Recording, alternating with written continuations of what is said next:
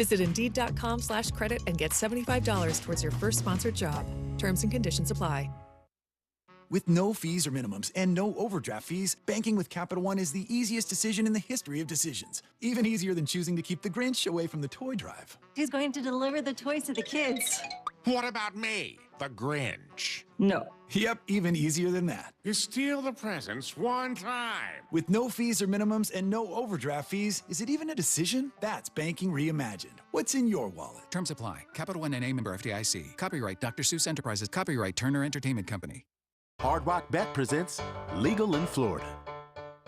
You can bet the game on Hard Rock Bet. No more betting inside your head. Now Hard Rock Bet is legal in Florida. Now Hard Rock Bet is legal in Florida. Legal in Florida. It's safe, it's legal. We'll repeat that it is legal. Top rated sports book and it's the only one that's legal. Get a no-regret first bet up to $100 when you sign up now. Offered by the Seminole Tribe of Florida. Must be 21 and over and physically present in Florida to wager. Terms and conditions apply. Concerned about gambling? Please call 1-888-ADMIT-IT. Introducing Pelicano by Redboat Tours. Get ready for the ultimate tour experience. Smooth, quiet, and oh so comfortable. Our brand new custom-built boat is fast, spacious, and handicap accessible. And here's the kicker. It comes with a killer DS18 sound system and a dance floor. Pelicano is perfect for weddings, office parties, neighborhood gatherings, family reunions, and kids' birthday parties. Don't miss out. Visit redboattours.com to book your unforgettable sightseeing tour aboard Pelicano today. Redboat Tours, where every journey is a celebration. It's old school card collecting with new school breaks. Davoli's House of Cards does it all. Missing a card from an old 1987 baseball top set? They probably have it. Want to join in on a live TikTok break with the hottest new cards? You can do it with Davoli's House of Cards. Stop on by, talk some sports, find your favorite cards for your kids or for you, like when you were a kid. From Trevor Lawrence rookies to Pokemon and more, Davoli's House of Cards on 210. And join their live breaks on TikTok at Davoli's House of Breaks. Rich Jones here. If you're an investor who's interested in doing well while doing good, getting solid returns on your investments while making a positive impact, consider investment funds with DLP Capital. Here's Don Wenner, CEO of DLP Real Estate Capital, to tell you more. With the current housing shortage in the U.S., investing in real estate, especially workforce housing, is one of the safest and most reliable places to invest. We invest in affordable housing for hardworking people and generate amazing returns for each of our investors. To get your investor's guide and find out more, dial ** invest from your cell phone or visit highyieldreturns.net. Are you looking for a venue to celebrate your special occasion that guests can't stop talking about? Call Riverside North Special Events and Banquet Hall. We specialize in anniversaries, weddings, birthday parties, corporate meetings, family reunions, fundraisers, graduations, and funerals. This unique, all-inclusive, full-service venue is the way to go. Call us today at 354-4162 and let us book your next event.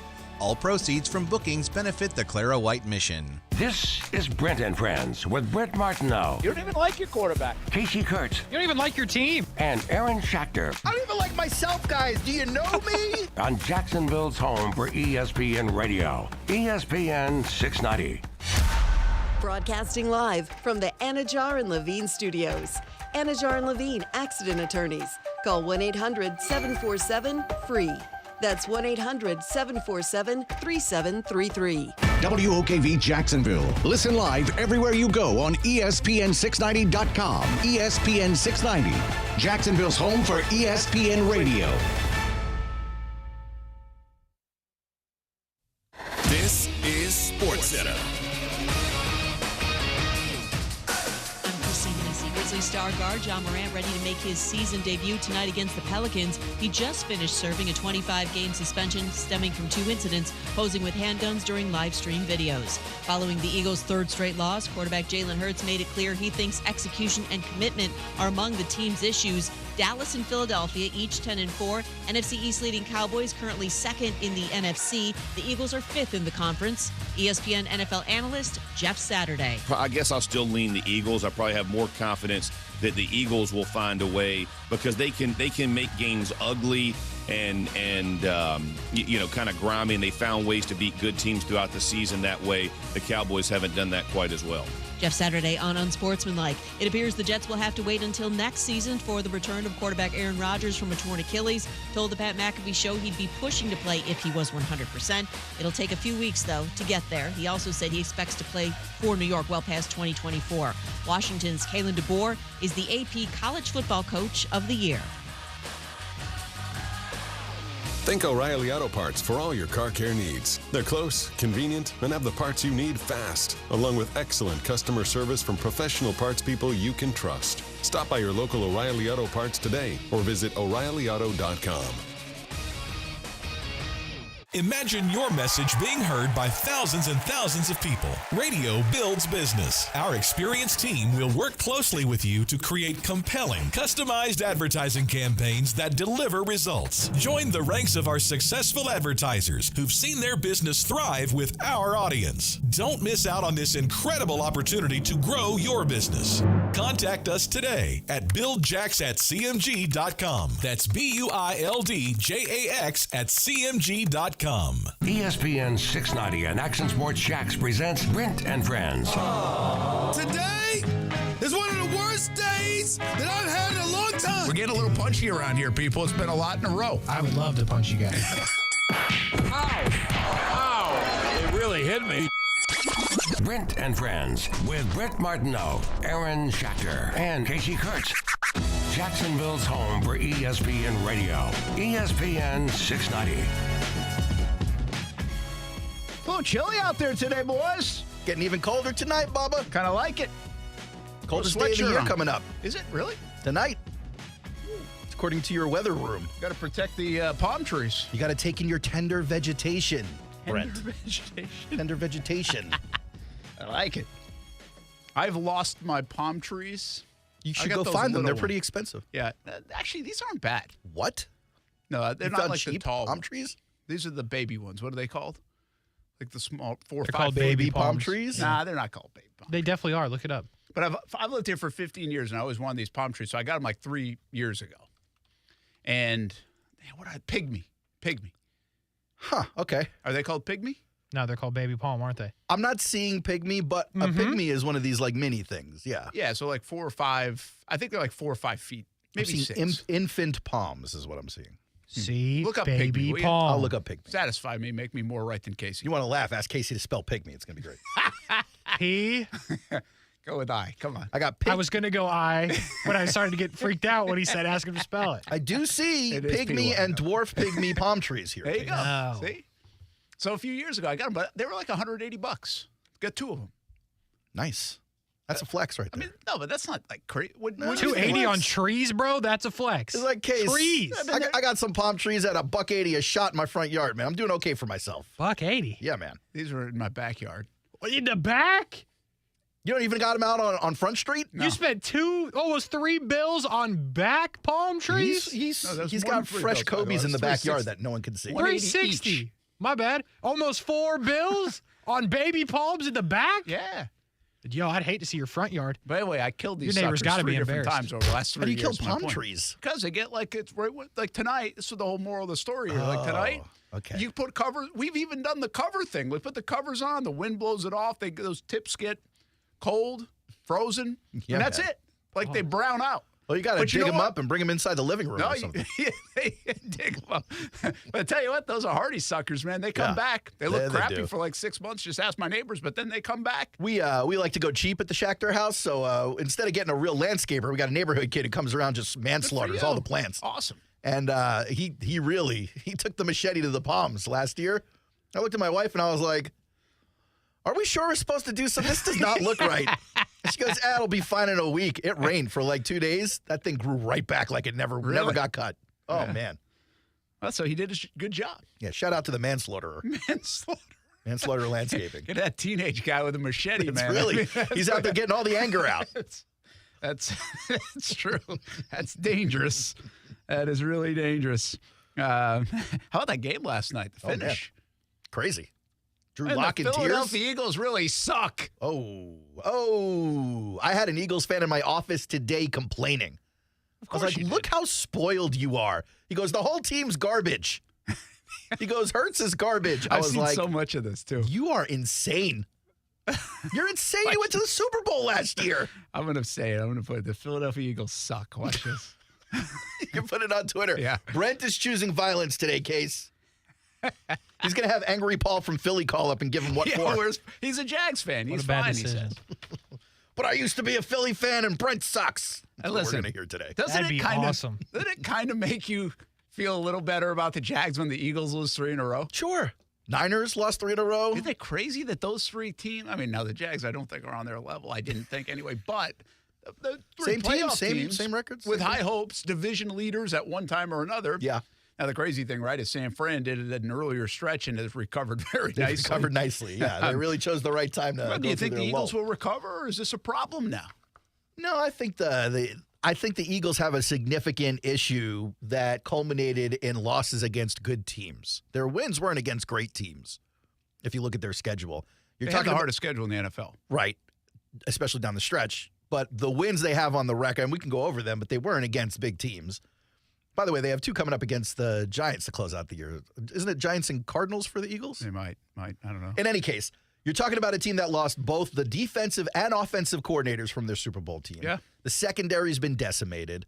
The front has not been playing with the vigor that it played with last year. You got Fletcher Cox, another year older. Like, it's got its issues. But still, I mean, relative to all the teams in the National Football League, you're in good shape if you're Philly, even with your 3-game lull. Okay, so that's a very interesting thing for you to say. See, this is exactly. I'm glad you said that. Okay. Because do you feel that way about the Jags, who are 8-6 in division lead, control their own fate, not destiny? I guess I do not. No. Why not? Well, I think the teams behind them are more competitive with the Jaguars than the teams behind Philly are competitive with Philly. That's number one. Number two, Philly demonstrated last year with relatively the same roster that they can do it, whereas the Jaguars have not shown yet that they're capable of going deep into the playoffs.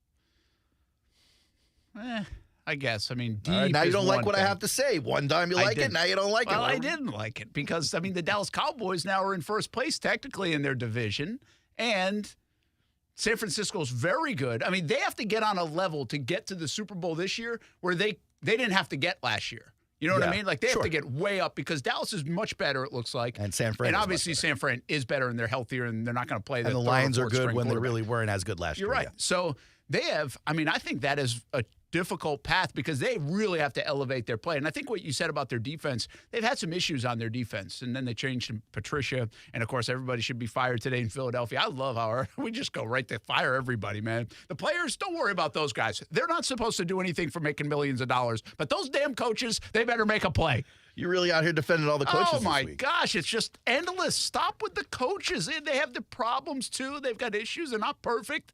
But isn't this is players making plays. Look what happened at the end of that game.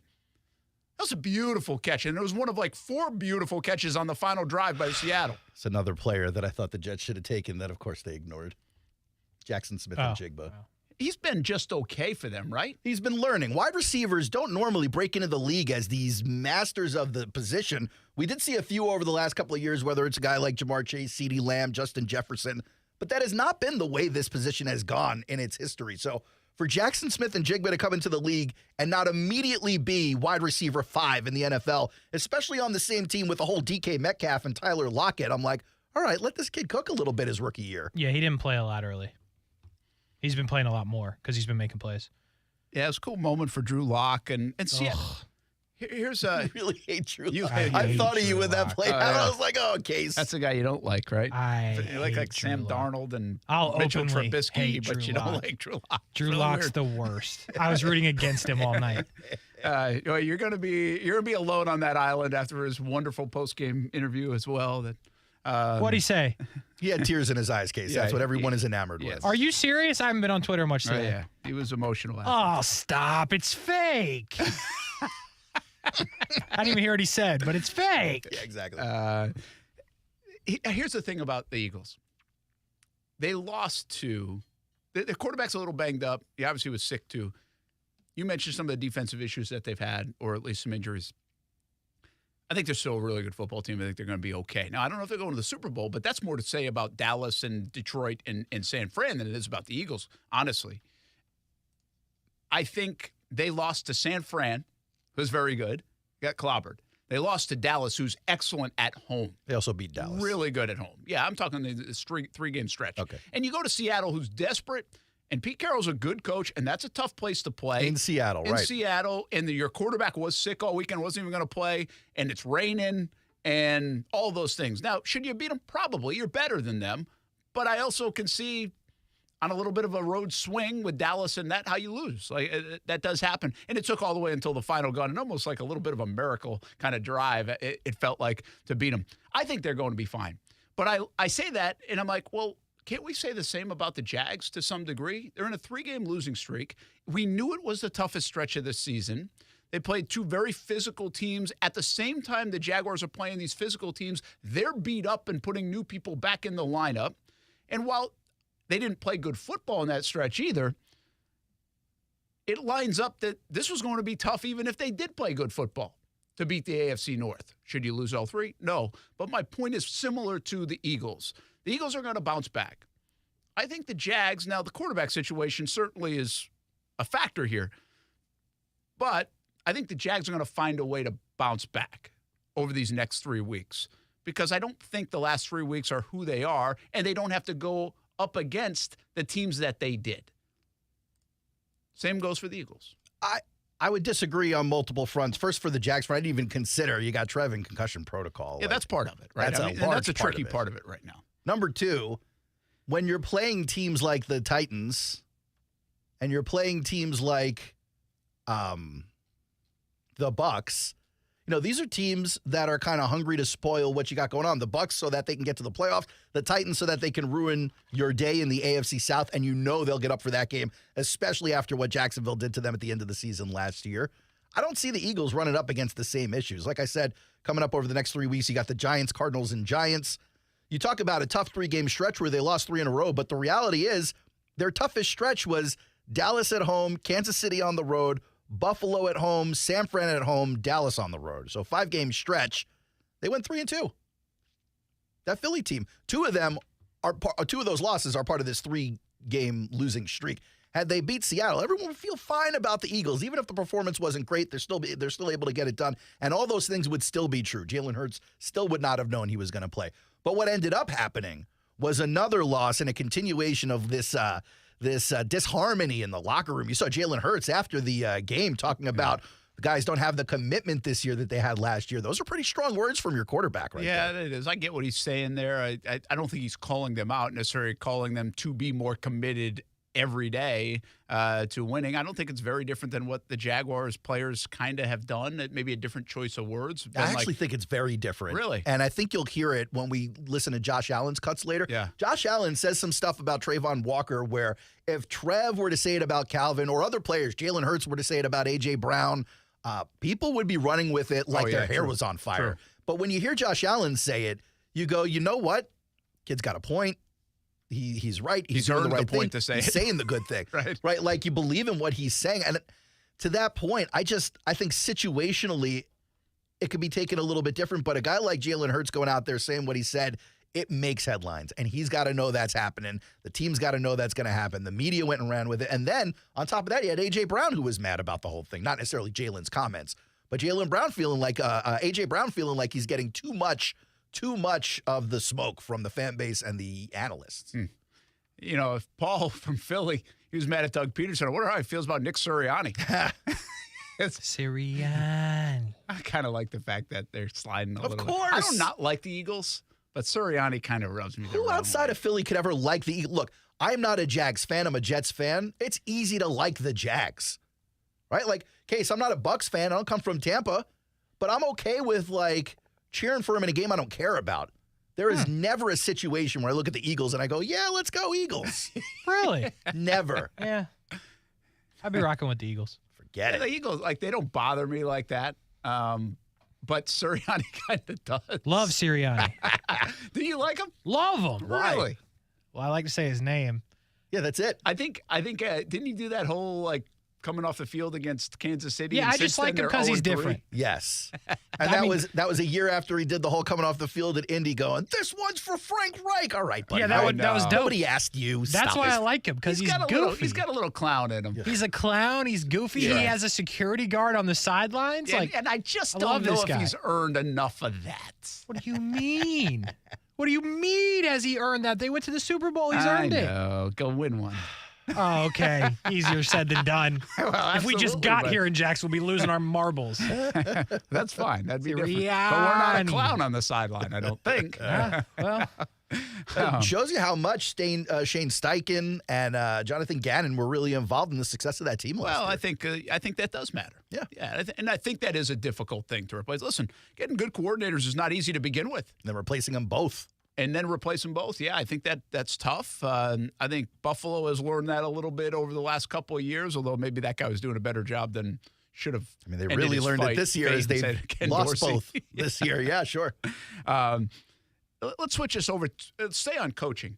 There's something we were talking. I was with Marcel Robinson earlier. We were talking about the Jags a bit, and it kind of hit me that should we be applauding some of the coaching more than we are crushing some of the coaching on the offensive side of things? Well, this is going to be good. So let me think about this. Applauding some of the coaching, would you applaud Rauscher, Case, for the job the offensive line has done, even with all the swap-ins and all that stuff? Like, it's not an easy task. No. All right. What about the wide receivers? Chad Hall doing a job with those guys? Are you holding him accountable for the issues with Zay and Calvin? I'm just not standing up, pounding on the table for the coaching in those two scenarios. Yeah. Is it Bertie Parmalee with the backs? Is that who we got back there with the running backs? You're going deep down the position groups. I wasn't thinking that. You just I talking was thinking, coordinators? I was more thinking the guy that gets a lot of discourse, which is Press Taylor now, right? Okay. And I think actually you bring up I think Hall and Rauscher really like those guys, say a lot of good things about them. I don't think their position groups have performed to where we thought they would. But this is the part that's interesting to me when it comes to Press Taylor, and let's include Doug, because I still think this is very much Doug's offense. And the metric you showed us yesterday, this comes on the heels of a little bit in our Twitter segment where you showed us the graph of separation. The receivers are not getting much. Right? That's crystal clear, and that's been a thing. Like, it's been a little surprising. I've seen other people comment about that. Clay Harbor was talking about Calvin Ridley, no separation. Especially because the reputation on these guys was their ability outmatched those numbers. Yeah, and especially the route running, which separates sometimes. I think we saw it a couple times in the game, but consistently it hasn't been there. I think one thing we continue to talk about here is there's no run game. There's just no run game. I mean, there's nothing. Yeah, I saw another metric today where it's like they're worse than the league in terms of 1-yard rushes or something like that. I mean, bad. Yet the other day against the Baltimore Ravens, they had 5 scoring opportunities, came away with no points because most of that was self-inflicted. I don't think anybody's putting that part on the coaches, right? Missed field goals. Sure. But the poor time management could have been somewhat coaching. I still think it's on the quarterback, and obviously Trevor fumbles the football away. Exactly. So against that defense, with no separation and no run game, they get 5 offensive opportunities to score, and they did score on another drive out of the 10. So 6 out of 10 possessions, they had opportunities to score the football and self-imploded because of the players. They scored once. I mean, so why the criticism of Press Taylor and Doug Pederson coming off that? Like, aren't they actually scheming stuff pretty well to even move the ball as much as they are if you're getting no run game help and no separation from the receiver help? Sure. The specific scenarios you mentioned from the Ravens game does make you want to go, yeah, coaches are doing all they can do. But I think I meant the play calling part of it. Now, you could say, again, I think it's fair to say, is Phil Rauscher doing enough on that offensive front? Yeah, I'm just sitting here going, after 13 games, if we know who this team is, we know they will not block in the run game. Yep. And we know they cannot separate in the pass game. Which really puts you at a handicap calling plays, is my point. Sure. Does it? No, absolutely.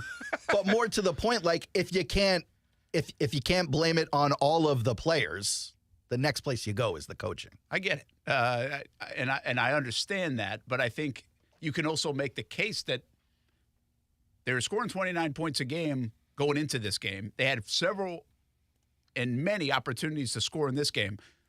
For a team that can't run and can't get separation, they sure are scoring a lot of points or giving themselves a chance to score a lot of points. Like that. What span is of that time? All Trevor? What span of time is that 29-point average? Though? It was a 4-week span going into this game. Yeah, so you're talking about for a quarter or a fifth of the season, they've been able to score. Houston. Yeah. But it's bigger than that, man. I mean, listen, I continue to say this.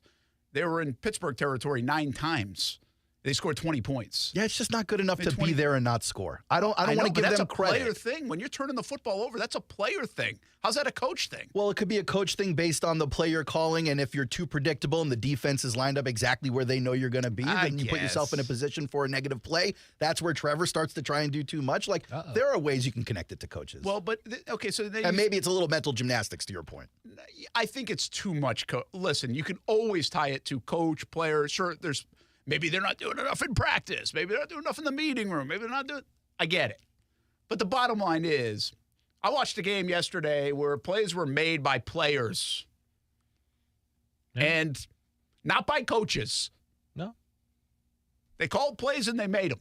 It's interesting he says that, Case, because early when we were talking about Philly going to Seattle, he goes, Carroll's a great coach, always the team plays well. Get them ready to play. Yeah. That's a getting ready to play. I don't think the Jags were not ready to play the other night. They threw up all over themselves in the first half. Sounds disgusting. I mean, what are you supposed to do? They did. Sounds like my puppy situation. So this actually spins me now from what we're just talking about into Trevor a little bit. And what we continue to say is, I think, or at least his biggest flaw is he tries to do too much when nothing's going right. Or makes a bad play worse. Well, this might be part of it too. One, we think, what does he trust? Doesn't trust the run game. Sometimes doesn't trust the offensive line. It's been inconsistent, been a lot of moving parts. Doesn't trust his receivers are going to get open. He's had some drops and some disappointments from them, the routes, all these other things anyway. And so now, does that force your quarterback to say, well, listen, I got to do this? Like, does that even from a subconscious standpoint say, I don't know if I'm going to get this help, so I've got to try to be the guy to get this. I'm already the guy anyway, and so now I'm going to try to do everything even if it doesn't make sense. Completely valid point, but I don't think it stops at Trev. I think coaches also feel this way. They see the play on the field, and they go, can I count on this guy to be where I need him to be on this play? Probably not. We're going a different direction here. Yeah, just got me thinking about those. I'm going to throw one more thing out there that crossed my mind today. Oh, boy. That I can't I got to fill up all these little things that come in my mind. Usually we'll write them down or something in a text for you guys. But two of the turnovers the last 2 weeks, one against the Cleveland Browns, and this one by Trevor on the fumble. The other one that I'm talking about is the Parker Washington one. Okay. You know what's astonishing? This is why I think Doug has got to be out of his mind. He's got to be out of his mind. Because on those particular turnovers, they were trying not to get the first down. They were just trying to kick the ball. One for a punt, one for a field goal. They were trying to move it like 5 to 6 to 7 yards closer. Maybe center them up a little bit. And kick. Like, this is a little bit like Cristobal down in Miami not taking a knee. I forgot about that. You know? That was wild. That was wild. That's essentially what the Jags were doing. They dumped it to Parker Washington against Cleveland on like a 3rd and 17-ish kind of play and said, hey, let's just breathe a little bit more. We're at our own 12-yard line. Let's get to the 20. Nope, we're going to turn that sucker over. Trevor, just go get us a few yards, or if nothing's there, go get a few yards. We're going to make it a little easier field goal kick. Nope, I'm just going to fumble this football away. I mean, how can Doug not be losing his mind this week? I'm sure he is. Definitely losing it. Like, those are two of the big mistakes this week when they weren't even trying to get a first down. They were just trying to play a little bit more field position. Yeah, you're talking high-risk, low-reward plays, yeah. No, yeah, for the players. Yeah. But from the coaching staff calling it was low risk. It's supposed to be, sure. No risk, yeah. No risk. Oh, my goodness. Hey, I've got to stop this. It's like throwing an interception on a spiked ball. Which, by the way, we still haven't seen this season. I thought we would definitely see it a couple of more times. The guy's trying to get it. Yeah. Well, you had Jalen Carter. Maybe that's why Trevor didn't spike it. He was afraid. Maybe they're all He saw how the defense set up. He's like, they're diving on this one, boys. Let's go on. That's why he spiked from the shotgun. We're going to throw it to the flag. Which would have been classic, by the way. Shotgun spike. That would be awesome if that happened. I want somebody to do that. They might have to if the guys keep trying to dive under the center. We'll be back. Brent Friends on ESPN 690.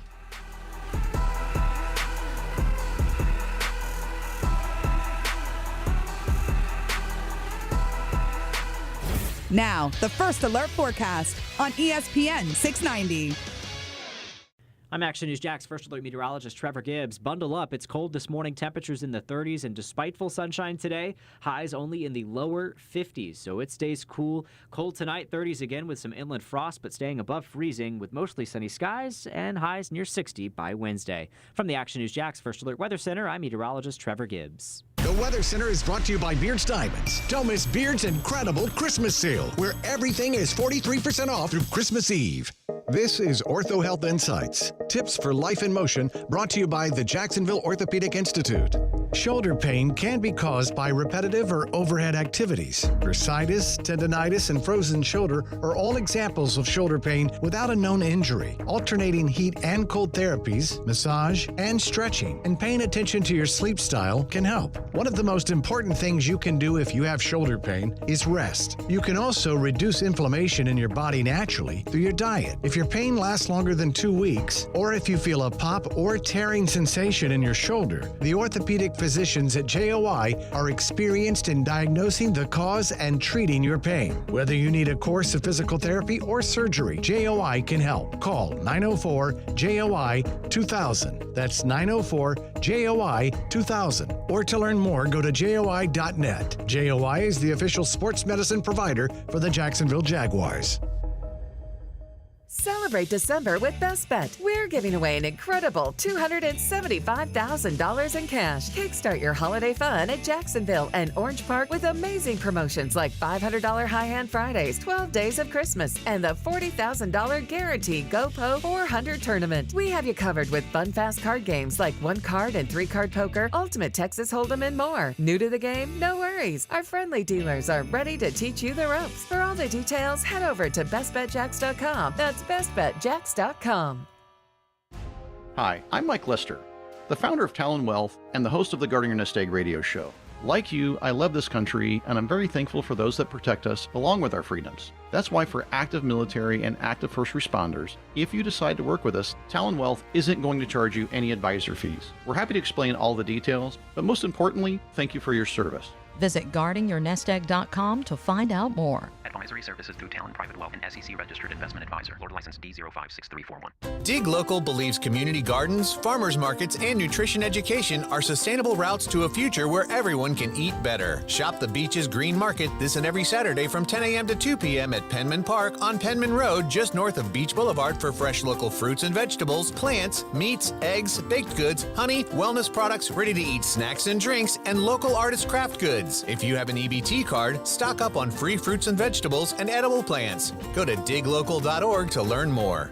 Time to hoop it up and swoop it up with the Ospreys. Men's and women's basketball season is here. They are off and running. UNFOspreys.com for your season tickets. Plenty of options in the beautiful UNF Arena to watch a fun brand of hoops. In December alone, 7 home games between the men and the women. Season tickets, flex plans, premium seat, and suite options are available. Matthew Driscoll and the men off to a nice start. New women's coach Erica Lambert has her team playing tough. It's the busiest home slate in the D1 era. More than 30 games at UNF Arena. Go to UNFOspreys.com. The Inflation Fighter is back and saving you thousands at Arlington Toyota Pre-Owned. Right now, 0 down and just $288 a month gets you a pre-owned 2021 Toyota Corolla. Or you choose a pre-owned 2021 Camry, RAV4, or Tacoma for 0 down and only $388 a month. But Arlington doesn't stop there. How about no payments till May 2024 and Arlington's Friendly Credit for Everyone program? Don't wait. Save thousands and shop arlingtontoyota.com today. Terms and conditions apply. Visit arlingtontoyota.com/used offers for details. Nothing slows my little girl down, except the stuffy nose. Mommy. That's why I use Sinex Children's Saline from Vicks. Sinex instantly clears mucus in everyday stuffy little noses with a gentle, ultra-fine mist designed for kids. Just Sinex? Breathe. Her stuffy nose is gone for now. And so is she. Sinex Children's Saline. Sinex, breathe. Use as directed, keep out of reach of children. Gah, I'm so stressed about my business not being ready for the holidays. Ooma. What is that, meditation? I'm recommending the Ooma cloud phone system with auto attendant and more than 35 features. Ooma? Yep. Switching to Ooma is a cinch. Starts at $19.95 per month per user, plus taxes and fees. Ooma. Now you're feeling it. Visit Ooma.com. That's OOMA.com to learn more. Ooma. Smart communications for the smarter business. Hey, it's Brent Martineau from Action Sports Jacks. Did you know you can watch our radio show? Yeah, video of a radio show. Just search ESPN 690 Jacks on Facebook, YouTube, and Twitter. Or follow me on Twitter at Brent A.S. Jacks. Watch the show live weekdays from 3 p.m. until 6 p.m. or listen on ESPN 690.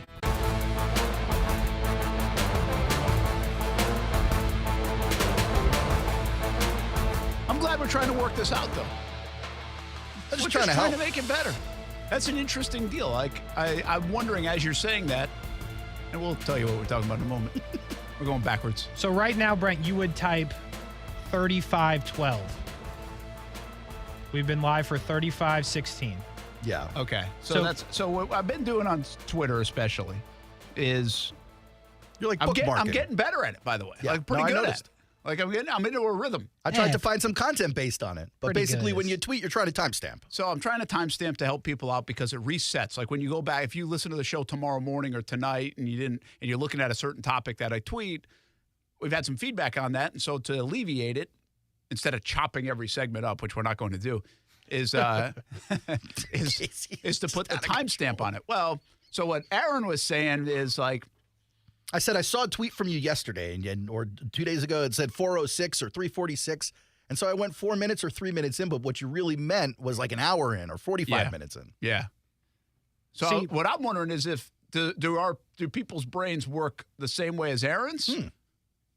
Or kind of where mine would be where it's like it's a 3 to 6 show so you can I agree with Aaron. You do? Yeah. Because I think the majority of people checking out the content aren't doing it live, even if they're doing it in show. Well, the biggest problem here, no offense, Aaron, because I think you're right, is if you're going to start the stream at 55 or 54 or 57, then finding the timestamp would be goofy because you don't know when the stream time started. So that's why I agree with Aaron that you just need to put the little time. Now, the unfortunate part for you is Aaron is a computer hog, right? So if you could just see the little streaming platform we use, I can see the number right here. You're at 36:45. That's how long we've been live. So I should put 36:45 right now. If you're tweeting something, You should. 36:50. But What okay. are you tweeting about right now? This? Nah, I mean, what we're going to Casey talk makes about. asinine point, 36:57. I make This correct is a point. test. I'm sorry, Casey. I'm right. I don't care. This is a test. You can be mad all you want. You know I'm right. It's the Christmas season. I should really be more nice to you. No, Yeah, you shouldn't. okay. I've Genetics found- weren't. You know what? I've kind of found myself saying the same thing. I'm like, I got to be a little nicer. You are maybe one of the nicest guys I've ever met not in my really. life. A little I've seen you mad I don't know twice. I've seen you mad twice. There have What been were they? times, I'm not going to say them on the air. There have been times where I was like, oh, Brent's going to be hot on this one. Nope. I got mad last night on Jags Report Live. Oh, come on. What happened? You know it's juicy, I got too. so mad. What you happened? know it's juicy. So What happened, Bert? Stuart Weber. okay, Definitely it did wasn't something. Well, actually, Stewart was involved with it, Oh! even though he wasn't really involved. Watching darts during a commercial break, So, Stuart? The reason I'm going to tell you the story because it's kind of a fun story as it relates to the Jags. Like DeJuan Smoot's on with us. Uh-oh. And so what happened is, I mean, we time our shows somewhat, but when you have a show like Jags Report Live, it's an hour show. It's kind of conversational, so the times aren't exact. But we're like 2.5 minutes heavy and 20 minutes into the show. All right? Wow. So That's tough. which I had some good conversation about the game with DeJuan and other things. Fine. Did they good. freak out back home here at the station? No, they weren't freaking out. They just kind of give you an update. Like Liv's like 2.5 minutes heavy. She's like, cut it out. Okay, so in my mind, so we're still talking, and we have a Stewart's package coming up on like the remaining 3 games. And then we have the AFC South standings, and then we've got some sponsored elements we got to get to. So maybe move those up. Well, so in my mind, I'm thinking. Casey, look at you producing. Yeah, the next segment. Yeah, he knows how TV works. So the next segment, we have DeJuan and his wife Amari talking about the school that they've started. So I really, in my mind, I'm like, okay, we're in the live right now. We're heavy. We got a lot of time to fix this, but I want as much time as possible with Amari and DeJuan. You're reading the defense at the line. You're like, all right, we're going to make some adjustments here to get the play I want. I want as much time for them to talk about the school. Walter Payton Man of the Year award. Omaha. So I say I can't tell the director and everybody else I'm talking like live on TV, right? Yeah. So I can't, there's no way to do it. I can't text them. I can't do anything. I said, let's skip ahead to the AFC South standings. So you audibly gave a directing cut. Which we did. Okay. Which we did. Nice job. right? Maybe. So then I go after that, and I go into the sponsored segment. Like, okay, now our drive of the day. They roll Stewart's package. Oh, no. Who was directing, Brent? No, director is not. I think this was more on like. That was evasive maneuvers in case you missed that, Kasey. And I know. I think this was. The director was cool. He was like, that was my bad. Like, yeah, I don't know. Like, the producer got to kind of. We can float a story away and bring back the story later. You want to on. hold the producer accountable. A little bit. All right. Liv, I got to hold her accountable a little bit here. Yeah. And like, this is okay. This is how you get better. But the moral of the story is. So I'm like, you know me. Do you think Liv feels like this is how you get better, Case? No. Casey's like, he knows this. Like, most of the producers hate me down there anyway. Oh, they hate him. They hate this man. Tell you what. Hate him. Hated. But I'm like, man, now I'm like, so we got to Stewart's package, and I'm like, what the hell? We're not supposed to be in Stewart's package, and now we're still 2.5 minutes heavy. Yeah. Yeah, like, they screwed you up, didn't they? Like, we're still 2.5 minutes heavy. Like, we're not doing and anything. you got to play Stewart's crap. Yeah. So I'm kind of noticeably like, yep. What the F just happened? Yeah, man. If I had to play Stewart stuff, I'd be mad too. I wish I was in that control room and see what they were saying about you. Yeah. And so, you think they were complaining, Case? Oh, 100%. Oh, absolutely. Man. But I don't care. So I say to Dewan though. I said, because he's kind of like, what's the matter with you? Right? He didn't know how TV works. And so I said, this is the equivalent. Oh no. Of what you guys did last week against the Browns. Ooh. This is a communication problem. We just had a bus play. What did he say? So he was just laughing because Hicks said the same thing to him. So, but it's like, hey, that's our level of communication, and we kind of equated it to theirs. Yep. If somebody messes up in the communication cycle, boom, bad play. Bad play. That's you end up playing Stewart stuff. Stewart, I was trying to kill Stewart. Yeah, that's kind of in the biz. That's what we say. We kill the story. Sure. Okay. Wow. There's your behind the scenes on TV. You couldn't see any of this on TV. You had to be there. See, that's why it's not cool. That's why I love the stream we do for the radio show. Because when we do something wrong or something bad happens, all you got to do is look at our faces on the stream. The moment it happened. Anytime anybody does something that makes Kasey use the dump button, it's actually really enjoyable stream watching for everybody. It is kind of fun, like if you do. And I don't think many people would just watch the stream. Probably God bless you if you do. Go back and check it out. Check out that forehead. I just wiped it down. I just wiped the story throwing strays. Out of nowhere. It wasn't even a stray. It was like a sniper hit. Bro, RKO out of nowhere, bro, at your forehead. Wow. I told you I was going to be a lot nicer. I'm not nice That right wasn't now. nice at all, Brent. Wow. I know. I've hurt got my fix feelings. myself. Oh, listen, you said it in the break. You said you got something about the forehead. So I'm allowed to talk about myself. That's wild. Out of left field, Brent. What a shot! I call myself a zero all the time. I don't want to hear you saying it. Dude's feeling It's a little something different if somebody else says it, right? It does. It's like I'm just looking for everyone to go, no, man, it's okay. You're all right. Yes. Brent's like, nope, you're right. Nope, you're right. You should be I'm not here embarrassed. for that crap. I'm not going to make you feel better. Tis the season, guys. That's amazing. Forehead shot on a Tuesday. Yeah, sorry. Don't be sorry, Don't Brent. be sorry, I'm not Brent. really that sorry. Stand on it. It's the same thing with the producer. I'm not really that sorry. We got a standard we got to meet. Do they have any nicknames But for I will say, Brent? hey, Kasey, I I said know what this. they used to call him. Kasey, I did say this. I went to director Nick today. I was like, dude, that wasn't your fault. So now we're going to out the director. Cool.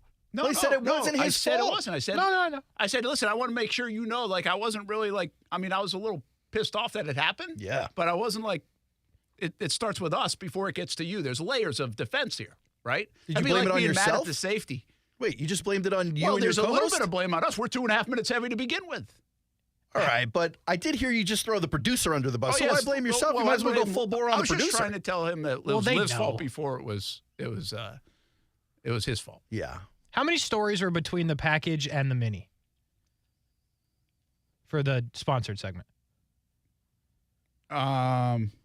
We need a machete. We're in the weeds so like heavy 2. right now. Yeah, like 2. Okay. Yeah. All right. So it was on the screen. Oh, yeah, it was there. Yeah. Case, you were in that position. What do you do? Just don't hit anything. I don't know what we're doing here. Just hope it works And itself out. here's the crazy So you thing treat it about like it. you treat the radio Here's show. here's the fun thing about the timing. We're taking way behind the scenes of TV. Uh-huh. We had to kill like one other story the whole rest of the show to get back on. Well, maybe 2. We had another Trevor update, but we'd already done it a couple of times to really get on time and make up for it. So there's other ways to make up for it in an hour show. Now, 30-minute show, you were in deep trouble. 30-minute show, like Jaguars All Access last week, we were 3 minutes and 15 seconds heavy coming out of the A block. That's tough. And then you don't have a lot of time to fix that. The rest of the show is yep, commercial. Yeah, it's quick. Yep, But it was Jags. we had a great conversation with those guys. Like, hey, we'll figure out a way. Yeah. And you got to get off on time. Like, that's a big thing. It's not like radio here where I just let it go. Well, you're not supposed to, but yeah, sure. There are hard breaks at radio as well. Not around here, there's not. You're just not very respectful of them. I really am not. Sorry. I could be. I mean, 6 years. There's no trouble been involved yet, so you might as well just keep rolling. Just trying to make All it, right, guys. Kasey, you got to fix one more thing about this segment. Sorry. So now what time are we at?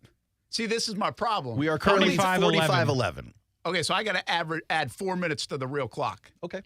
That's what now 4 I know minutes that. minus 10 seconds. I'm not doing all that. I mean, listen, within 10 seconds, within 10 But seconds. that's just What, today. do I look like a calculator? That's just today. It depends on when Aaron starts to stream tomorrow. Hey, the Jags did sign E.J. Perry to the practice Yeah. squad. The more you Welcome think about back. You're tweeting about E.J. Perry right now? well, I mean, just it's pretty significant, isn't it? Sure. Yeah. Why not? Well, significant in that he may play in the game. There'd be one injury if Trevor doesn't start. I know, C.J. but- Beathard already has an injury. Yeah, that's what I'm saying. Dude's on the injury report last week, or I don't know if he's still on or not. I haven't. Well, I guess we'll it comes see out tomorrow. Yeah, we'll see The tomorrow. answer, yeah, I guess it is significant, but if there's a scenario where E.J. Perry has to play, then it's over. Doesn't it seem like What, the we're blowing him Patriots, out? like the Patriots did the Jags dirty on the Rourke stuff? Oh man, Yeah, a and little it's bit. not the first time this season they pulled a move like that. I think Belichick gets off on that kind of stuff. He did the same thing to the Jets in the draft. Well, that's a little different. You're in the division. Yeah, he does this all the time. He just pulled Will Greer off for somebody's team when they were about to use him. What does he have to gain? He pulled Malik Cunningham. He got rid of Malik Cunningham. That's Like wild. he does these things. I think he just likes being a spoiler. Maybe Rourke will actually play for them. Who knows? Perry was with the Jags in the 22 offseason program and then training camp. He spent the season on the practice squad. Yeah, didn't he go to Houston or something? They waived him in March, claimed off the waivers by the Texans, Yeah. and then they Nice, waived him. Brent. They waived him in May. Is this guy's really smart? Yeah, it's a Brown University guy. Yes. I love my conversation. I asked him one time, I was like, how hard is the Ivy League school? He's like, it's really hard to get in. He's like, but once you're in, like it really wasn't that bad. It's like there are a lot of it's pass fail. Really? At least Says at Brown. says the football player. Oh, that's what he said. He told me he's like it wasn't getting in really hard. It's like once you get in, it's pass fail. He said he had a buddy, like a roommate. He took one test that actually had like a grade point average to it or an actual grade. Got an A. So his grade point average for the whole 4 years was 4.0. Get out. If you can just get in, you're good? And you could say I got a 4.0. That's pretty much Brown. any college. No. Biggest scam in America. College? Oh yeah. The most overrated stat in America is a college GPA. Sure. I don't know mine. Wasn't good. I don't either. But Was nobody's not ever good. asked me my college GPA. Never. It's never mattered except for to the college. Yeah. It's never mattered to anybody. I'll tell you something else. The place you graduate from almost never matters unless you're talking like a huge I agree name with with a that. brand to it. I agree with that. So why so many people want to go to Florida and Florida State and they like bust their ass like Get out a of high school 4.6 to get into Florida. Like, what are you doing, Because bro? it's not even 4.6 anymore. It's got to be way higher. Oh, it's There's ridiculous. no such thing as higher. Yes, there is. It can't be. There's weighted GPA that's much higher. Absolutely. Do you guys think? Yeah, you can get into like the fives now in some spots. Wow. You Try to clown me for an idiot. Uh-huh. Well, you did like 3 minutes of college. What are you talking? I got a 4-year degree, dog. 4 minutes. From Walgreens. Hey, before Walgreens. we go, what gut feeling right now is Trevor plays? We have no evidence to know either way. Gut feeling whether he plays or not. He's going to play. You think so? He plays every time he gets hurt. He's going to play. They didn't even know he had a concussion. I'll go no. Yeah, this one's tricky though. We don't know. We can't monitor it like the ankle and the knee, right? This is like an invisible diagnosis to the outside world. That's true. Unless he's on the practice field, that's a good sign, I would say. Yep. We'll be back on ESPN 690. Brent and Friends is sponsored by Best Bet, now open in St. Augustine. From selling out of a back of a car to one of the biggest outfitters in the Southeast, Baker Sports is quite the story. And on a daily basis, they are helping you write your story with a high school name or sports team across a uniform and so much more. And now it's a one-stop shop with Baker Sports, carrying Nike, Adidas, and Under Armour. They already make you look good, and now they can help you look better than ever. Baker Sports, custom sports apparel since 1997. Shop with the hometown team. And it's easy to do at bakersport.com. We all hear the radio ads about the IRS. They tell you to be afraid, to be scared, and they try to frighten you into calling. I'm not here to do that. Tax Relief Advocates is different. TRA is here to tell you that if you owe money to the IRS, whether it's $5,000, $50,000, or $500,000, we have a solution. It doesn't matter if you're sitting in your car, at work, or with your kids. No matter where you are, call now. 800-575-6759. Don't lose hope. TRA can eliminate or reduce what you owe to the IRS. There is zero risk to you. If we can't reduce your tax debt, then you pay nothing. Our passion is taxes and helping individuals fix their IRS problems. We have a 5-star rating on Google and Yelp and an A+ with the Better Business Bureau. You don't need to be afraid of the IRS any longer. End your tax nightmare today by visiting us online at TRA.com or call 800-575-6759. That's 800-575-6759. Tax Relief Advocates. Real solutions for real people. As the seasons change, one thing remains the same. Jacksonville and all of Northeast Florida are fueled by Celsius Essential Energy Drinks. If you spot ESPN 690 anywhere in the community, come hang with us and grab an ice-cold Celsius. It's a good time of year to think about friends and relationships, and we appreciate our relationship with the #1 Buick GMC dealer in Jacksonville, Nimnick Buick GMC. 6 cars from Nimnick since arriving in Jacks in 2008. Nimnick, your friends in the car business since 1941, and they can help your family this holiday season. From mobile oil changes to their used car selection, they're the #1 Car Bravo dealer in the Southeast. And how about a new GMC Sierra? Love mine. Save up to $10,000 on select GMC Sierra 1500s. Visit off Phillips Highway or NimnickBuickGMC.com. GMC, we are professional grade. Hey, this is Brian Middleton, and I know most people are under the impression that losing weight kills all things fun. Why? Because every meal plan, workout program, and diet they've tried before did. Here's Paige, owner of Awaken 180 Weight Loss, regarding your holiday festivities. One of the big concerns that we get from a lot of people this time of year especially is, how am I going to have fun through the holidays, or tolerate my family through the holidays, or go to those company holiday parties without drinking? And on Awaken 180 Weight Loss, you don't have to worry about that, because you still can drink alcohol. We, of course, want you to drink responsibly, but our coaches will help you find drinks that you can still enjoy on Awaken 180 Weight Loss while seeing great weight loss results. Thanks, Paige. For me, losing weight with Awaken 180 is a game changer. 60 pounds down in just 3 months. For the same results, get started today at awaken180weightloss.com or call 844-346-1800. Are you a real estate investor or have considered investing and want to know where you can put your money that offers solid returns and protects against market volatility? It's Rich Jones. I want to introduce you to DLP Capital, CEO and founder Don Wenner. For more than a decade, DLP Capital has delighted our investors with consistent double-digit returns. Through the smart, conservative real estate investment strategy our company is built on, we have been able to achieve this with monthly distributions and tax shelters so our investors can keep more of their returns. Dial *invest on your cell phone or visit highyieldreturns.net. Play a little pool, watch some football, eat wings, and, of course, plenty of adult beverages. Perfect Rack Billiards is the place to be on game day and every day. Now open for lunch at 11:30 on Friday and Saturdays. Daily specials like 75-cent Wing Wednesday, $3 Draft Thursday, and $3 Seltzer Saturday. Pool, darts, shuffleboard in a fun, clean atmosphere at Perfect Rack Billiards. It's your Jags game day headquarters. 10 wings and a pitcher for $20 and a free shot with every Jags touchdown. It's up to the Jags to score. It's up to you to have fun at Perfect Rack Billiards in Jacksonville. Jasmine is Northeast Florida's only LGBTQ+ youth center, offering health and mental health programs, housing supports, and teen and family initiatives. Jasmine is the safe place our LGBTQ+ young people need right now. Partner to support our effort. Visit jasmine.org today. If there's anything more stressful to me than holiday shopping, it's last-minute holiday shopping. That's why I'm so glad I went to Kohl's. I found great gifts at great prices, like stocking stuffers starting at $3.99 and beauty faves for $25 and under. And with a 20% coupon, I got gorgeous silver jewelry under $20. Plus, I earned Kohl's Cash. So if you want less stress and more savings, even at the last minute, you know where to go. Select styles, beauty, coupons do not apply. 20% offer ends September 24th. Some exclusions apply. See store or Kohl's.com for details. Action Sports Jacks. Watch, listen, subscribe. You can watch us on CBS 47 and Fox 30. You can listen right here on ESPN 690. And you can subscribe to our YouTube and podcast, Action Sports Jacks on ESPN 690. Action Sports Jacks. Watch, listen, subscribe.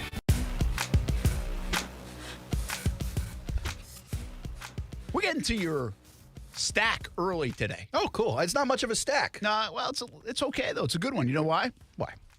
Because you have Kevin Stefanski, first Browns coach with 2 winning seasons since Marty Schottenheimer. I was laughing at that case. I know it seems random.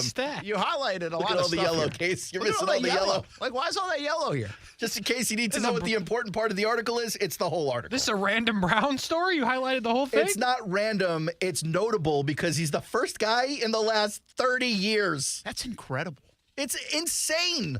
Fourth in the stack. Insane. Look, Case. Highlighted the whole thing. Last time the Browns had a head coach to win more than one winning season during his tenure, not in a row, during his tenure, was Marty Schottenheimer. Shut up. 3 straight winning seasons from 86 to 88, and then he got shown the door in 88. We'll see you. Between Schottenheimer and Stefanski, here are the following people who have coached the Browns. Bud Carson, Jim Schachter, Bill Belichick, Chris Palmer, Butch Davis, Terry Rubisky, Romeo Crennel, Eric Mangini, Pat Shurmur, Rob Kradunsky. Whoa. I don't even know that name. Mike Patine, Hugh Jackson, Greg Williams, Freddie Kitchens. Freddie Kitchens.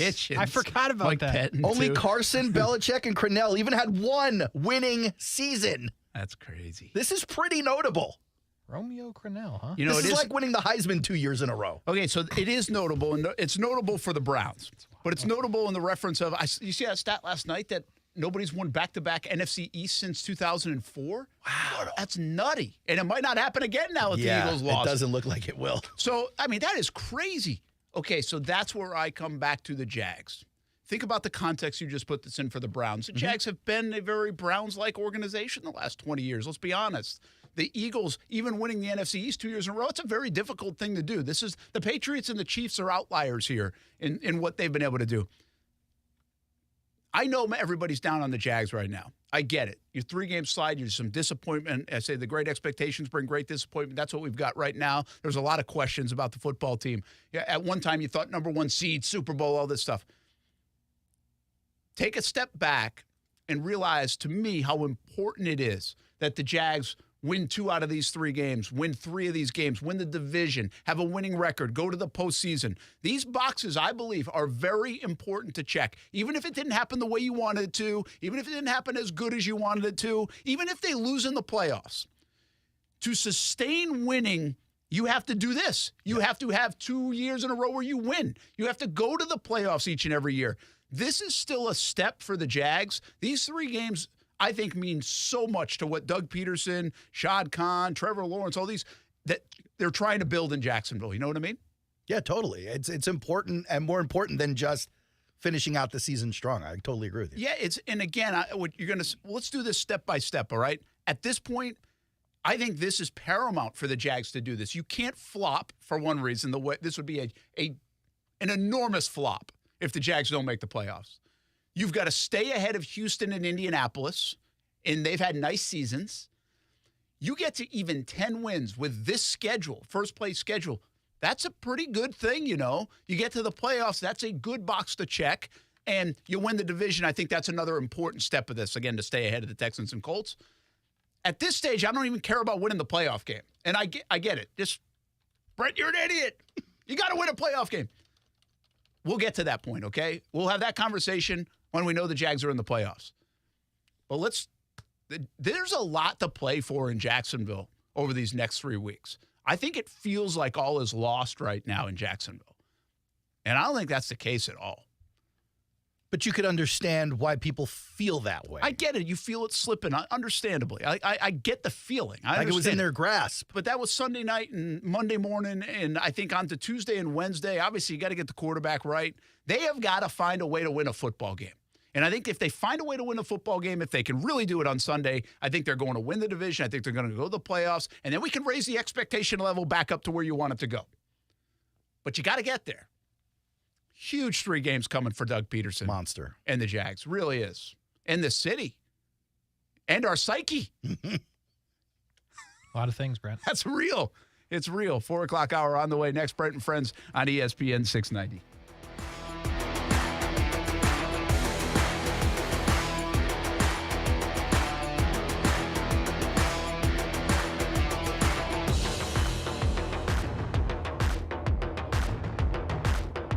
Victim of a slip and fall? It takes one phone call to take back control of your life. Anajar and Levine will fight to get you the compensation you deserve. Call me, Mark Anajar, for a free consultation. 1-800-747-FREE. That's 1-800-747-3733. Main office, Jacksonville. As you set up that budget for 2024 and look at the home improvement list you might have, ask yourself, how much is your old AC unit worth? Bolt City Heating and Air is bringing back its annual buyback program. You get up to $1,200 for your old AC unit when you purchase a new Carrier unit with Bolt City Heating and Air, and new financing in as well. No payments, no interest for 12 months. BoltCityAC.com. Let Bolt City keep your family at the right temperature and help make it a comfortable start to 2024. Bolt City Heating and Air, the AC place I use, BoltCityAC.com. Advisory services through Talon Private Wealth and SEC registered investment advisor. Florida license D056341. On Guarding Your Nest Egg Radio, Mike Lester, founder of Talon Wealth, focuses on a key question many share. Do I have enough to retire? For starters, we'll do the math for you. But to me, it's really more about lifestyle. I want to find out what's important to you. I want to find out what your expenses are. And then I'm going to give you a realistic expectation moving forward of how your money needs to be invested to accomplish your goals in retirement. Get to know Mike at guardingyournestegg.com. Time to hoop it up and swoop it up with the Ospreys. Men's and women's basketball season is here. They are off and running. UNFOspreys.com for your season tickets. Plenty of options in the beautiful UNF Arena to watch a fun brand of hoops. In December alone, 7 home games between the men and the women. Season tickets, flex plans, premium seat, and suite options are available. Matthew Driscoll and the men off to a nice start. New women's coach Erica Lambert has her team playing tough. It's the busiest home slate in the D1 era. More than 30 games at UNF Arena. Go to UNFOspreys.com. Just like those little holiday snow globes, you better get ready to shake up the season because Toyotathon is on at Arlington Toyota. Right now at Arlington, get financing as low as 2.99% on 10 new Toyota models. And Arlington has more than 500 new Toyotas available. Plus, every new Toyota purchase comes with Arlington's lifetime warranty. Toyotathon is on at Arlington, so shop in person, 10939 Atlantic Boulevard, or online 24/7 at arlingtontoyota.com. Visit arlingtontoyota.com/Toyotathon for details. I'm Shanola Hampton. I support the Feeding America network of food banks because they help provide over 6 billion meals to people in need each year. Learn more at feedingamerica.org. Discover how good your water can be with a new Kinetico softener and drinking water system. Kinetico's twin tank non-electric softeners are the most efficient softeners available, and their drinking water systems remove up to 99% of contaminants. This month, you can get 50% off a Kinetico K5 drinking water system with the purchase of a Kinetico Premier Series softener. If you're not filtering your water, you are the filter.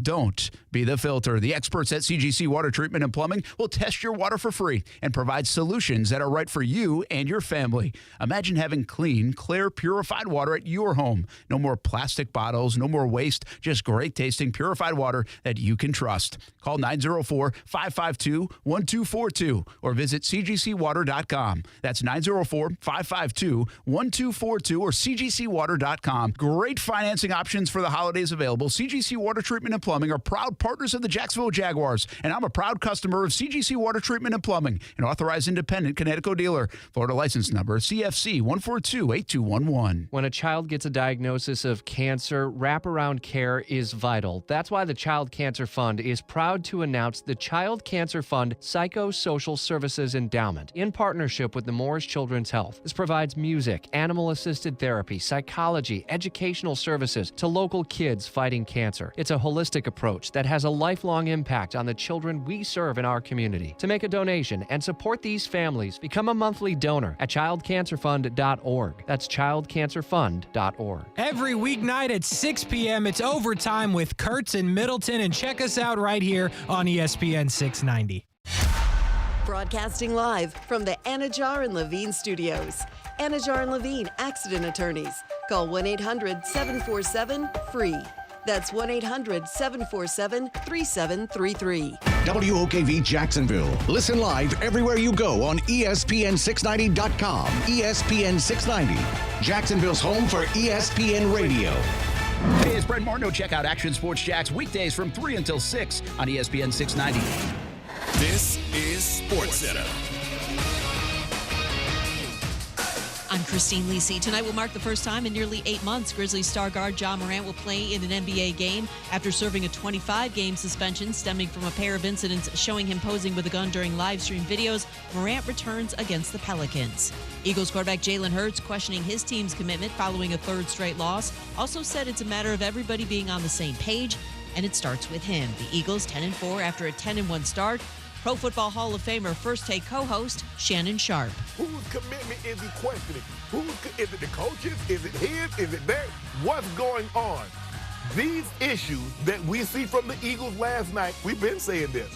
Man, there's something going on with the Eagles. When you look at the totality of this Eagles team, they are a vastly different team this year than what they were last year. On the Pat McAfee Show, Jets quarterback Aaron Rodgers indicated he won't return from a torn Achilles this season. He did say he intends to play for the Jets well past 2024. The Panthers have released outside linebacker Justin Houston, giving him a chance to sign with a playoff contender. Think O'Reilly Auto Parts for all your car care needs. They're close, convenient, and have the parts you need fast, along with excellent customer service from professional parts people you can trust. Stop by your local O'Reilly Auto Parts today or visit O'ReillyAuto.com.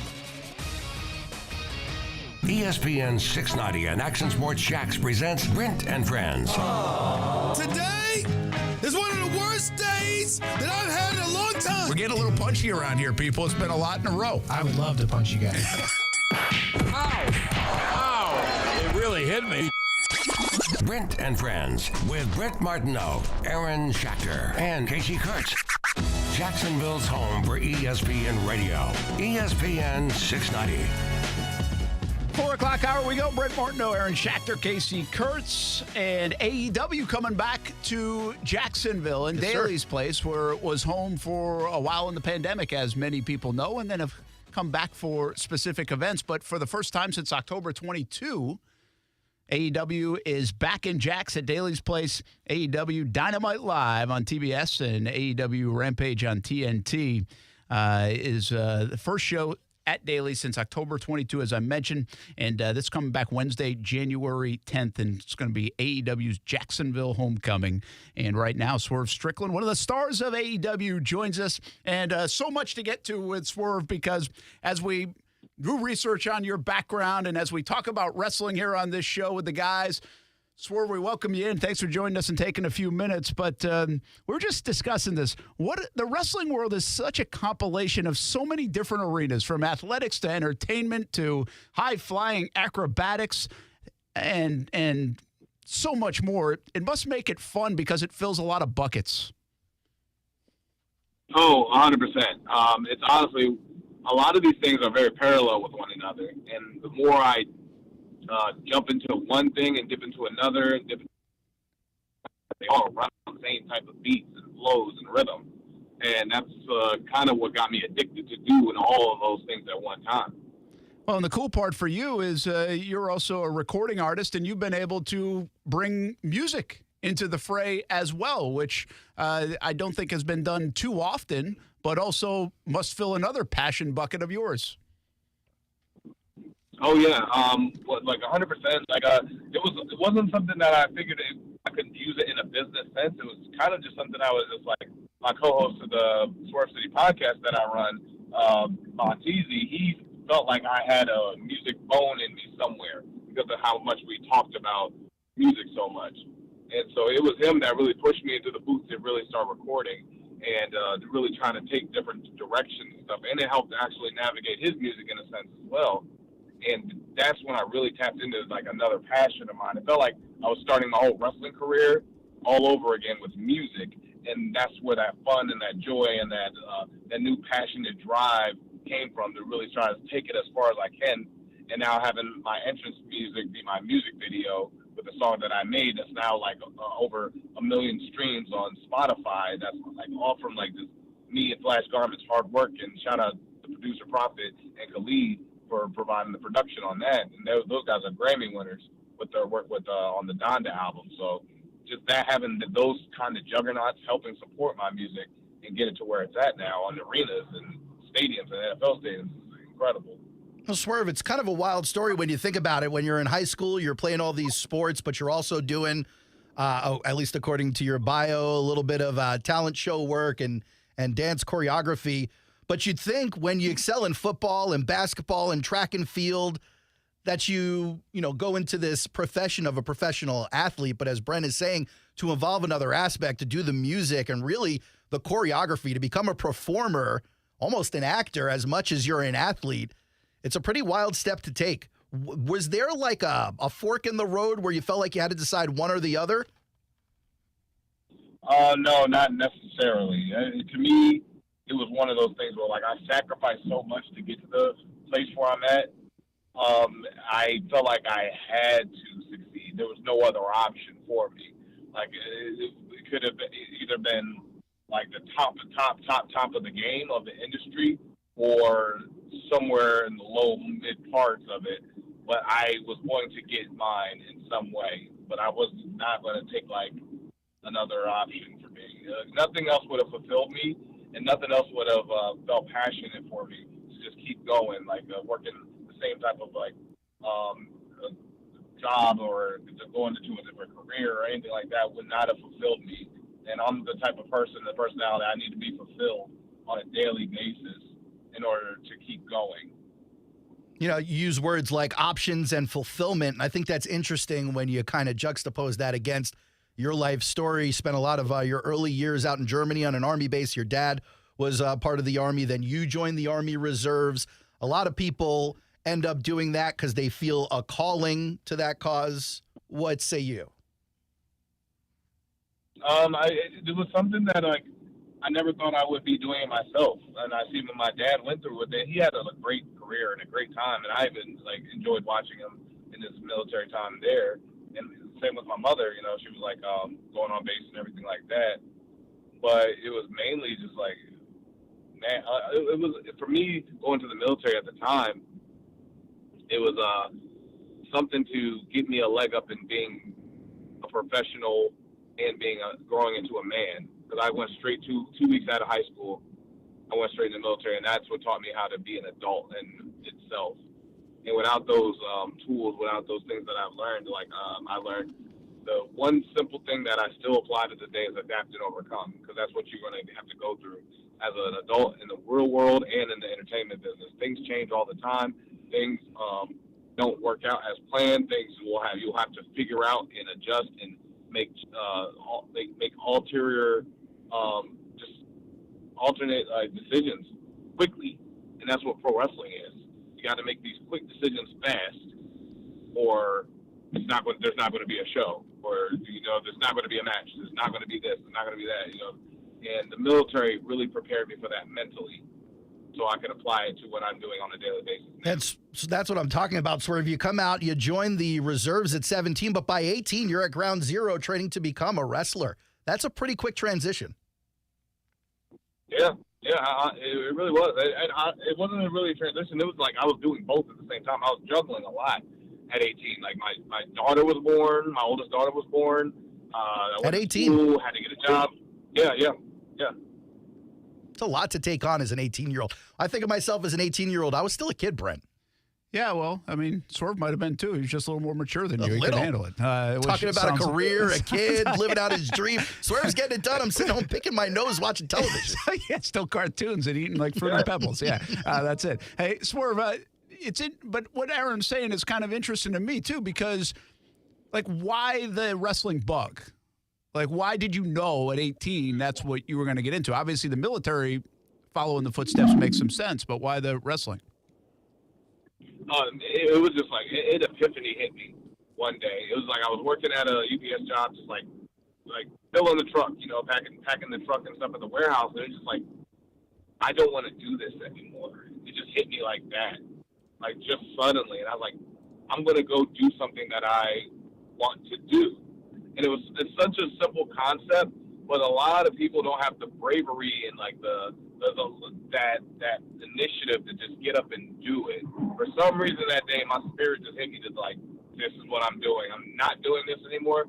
I'm going to go try this, and I'm not going to stop until this works. And it's literally outer body experience type feel. And I packed up my stuff from Pennsylvania, moved down to Richmond, found a job, started school just to make my mother happy and make her sure. Like I had to make sure the parents like knew I had something else. You know, so I kind of started school and did like a semester of it. You know, finished 1 year, but then I just like really left that to just focus on pro wrestling. And when I had to leave school because my daughter was born, and I had to focus more time in my training. But I always had to have a job, and I always had the military. So at least I had those two things that was back in my, you know, support my dream of being a pro wrestler. Swerve Strickland with us here on ESPN 690 AEW. Coming back to Jacksonville January 10th at Daly's Place. You can see more on AllEliteWrestling.com, Daly'sPlace.com for the big event with AEW Dynamite live on TBS, AEW Rampage on TNT, of course. And we're visiting with one of the stars of the AEW. And let's talk about that part of this. How have you enjoyed your character development, if you will, and the stardom of your role on All Elite Wrestling? It's been a very good natural flow of things. Like the way I am with on screen, things don't move forward without something causing it to move forward. And there's a lot of fan base that was like a little bit. They were getting louder and louder on social media and like their takes and things on the handling of myself. They're like they were ready to see me champion a long time ago. I'm like, no. There's a difference between being booked into a main eventer and developing into a main eventer. In 2023, I finally feel like I developed into the main eventer that people need to see. They're ready to have it. You know, like the fact that like Sting put me in a coffin in Wembley Stadium in front of 80,000 people along with Darby Allin, that altered the Swerve that you see now going into Hangman Page. Without that match, without that instance happening, you don't get the Swerve that you see today. You don't get the Wrestle Dream Swerve. You don't get the full geared Texas Deathmatch Swerve. Now you're getting Continental Classic Swerve. All those things had to happen in order to get to where I'm at. And more things are going to have to happen to get to me to the main event and for the World Championship, to getting me to become the first African-American World Heavyweight Champion for AEW. And if that happens, I don't know, quote me on this, but the research, I might be the youngest African-American world champion, like, in the history of the business and the industry. I'm not sure yet. Maybe I'll research that, but that's definitely might for, like, a company starting to a company where it's at. That might be the fastest, like, direction to that. But one thing pushes another thing that causes another thing, and that's what creates motive. And you're seeing the motive for what Swerve really wants now. And that carries every match and every time I'm on screen. That's pretty cool. Swerve Strickland with us here, hanging out on Brent Friends on ESPN 690. Obviously, we know Tony Khan really well with his affiliation with the Jags. This feels like a homegrown operation here in Jacksonville with AEW and what he has been able to build, and people like you have helped build. I usually save this and ask for Tony, like, hey, how's it doing? What's the landscape? What's the view of AEW in the wrestling world? But I'll ask you. You've had a lot of different experiences, been around a lot of different companies and other things. Why AEW for you, and where's this thing headed with AEW in the landscape of wrestling? Tony Khan was what really sold me on it. Meeting with him, just having one meeting with him and speaking for an hour and a half about just being people before getting to a business discussion is what really sold me on the AEW. Like, this is who I need to be around. This is a man I want to work for. This is a man I want to see succeed. I want to turn his $50 million to $100 million. I want to turn his $100 million to $150 million. I want to turn his $150 million to his $200 million. I want to be a proprietor of that. I want to help make this man win. You know, and it's almost like a coach, a fired up coach that you just want to, like, go all the way, like, go out on the field and just, like, dominate for. You know, there's passion behind his eyes and every time he talks. And so that's what really sold me on AEW. I want to work for someone who truly, truly loves pro wrestling and loves showing up to, whether it's a Ring of Honor show, an AEW Rampage, a Collision, or Dynamite. He wants to be there for all of it and watch every match and focus on his talent and focus on how to put his talent in the right positions to win. That's someone you want to go all the way out for. Swerve, after the matches, you guys do any game film review, just kind of looking at the moves that were done and kind of reviewing the performance? Not necessarily as a team, but it is always offered as an individual. Nobody's ever going to, like, with our locker room and our roster, our legends that we have around there, nobody's going to tell you no to go up and reach out and truly, like, ask for observations and ask for, like, opinions and nobody's 100% sure on anything, but their knowledge and the experience is 100% real. And everybody's going to offer everything, but you're going to have to come to a point where you're going to have to stand on what is right for you. Sure. I just think it's pretty cool. You could be wrestling Sting in Wembley and then go to him after the match and be like, hey, what did you see there? Or what can we do to make that better? That kind of thing. I think that's pretty amazing, to be honest with you. But the beautiful thing about that, I can have a match with like a Hangman or a Sting at Wembley, and I can also go to Adam Copeland and get advice from him. I can go to a Jericho. I can go to a Billy Gunn. I can go to a Paul White, a Mark Henry. You know, that wealth of knowledge is all around. And these are all like guys that's done it at the highest level possible that you could possibly do it.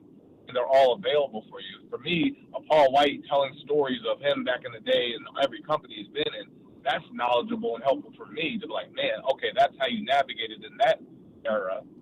A lot of those same things apply to today. They move it it moves a little bit quicker, I would say, nowadays, but there's still a lot of like core values that you can apply to 2023 going into 2024. Swerve Strickland hanging out with us on ESPN 690. We're going to let you go, but one more for you. At the end of the day, I think you're 33 years old now. At the end of the day, you're going to be remembered more for being a wrestler or for being a recording artist. What do you think? I'm not honestly sure because I don't know what I'm going to do next. I don't know. I can't necessarily like project the success of either one of those things. All I can do is like truly. I always say like I put the energy into the clouds and hopefully it rains tomorrow. That's a good way to look at it. That's how I kind of am. But I'm never going to stop throwing my energy up there and putting forth energy. And you know, if it rains on Wednesday, it rains 3 Wednesdays from now. If it doesn't rain for 6 months, it's going to rain eventually. But as long as I keep putting energy up there and then just keep going and doing my thing, it's going to eventually rain. And that's what I feel like my life has been, my career has been so far. And I couldn't have projected 2023 to even end the way it did, you know? Well, it looks like the sun's come out quite a bit on the life, too, which is always a good thing, and you've heard that along the way. Swerve Strickland of AEW fame as they come to Daly's Place on January 10th. We look forward to it, man. Thanks for hanging out with us for a few minutes, and happy holidays. Thank you for having me. Happy holidays and Happy New Year. You bet. AEW, man, what a rise as we've seen this thing grow. And obviously rival WWE, AEW Dynamite live on TBS, AEW Rampage on TNT, AEW's all-new 2-hour Saturday show is AEW Collision live on TNT. I mean, Tony Khan and others have built this thing into just a massive draw with all different storylines, and Tony's got his fingerprints all over it. And what's really cool about a story, we kind of wondered before the interview, we're like, is this going to be an in-character interview or is this going to, but it's, you know what it reminds me of? And we used to say this a lot when Austin was with us. What's that? Is you realize, like, this is what I like about sports, or say the NFL in general. We had DeJuan Smoot on the show yesterday, right? He's the Walter Payton Man of the Year nominee on the TV side. We had him, and him and his wife have built a school in Jacksonville. These guys are way more than athletes. And I think from a wrestling standpoint, you listen to a guy like Swerve and his background and what he's doing and the other elements, all the things that you mentioned that go into it, from the entrepreneurial spirit of it to the entertainment spirit of it to the creative side of it to the business side of it to all of it. It's like, well, I would imagine millions of people watch these guys as wrestlers, way more than a wrestler, right? Way more than an NFL guy or whatever it is. I think that part's cool. Because not too many guys, I think we like our stars or our sports stars especially, our entertainment people to kind of be, that's who they are. Right. But we don't want, but There's way more. Yeah, I think we're unwrapping that layer more than ever before because these guys have their own podcasts. That is weird a little bit. bit. We like our athletes, our stars, not just athletes, actors, musicians. We like them simple. We don't really like complex people who they're not necessarily good or bad. They're human. We don't like that very much. Whereas we want it black or white. This guy's a good guy. This guy's a bad guy. This guy's a good athlete. This guy's a bad athlete. But most of the time, humans are humans, right? We're good some days. We're bad other days. Yeah. The thing that impressed me most about Swerve was what I asked him about. It's essentially at 17, he's graduating high school as a lettered athlete in 3 different sports and someone who's winning all these talent shows. And with that in tow, he decides to join the reserves. He doesn't go look for an entertainment gig. He doesn't go look to do his music career. He doesn't go try to become an athlete at a school somewhere. He goes to the Army Reserves because he felt the calling that his father felt. And then as soon as he gets there, 365 days later, he's training for the bigs and he's a dad. That is so much at the same time for an 18-year-old. Yeah, it's a long path in 15 years, Kasey. Yeah, it's a lot. I think what you said is right, though, because especially in wrestling, these are people who are never really to the public and everybody like them, right? They're some other name that was created for them, and then they do that the rest of their life. And every person they interact with that's not their family calls them the name that's not their name. So it's a wild thing, and that's why I like kind of where wrestling sort of went, because now everybody has a podcast or they do a TV show where they're real people, and you get to see into that part of it, and I enjoy that. Yeah. Yeah. See, I think you guys are. First of all, I think we do like it. I think the younger generation, I think this generation, even as an older person, like that. I don't think that was the case, but I think now being able to research people on Wikipedia, to being able to look them up on YouTube to see what else they're doing, or listen to a podcast, or listen to them on a platform like this as we're doing an interview, I think humanizes them way more than the older person used to be. I was thinking of this last night with Patrick Mahomes. So Mahomes the greatest quarterback right now. He's on his way to a Hall of Fame career. Doesn't he own 2 teams, or his wife owns a soccer team. Yeah. Soccer, and even the Kansas City Royals, I think he has a stake in now. They do. And then I'm watching him and Andy Reid do commercials. And the reason why I was thinking about it, I was like, I wonder how much fun those guys have doing the commercial, because it's a weird deal, right? It's like coach and player relationship. Yeah. But in the moment, you're kind of business partners. Yeah, you're actually coworkers, right? Really. And coworkers. And so I was just thinking of it from that perspective. But it also goes to their lives are all out there, him, in his case, his married life. Oh, yeah. His personal life, but also his entertainment life, his brand. I think he just signed on with a big drink company or something like that. They are so spread out. But from our view, the sports fan view, what we say is if Patrick Mahomes starts playing poorly, he's too spread out. He's not focused on football enough, right? Travis Kelce's not playing as well because Taylor Swift or whatever. It's funny where our mind goes. It's you need to play football, and you need to play football with the best of your ability and be good all the time for me. Yeah, no, that's accurate. Yet we also like to unwrap the layers now, I think, and humanize them I like to do it with my athletes and musicians. I don't like it with actors. I don't pay attention to the acting game much. There are a few I'm of not these that podcasts, interested in the acting game much. And I feel like the actors are so much more political in everything they do, too, than everybody else. Even more so annoying, only because I didn't, fall in love with you because of you. I don't because you're pretending to be somebody else. Yes, I don't like Harrison Ford because I think Harrison Ford is peachy keen. Yeah, that's cool. I enjoyed Indiana Jones. That's a good deal. I'll give you. I think I brought this up, guys, before. You guys, Tom Hanks fans? You wouldn't be, Kasey. You probably. I like Tom Hanks. Sure. I listened to this. The same podcast. Wow. Okay. You told us about months ago. You told us about this. I did. Right? Yeah, that one. But I thought from that perspective, I would agree with you on a lot of that.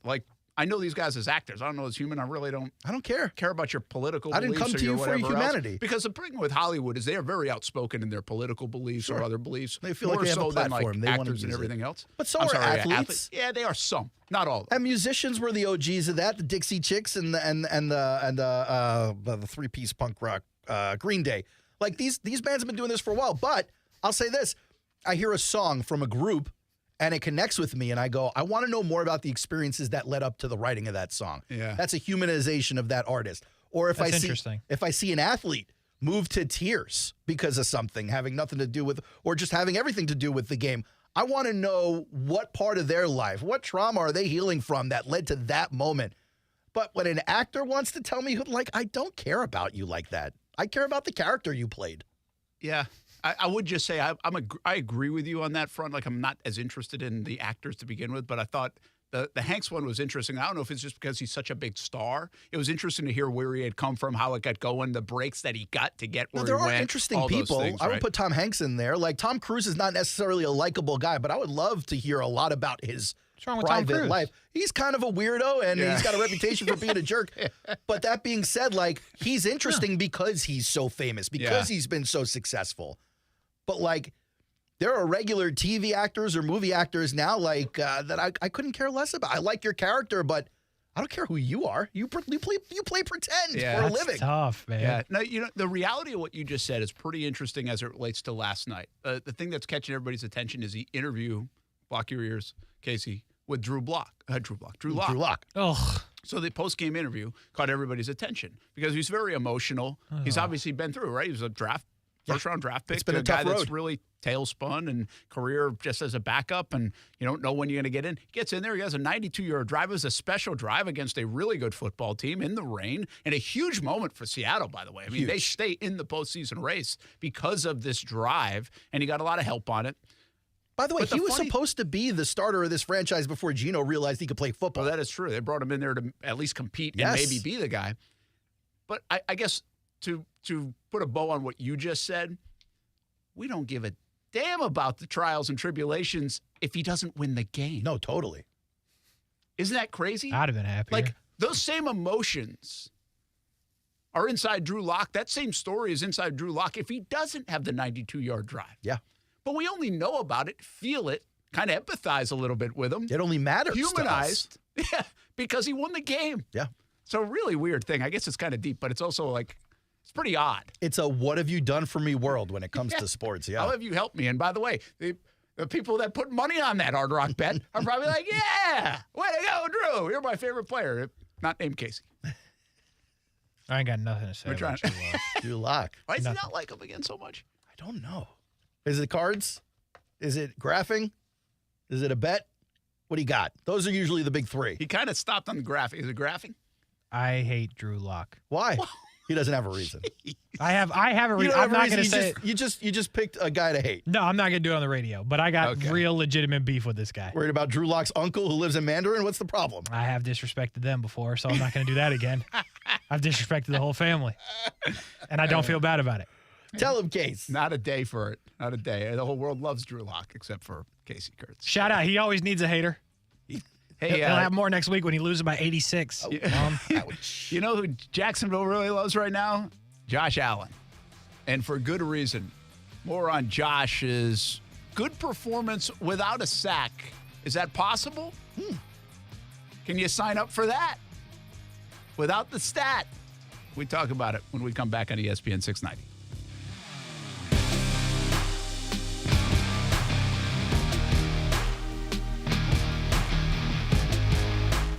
Now, the First Alert forecast on ESPN 690.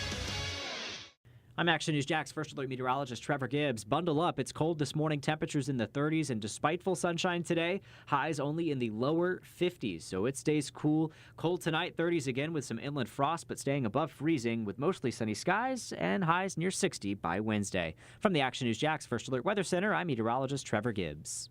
The Weather Center is brought to you by Beard's Diamonds. Don't miss Beard's incredible Christmas sale, where everything is 43% off through Christmas Eve. As the seasons change, one thing remains the same. Jacksonville and all of Northeast Florida are fueled by Celsius Essential Energy Drinks. If you spot ESPN 690 anywhere in the community, come hang with us and grab an ice-cold Celsius.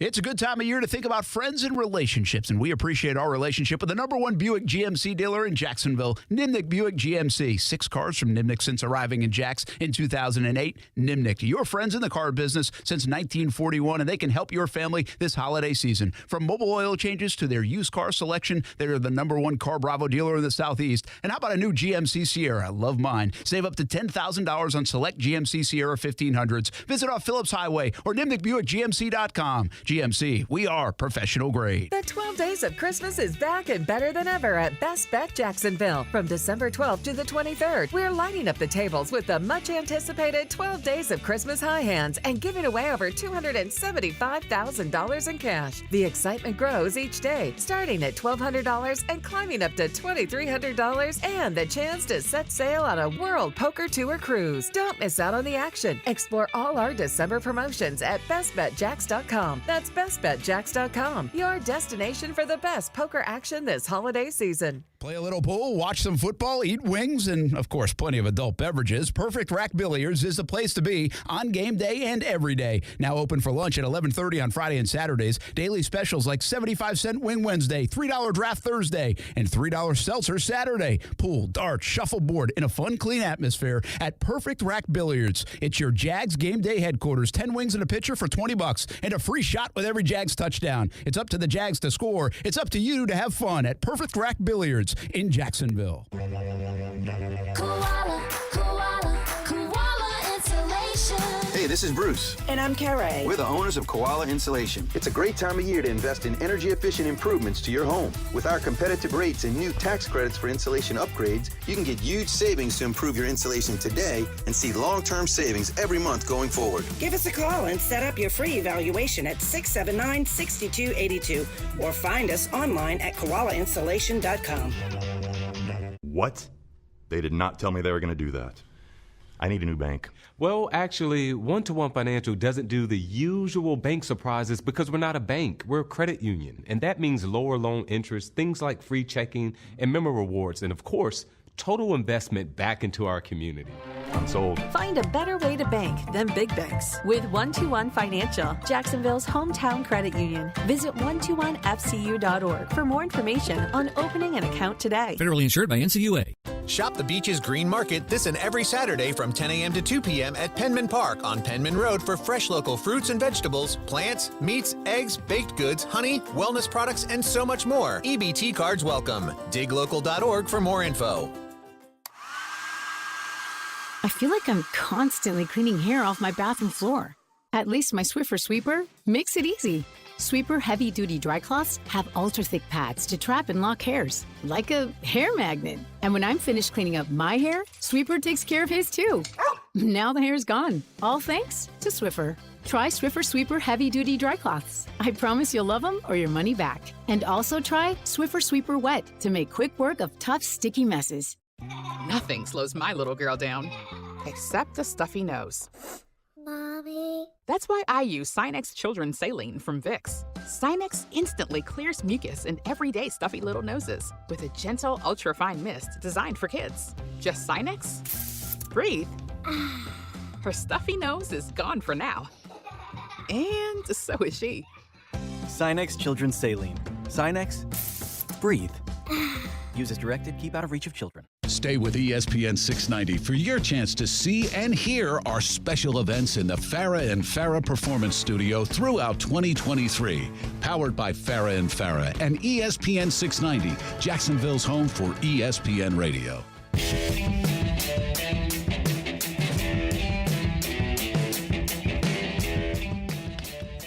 A fun Tuesday in Jacksonville, isn't it? No? Fun Tuesday, Brent. You're not having fun? It's a fun Tuesday on a Tuesday. Oh, it's going to be fun for me in like 27 minutes, I'll tell you that much. You're leaving? Leaving leave for early a day. party, fellas. You going to party? Oh, I gotta work boy, your tonight. buddy Aaron is going to party it up all night. You're going to leave within 30 minutes.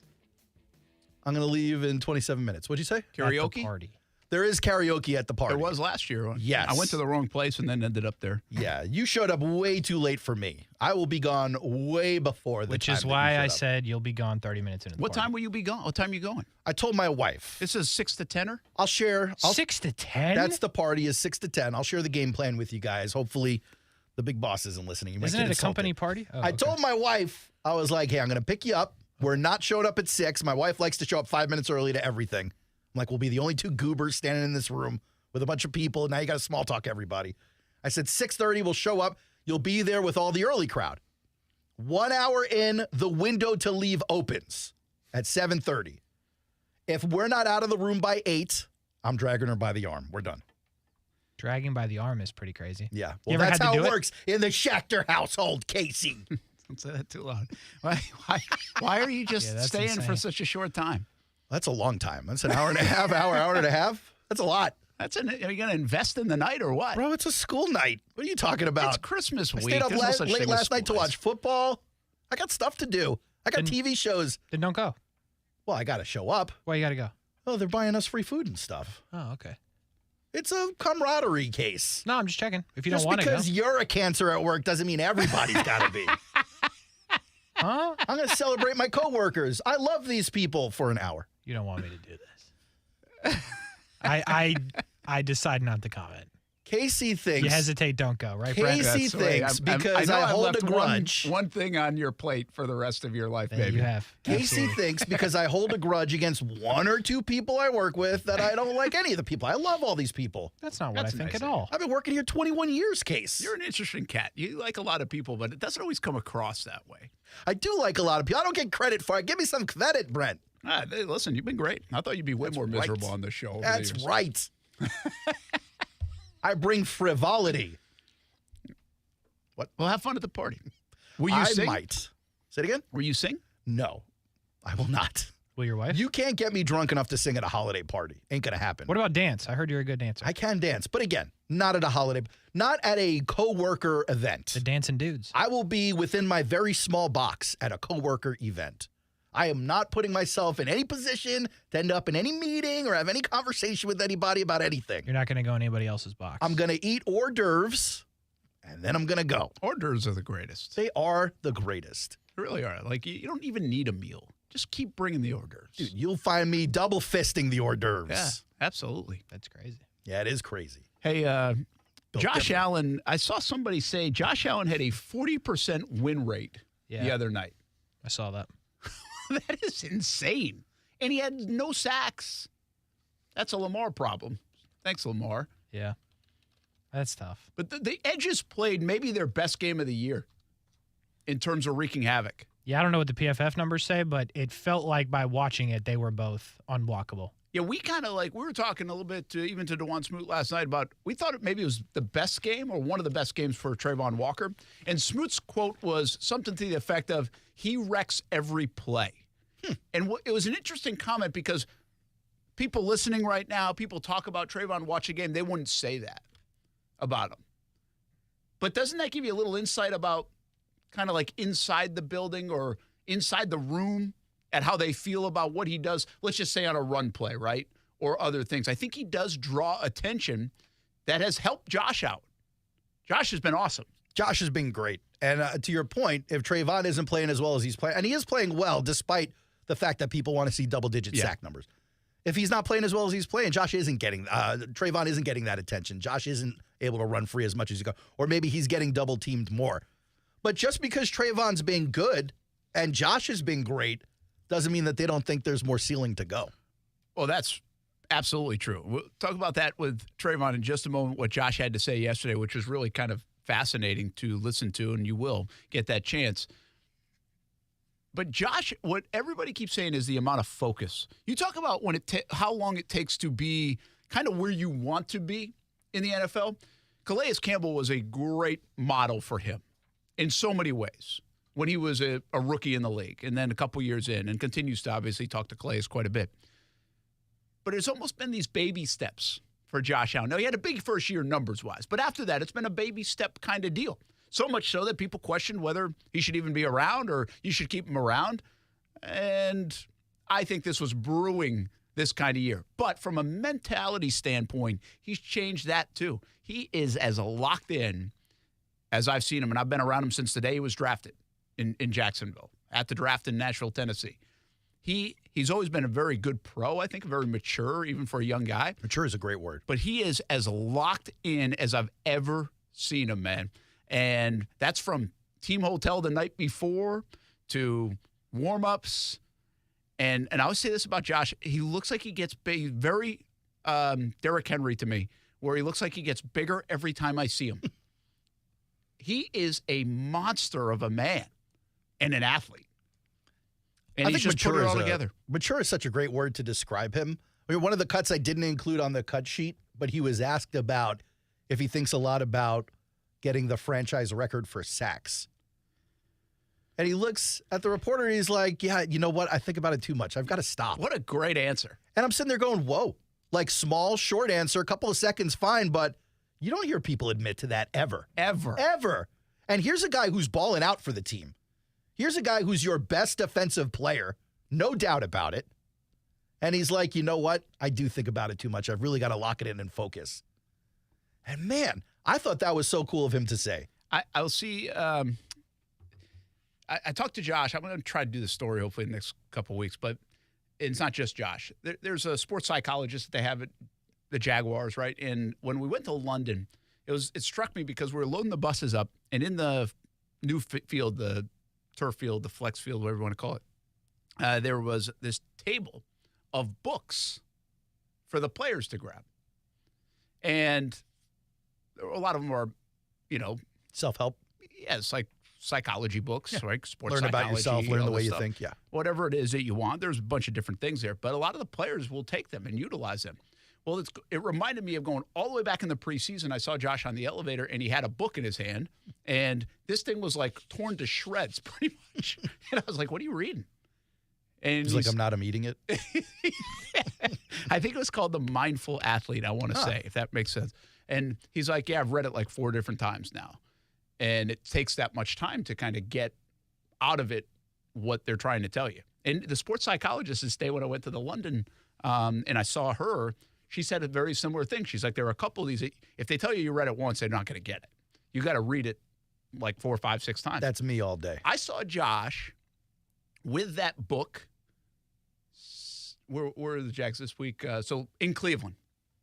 He had that book in Cleveland, like right before the game, before he went out for warm-ups. And it's like wild. Like that's to me, and I don't know what the moral of that story is other than tell you that's how like locked in, focused he is at what he's doing right now. And by the way, he had come out of like a pitch black room. Hard to read in those. It is hard to read there. I think he had already read some stuff. Okay. But I think some of his mental preparation has occurred like in almost like the darkness, whether it was a meditation type thing or whatever else. So he has just got himself in this spot. And DeJuan Smoot, again, I'm going to keep referencing him because this guy's been around a long time. He's been around all the time for Josh Allen. He said the same thing last night to us. It's like, I've never seen him so focused. And, like, you can see it from the outside, even if you're not around him. But you're around him once in a while like we are. And it's really paying off. It's amazing to see an athlete get himself so locked in. Like, I don't recall that. Love it. He is as locked in, and I don't think it's just because of the payday, guys. I guess certainly motivation, right? That's a lot of money. He seems above payday conversation when you talk about a guy like Josh. He seems to be past. Like, I'm sure he cares about his contract. I'm sure he cares about what his salary is. But I also think he's not the kind of guy that's the motivator. Yeah, I don't. I think it's about being great for him because I think he understands he's got this athletic ability. And look, right now he's finding it.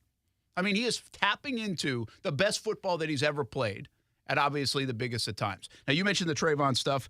Want to get to it? Let's get to cut 6 on Trayvon Walker, what Josh had to say, because he didn't necessarily pat the young man on the back, did he, Aaron? But before we get to cut 6 case, I'm sorry, Brent, you are correct. Let me take that back. Brent was right. He didn't pat Trayvon on the back, but the question was asked to him, hey, Trayvon had a great game. Do you think that this was the best game of his career so far, Case? No, I think Trey can play better, and hopefully if he was up here saying anything, hopefully he can say he can play better, but the consistency to areas to improve each week, those are the signs that we need for him to take those steps. I always say the best players need to make the best plays, and he's one of our best players on defense, and he has to make plays, and we expect that from him. We're never surprised when he doesn't make a play. When he does make a play, we just expect more. Just like people with me, they expect me to make those plays. And when my play comes to me, I'm going to make it. I hear leader in that comment, and I hear do as I do. Not just as I say, but as I do. I also hear wisdom, though. Yeah. You're not speaking like that 2 years ago, 3 years ago, 4 years ago. And we don't want to be patient for this stuff. But this has been what you get 4 or 5 years later. This is what I was talking about the other day with Lamar Jackson. He probably was making mistakes 3 years ago that he's not making right now. Trevor is making mistakes right now that he won't make in 2 more years, 3 more years. Trayvon Walker is going to continue to grow into what looks like probably a Josh Allen, handle certain situations. There was a mic'd up segment on Jaguars.com earlier this year. He's like, he was preaching to him. He's like, you have got to fight through this right now. It might not be going your way. You're getting held all the time. Doesn't matter. Keep pushing through. Like you could tell Trayvon was frustrated with it. Yeah. I think he had spiked his helmet one time. And Josh like, doesn't matter. Get out of that. Like, that's going to happen. You got to get by it. I just heard those comments, and I was like, imagine if Kenny Pickett said that about George Carl Pickens. Like, that's not ending well. No. You calling out a player saying, I think he could be better. A lot of times that gets taken as an insult. I heard this statement. It wasn't even close to that. You could tell it was paternal. It was really like he's looking out for his young guy. And there's more to it, right? And there's more to it. He kind of elaborated on it. It dovetailed. A lot of the conversation today or the other day with Josh Allen was about accountability. Yeah. Actually, I thought one of the better questions there, a guy who I usually give a hard time to, asked, like, what does it mean?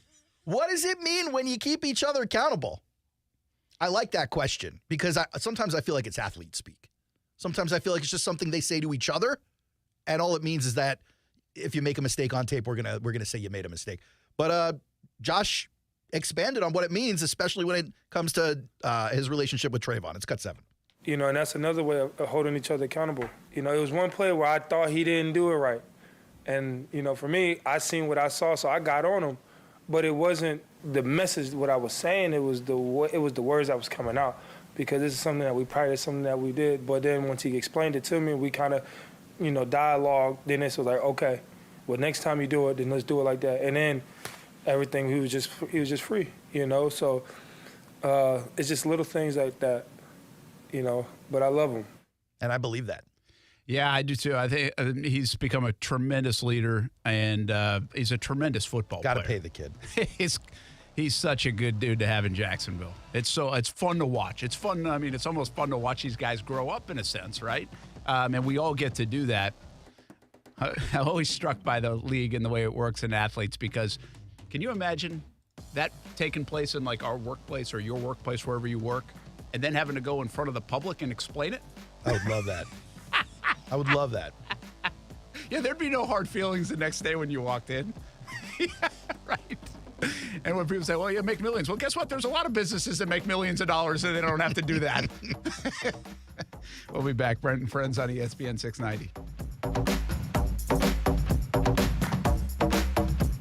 Brent and Friends is sponsored by Best Bet. Now open in St. Augustine. From selling out of a back of a car to one of the biggest outfitters in the Southeast, Baker Sports is quite the story. And on a daily basis, they are helping you write your story with a high school name or sports team across a uniform and so much more. And now it's a one-stop shop with Baker Sports, carrying Nike, Adidas, and Under Armour. They already make you look good, and now they can help you look better than ever. Baker Sports, custom sports apparel since 1997. Shop with the hometown team, and it's easy to do at bakersport.com.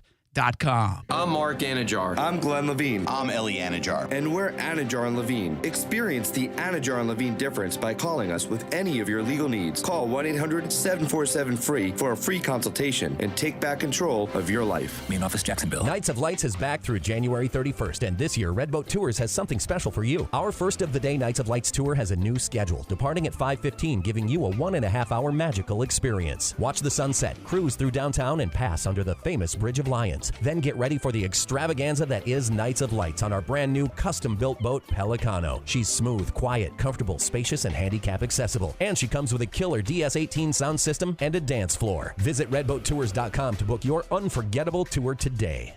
It's old school card collecting with new school breaks. Davoli's House of Cards does it all. Missing a card from an old 1987 baseball top set? They probably have it. Want to join in on a live TikTok break with the hottest new cards? You can do it with Davoli's House of Cards. Stop on by, talk some sports, find your favorite cards for your kids or for you, like when you were a kid. From Trevor Lawrence rookies to Pokemon and more, Davoli's House of Cards on 210. And join their live breaks on TikTok at Davoli's House of Breaks. Hi, it's Mike Lester. This Christmas season, I hope you're able to slow down and take time to enjoy the things that really matter in life. For me, it's my wife Katie and our 4 beautiful children. Our youngest Finn is probably the most excited. I really want it to be Christmas. I lost my 2 front teeth. Well, that's my Finn. Thank you for listening to the Guarding Your Nest Egg radio show when you have questions about investing and retirement planning. We're here for you all year long. Merry Christmas. The Inflation Fighter is back and saving you thousands at Arlington Toyota Pre-Owned. Right now, 0 down and just $288 a month gets you a pre-owned 2021 Toyota Corolla. Or you choose a pre-owned 2021 Camry, RAV4, or Tacoma for 0 down and only $388 a month. But Arlington doesn't stop there. How about no payments till May 2024 and Arlington's Friendly Credit for Everyone program? Don't wait. Save thousands and shop arlingtontoyota.com today. Terms and conditions apply. Visit arlingtontoyota.com/used offers for details. Hubbard House is the domestic violence center that serves Duval and Baker counties with free, confidential resources. The 24-hour hotline is 904-354-3114. Time to hoop it up and swoop it up with the Ospreys. Men's and women's basketball season is here. They are off and running. UNFospreys.com for your season tickets. Plenty of options in the beautiful UNF Arena to watch a fun brand of hoops. In December alone, 7 home games between the men and the women. Season tickets, flex plans, premium seat, and suite options are available. Matthew Driscoll and the men off to a nice start. New women's coach Erica Lambert has her team playing tough. It's the busiest home slate in the D1 era. More than 30 games at UNF Arena. Go to UNFospreys.com. This holiday season, visit Boot Barn for top quality gifts that pay tribute to the lasting heritage of the West. From handcrafted cowboy boots and American-made felt hats to hand-stitched leather jackets, our in-store experts will help guide you as you shop, assisting with boot fitting and providing complimentary hat shaping. This holiday, share a piece of the American spirit. Boot Barn. Unwrap the West.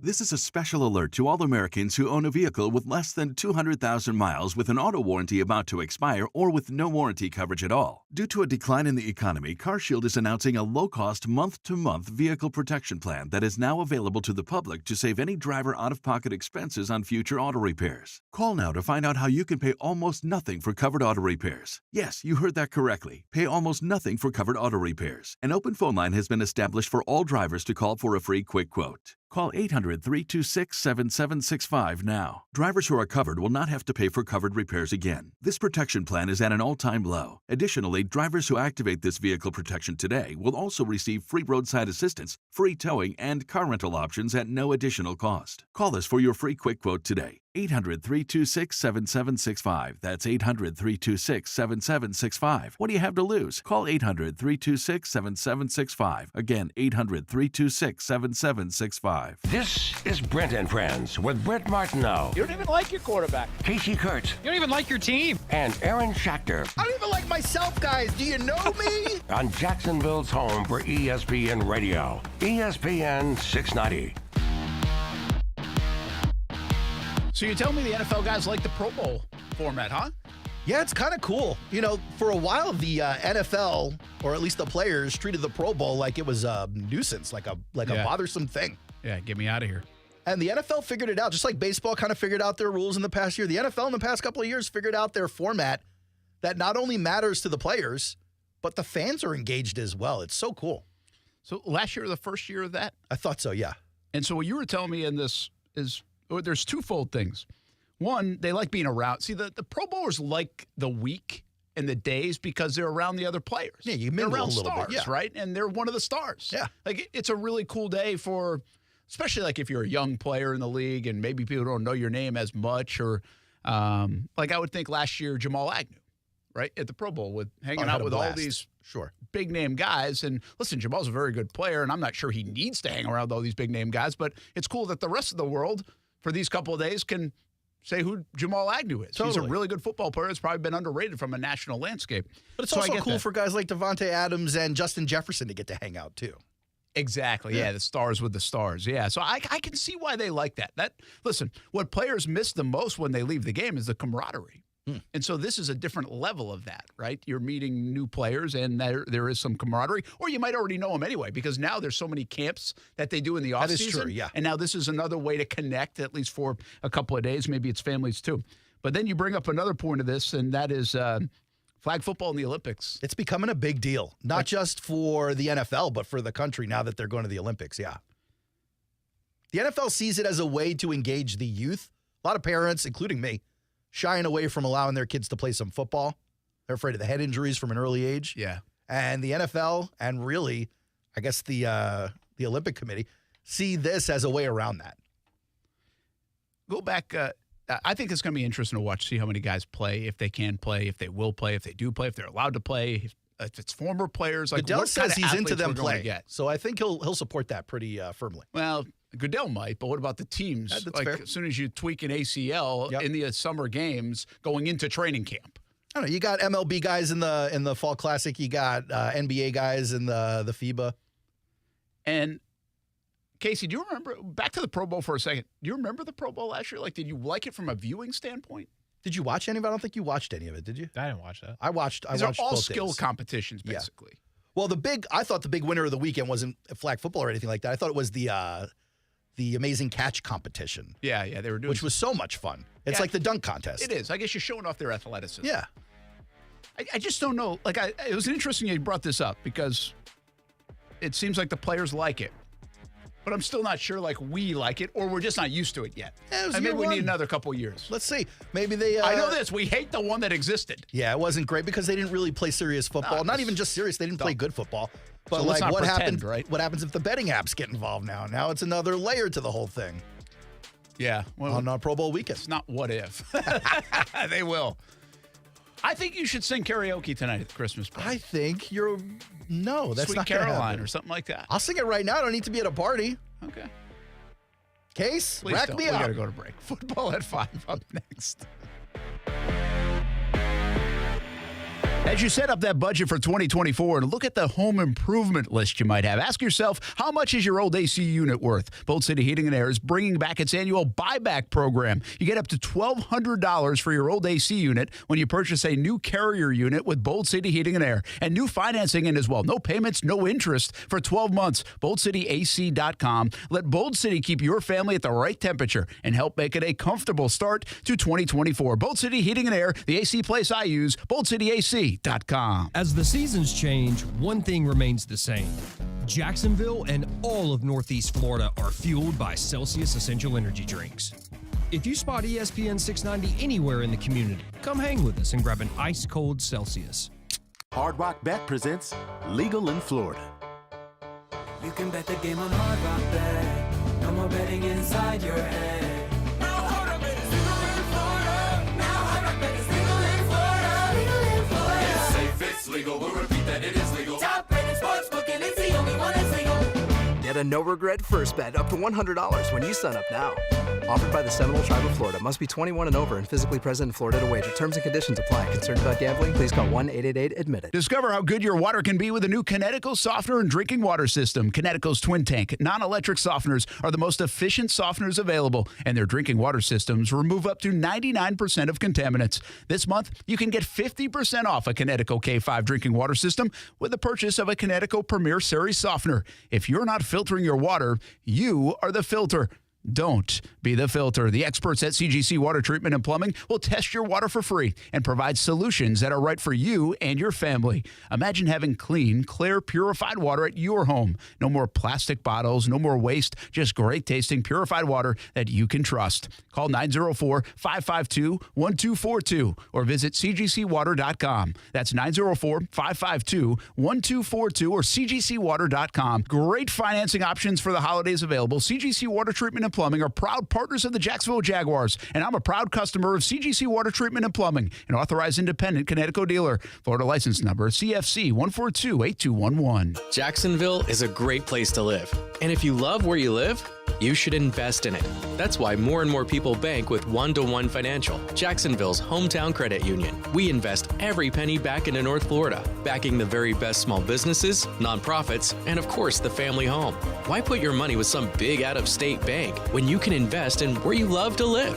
One-to-One Financial, we're your hometown credit union. Sign up today at one-to-onefcu.org. Federally insured by NCUA. It's a good time of year to think about friends and relationships, and we appreciate our relationship with the #1 Buick GMC dealer in Jacksonville, Nimnick Buick GMC. 6 cars from Nimnick since arriving in Jacks in 2008. Nimnick, your friends in the car business since 1941, and they can help your family this holiday season. From mobile oil changes to their used car selection, they're the #1 Car Bravo dealer in the Southeast. And how about a new GMC Sierra? Love mine. Save up to $10,000 on select GMC Sierra 1500s. Visit off Phillips Highway or NimnickBuickGMC.com. GMC, we are professional grade.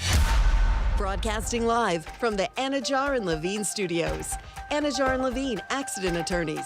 Call 1-800-747-FREE. That's 1-800-747-3733. WOKV Jacksonville. Listen live everywhere you go on ESPN690.com. ESPN 690, Jacksonville's home for ESPN Radio. This is SportsCenter. I'm Christine Lisi. Grizzlies star guard John Morant ready to make his season debut tonight against the Pelicans. He just finished serving a 25-game suspension stemming from 2 incidents posing with handguns during live stream videos. Following the Eagles' 3rd straight loss, quarterback Jalen Hurts made it clear he thinks execution and commitment are among the team's issues. Dallas and Philadelphia, each 10-4. NFC East leading Cowboys currently 2nd in the NFC. The Eagles are 5th.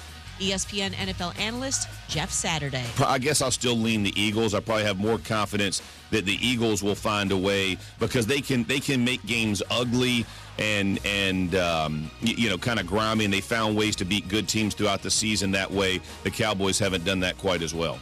Jeff Saturday on Unsportsmanlike. Appears the Jets will have to wait until next season for the return of quarterback Aaron Rodgers from a torn Achilles. He indicated today on the Pat McAfee Show he won't play again this season. Said he does expect to play for New York well past 2024. Panthers released linebacker Justin Houston, giving him a chance to sign with a playoff contender. Washington's Kalen DeBoer, AP College Football Coach of the Year. Hey, it's Evan Cohen. Coming up Wednesday, I'll tell you how many backup QBs have earned starting jobs next year. It's Unsportsmanlike, 6 a.m. Eastern, right here on ESPN Radio, ESPN2, and ESPNU.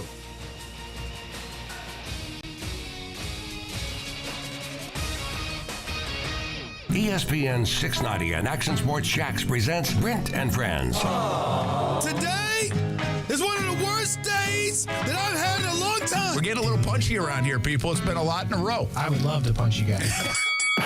Ow! It really hit me.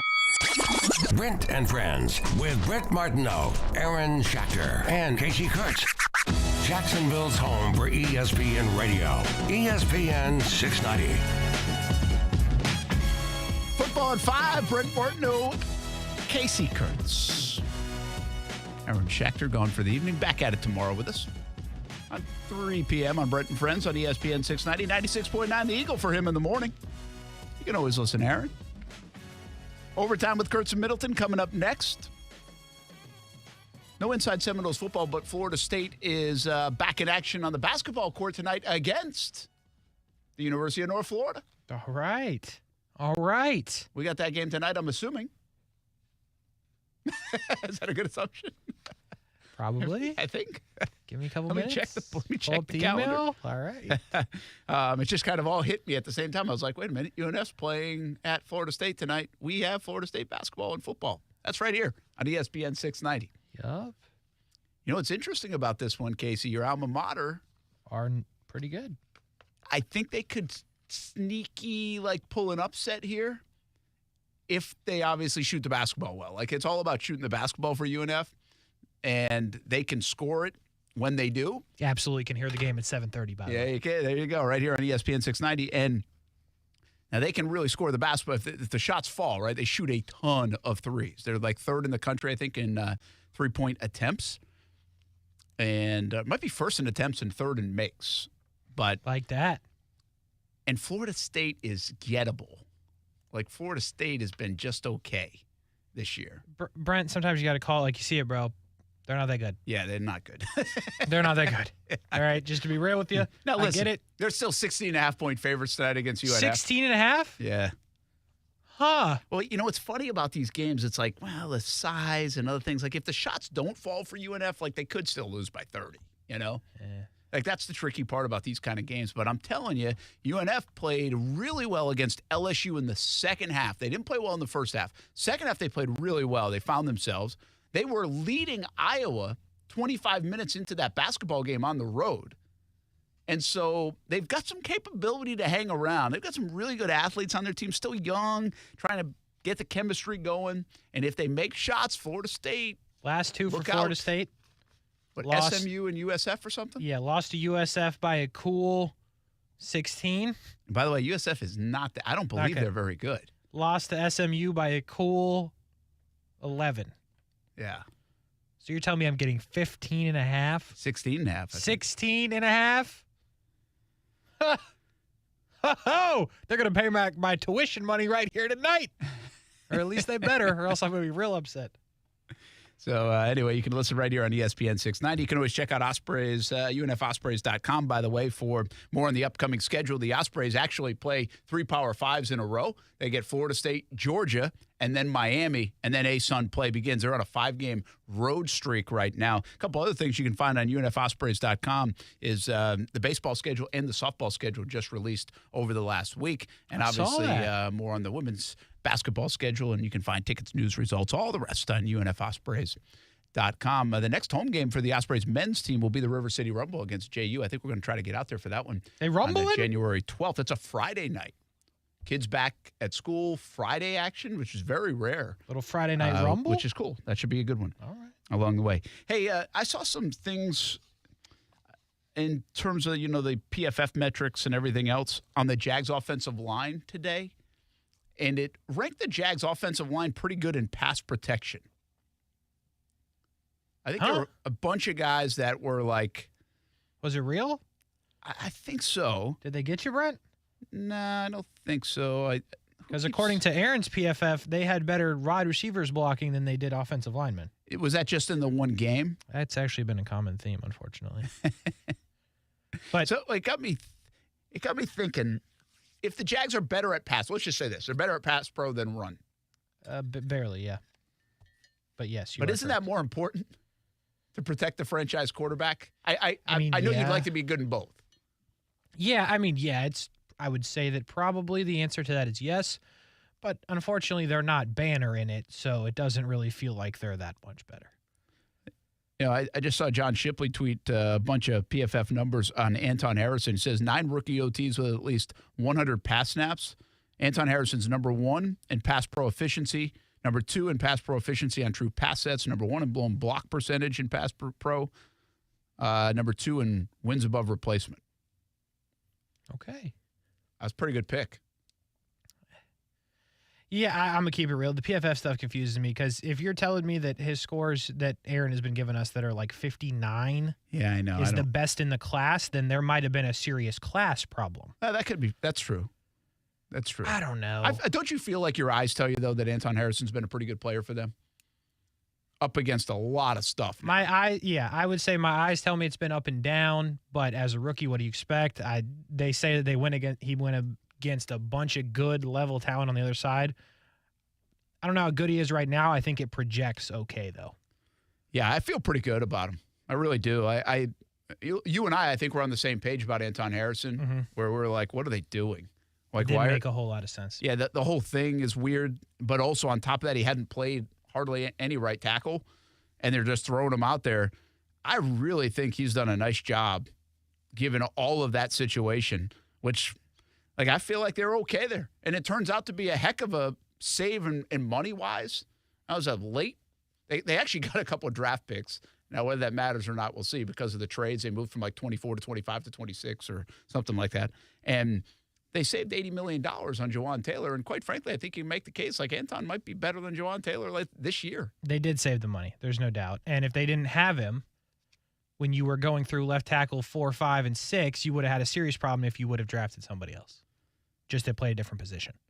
Because they ran out of tackles there for a minute. And as of last week, we weren't even sure what tackles they were going to have. So having him has been extremely important. Okay, so this is the thing. Daniel Griffiths. Shout out Daniel. Says pass block efficiency. Okay. That's a thing. Sheriff, 3rd out of 82. Fortner, 18 out of 40. That's not great. Ezra Cleveland, 23 out of 82. I got to believe the sample size is pretty small, at least in Jacksonville. Anton Harrison, 12 out of 88. Cam Robinson, 14 out of 88. Walker Little, 25 out of 88. That sounds about right. Like, that doesn't sound bad to me. Now, if you go to, like, according to this tweet, the run blocks blown percentage. Yeah, I'm looking at that. That's pretty bad. Now you've got guys like Cam, 60th out of 70. That's pretty bad. Surprising. Luke Fortner, 29 out of 32. That's awful. Sheriff, 35 out of 62. Real bad. Harrison, 52 out of 70. And Walker Little, 24 out of 70. Yeesh. No wonder they can't run the ball. They're not even hitting anybody. Well, the other thing is ETN has like the most missed tackles or whatever, broken tackles this season. No choice. He has to. He's got to get back to the line of scrimmage Even somehow. just to get something going. But back to my main point of that discussion was I was looking at some of those stats today, and I'm like, obviously you want to be better at both. In fact, you might even give a little in the pass pro to be better at the run block because they're so bad. Like, you don't want the gap to be that wide. No. But if you're going to be better at one than the other, when you have a franchise quarterback, I think I'd rather be good at pass pro. It's fair. Who's also been hurt 4 times this year. Yeah, which is, again, they're not awesome in pass pro either, but they're way better, and they're not bad according to these rankings. My eyes tell me there were times this year they were bad. Real bad. But I'll also say this, so just like our conversation about Anton Harrison just a moment ago, they have played some stud fronts. Like, I think it's the most miscalculated. There are 2 things that I will admit to miscalculating this year when looking at this football team. Now, you can be wrong about other things. We thought the offense would be a lot better. We thought the receivers and the line and stuff would be a lot better. Like, we were wrong about that. What I miscalculated or didn't give enough credit to was the strength of schedule difference. I never thought about it that much until recently in the context of what the Colts and Texans are doing versus what the Jags are doing. And if you're looking to take a step, like if you go from they snuck into 9 wins last year. Like, they weren't supposed to have 9 wins. And we said they skipped a year. Well, what happens when you do that and you go on that run and you get to 9? Now everybody thinks you should win 11 or 12 or it's a busted season. Well, you did that 9 games against the last place schedule. Like, there was a reason. You got breaks because teams were on like their second quarterback or they were really banged up. But to begin with, that schedule, they weren't really all that good anyway. Now you're playing teams that are good. Yeah. Seasoned. Been there a bunch.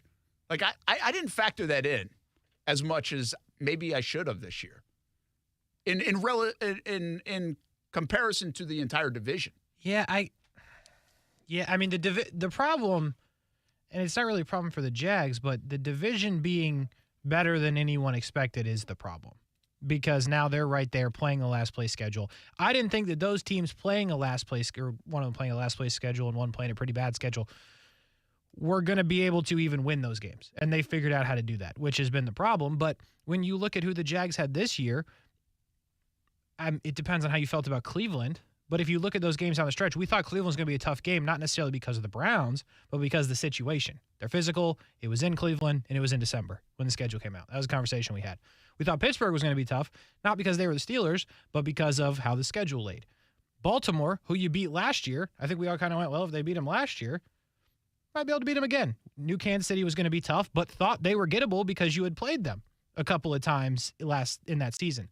So, like, I get what you're saying, but also there were ways to, like, kind of justify it because you were playing a tougher schedule, but you had seen them beat the Ravens, and you had seen them come down to really a couple plays against Kansas City. Yeah, that's fair. It just didn't work. Yeah, and you're supposed to be better. We did this the other day. We're like, are the Jags better right now than they were last year? Like, are they a better team this year than they were last year?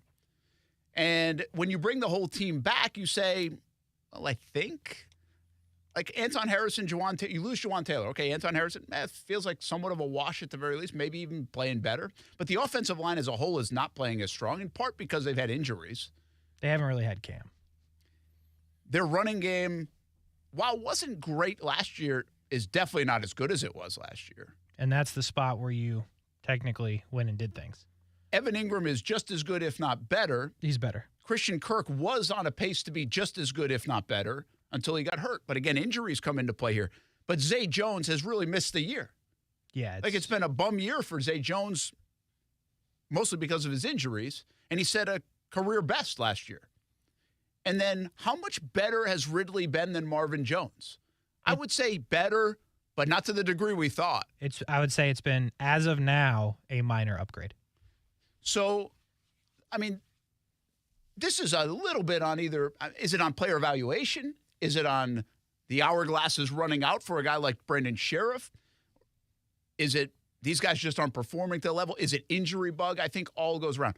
On the backside of the ball, I mean, Josh Allen has been way better than he was last year.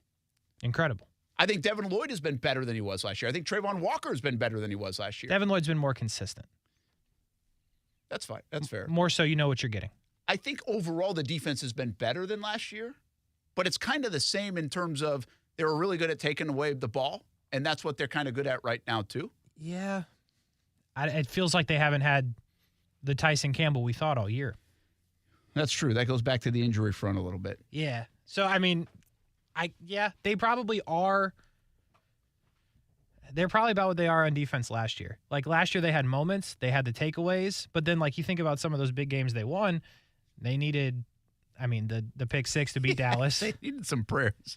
Yeah. Yeah. So, and they're not getting the breaks as much. Again, injuries factor into breaks. I don't know if they're getting the breaks or making themselves the breaks. So back to what I was saying. I feel like I missed two. You can be wrong on some stuff, but then you miss it. You didn't talk about this enough. I thought the schedule, the first place, I think that has played a bigger role than I thought it would or didn't even think about it at all because Jags have never really been in this position very much, so you don't even really talk about it. And it's a tough schedule, and it's beating them up because guess what? They're 1-4 against those premier teams, so it has beaten them up. Yeah. Now, here's why I say it, Kasey, because, okay, maybe we didn't think Houston or the Colts were going to be as good as they've been, but the bottom line is they have played a lot of weak teams in their schedule, and Houston comes to mind the most. When the Jags are banged up, they got to go play Baltimore Sunday night. When Houston or Tampa coming up. When Houston was beat up, and I give them a ton of credit for winning this football game, but they had to go play Tennessee, who stinks.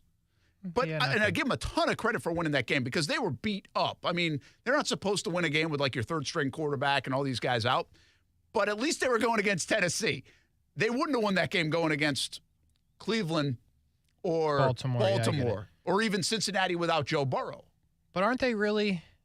Yeah, I guess Cincinnati, I kind of forgot. But you had to play Cincinnati anyway, right? Well, see, the problem with the Cincinnati game, I was explaining this today, is that the shock of it happened early. Like they lost Herndon, and I know everybody's like, oh, Herndon, not a Pro Bowler. He's obviously a glue to that thing, especially against a team like Cincinnati where you're going to face three receivers, right? They're going to throw the football. They were going to play that nickel a bunch where they didn't have to do that as much against the Baltimore Ravens the other day. But you also lost Christian Kirk. You lost two of those guys in the first 3 minutes.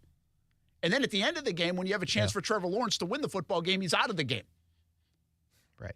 So, yeah, those injuries played a major role in that game. As much as Browning was terrific and the Jags never had answers, I do think they played a major role in that football game. Yeah.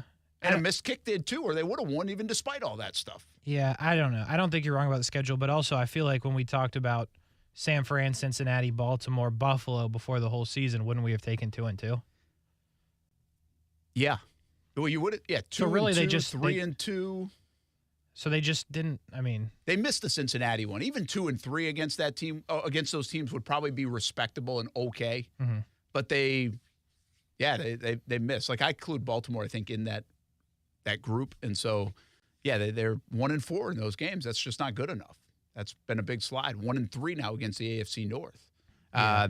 The other thing that I missed is the fronts, though, that they would play. I did not look at the schedule and say, wow, that's a good front. That's a good front. That's good. Like, they might not even be great teams, but they're good fronts. Like, Houston won that game the other day, even without Will Anderson, because of their front. Did you watch it? Yeah, they were unbelievable. Dominated that game. I mean, 20 touches for Derrick Henry, 10 or 15 yards total. It was bad. 20 touches for Derrick Henry. The guy can fall forward and get 4 yards. Not on Sunday.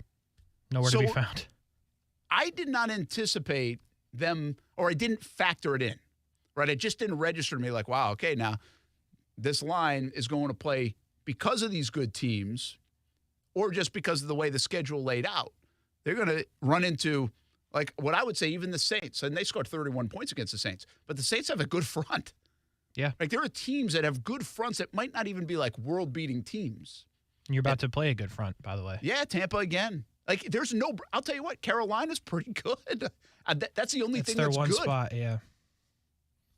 I remember going into the Houston game in week 3 and saying, okay, the one thing that's good about this team, because we didn't know about Stroud and everything else, is the front. Yep. Like that was the one concern going into that game, and then everything else transpired. Like Stroud got good, Nico Collins, Tank Dell, coming off special the game teams where you couldn't block Chris Jones, coming off with the younger player, and then the injuries added out. Right, you're without Cam, and then you get injuries right after Cam comes back. So again, I'm not telling you excuses. I'm just saying these are two areas, schedule-wise and fronts, defensive fronts, that I just was like, I never really factored into this whole equation. And I think it's played a bigger role than I ever would imagine that it would. I go with you there. I think it has played a role. And timing of some of this, injuries play into this. Jags are way more beat up this year than they were at any time last year. And that includes the quarterback position. That includes the quarterback this week for like the third time in 7 weeks. Crazy. So that's real deal stuff, yet they're still right there. That's why I think if they get to 10, 11 wins, I think this is actually not as bad as everybody's painting it to be. There's some misery involved here. It doesn't meet expectation. I think you get to, if you really win out, man, and you get to 11 wins, you go from 9 to 11 with a first-place schedule and some of the stuff we're talking about, more injuries. I think you'd have to applaud what they've done, even if it didn't feel right all the time. If they win out? Yeah. Yeah, I'll give you that because I've been wrong before. I don't think there's a chance they're beating Tampa. Well, it's hard to tell, right? I mean, it's hard to tell, right? But I think where this sits is they're going to have a tough one against Tampa. I think they're going to take care of business against Carolina, and I think the Tennessee game is going to be massive again. Yeah, you're worried about that Tennessee game, and listen, there was no reason to be worried about the Tennessee game last year in the spot. So I'm okay with you being worried about Tennessee. And now you're on the road for it. Yeah, and they're gonna. Yeah, I just don't. It's uncomfortable. It's an uncomfortable situation. I want everybody to hear the Evan Ingram sound from Sunday, but I'm not going to get to that one. It's a little longer, so we'll do that in the next break. I want you to hear the Rayshon Jenkins stuff, Kasey. This is a little quicker, and this what caught my attention. Listen to what Rayshon says about kind of the mental state of mind this football team has over these 3 weeks. Now, this is coming off 3 straight losses. It's right after the game on Sunday night. And obviously there's a lot of emotion in here too, but I just thought it was an interesting comment and not even fully sure exactly what it means from Rayshon Jenkins. Listen to him after the game against the Ravens. No, I wouldn't say shake the confidence at all, but we really need to do some just self-evaluating at this point and really just key in on the thing that's beating us. I mean, it's frustrating at this point because we can physically we match up with anybody. Mentally, there's too many mental errors, too many mental mistakes, and we just gotta get it fixed, especially going into the playoffs. This is where your team is supposed to be getting stronger. Can you fix the mental stuff this late in the year? Yeah, absolutely. I mean, at the end of the day, it just comes down to doing your job. That's really just all it is, and that goes for just everybody, all 22. What's your take on that, Kasey? The part that sticks out to me, physically we can match up with anybody, which is also interesting because I think in the trenches they are not there with a lot of these teams. But I think what he's saying is athlete to athlete. Yeah, that's we what I can think match too. up with a lot of people. And then he's like, mentally, I think there's a shot he's spot on, right? I do think if you're talking like on paper and if you're talking each flip side of the ball, I think they do have an argument that they can match up with most other teams, right? I think your point is right about some offensive lines against their defensive line. They just can't handle it, and then vice versa the other side as well. But the stuff that it feels like has been going wrong, the busted coverages, that's not on a lack of talent. That's on a mental lapse at some point, right? False start or not running the right route, any of those things, right? That's all mental. So I don't disagree with him. I think it's an interesting thing to say because I'm not sure how you fix that. And I'm not really sure who's on that for not being focused, not having him focused. Like I don't really know who to put that on. I just know it's interesting. Yeah, I think it caught me in what he went on to say is like mental errors. That's what he's talking about, right? He's not. I don't think he's saying like, hey, they're soft or things like that. It's just things. We're just not dialed in as much as we need to be dialed in. That's my take on that. And I think that's certainly accurate. When you have as many mistakes as they're making and the way they're making their mistakes on both sides of the ball, I think that's a clear explanation. The plays that they've messed up, they're certainly capable of making. They just didn't. Lapses in the moment, not totally focused in the moment, not locked into the way we were talking about Josh Allen is locked in. But I think some of that is just natural progression, natural maturation, and the Jags do have young players. And I think this does go back to injuries a little bit. Would you feel better about Tyson Campbell and Andre Sisco, or let's just say Tyson Campbell being locked into the details of what it takes this time of year, or Monteric Brown? Right. That guy's played like 8 games. It's hard to fault that guy. Just doesn't know. I said this about Parker Washington when he comes in. Parker Washington, you can ask him to play and take over for Christian Kirk and make a couple of nice touchdown catches. He's also going to make a few mistakes. But what that young man does not know, and this is not his fault, he does not understand what the NFL is like in the middle of December. And I'm telling you, I don't understand it either because I've never put the pads on, but I've understood it because I've asked enough that it's different. I know it's different. It's different than playing in September for Christian Kirk than it is in December for Christian Kirk as a young football player who's never done it. And this guy didn't even play in September, remember. So he's hardly played. He walks right into it to replace a very good player, a player that your quarterback trusts, and he does it right in the middle of a race and a playoff race in December. Yeah. I get what you're going to say is, hey, they get paid to play in football. It's different. It is different. Well, and I think that's why some of the mistakes do happen. Doesn't mean you can't make plays, but I think that's why you're also going to get mistakes. And never in the NFL, but the only, quick math, I think, the only dude that's ever been in the spot that they're in now is Trevor in college when you're trying to, for lack of a better term, hold on. Right? Last year at this time, there was zero room for error. They could not make those mistakes because they had to win every game or they would not have accomplished their goal. But now when you go into the bye and you're in a good spot and you're playing for the number 1 seed, it's different. Like it's a different mindset. Like you don't have to be that tight. And now, like you're saying, and kind of what Rayshon's saying, like I don't think they know how to handle this moment. Yeah. We talked about some of the things that we maybe missed or I miscalculated going into the season. This wasn't one of them. I think one of the big questions about this football team going in was, how are you going to handle the target? How are you going to handle being the favorite? How are you going to handle being the team that people expect to do good things? Right. How are you going to handle being a top 10 team in all the power polls in the league? When you win a few games, now you're the top 3 team. Now people are starting to talk to you about the best team in the NFL at one time this season. Remember that? I do. And then you bring up the top seed. How are you going to handle that? Do you know what that's like when people are coming after you? Instead of you being the desperate team, now Cleveland 2 weeks ago was the desperate team. 3 weeks ago, the Bengals were the desperate team. See, Baltimore can play out front from that way. They're hardened. They're seasoned. They got Roquan Smith, Lamar Jackson. They've got guys up and down that have done it. And then you bleed some of the other guys in. The Jags they don't have guys listen, even their veteran guys, Josh Allen, DeJuan Smoot, other players like that, haven't been in this position. How many times have we heard this year? Calvin Ridley said it. I haven't been in this position. Yeah. He's been in the league a while. Foye Oluokun in Atlanta, was he in this position? I don't think so.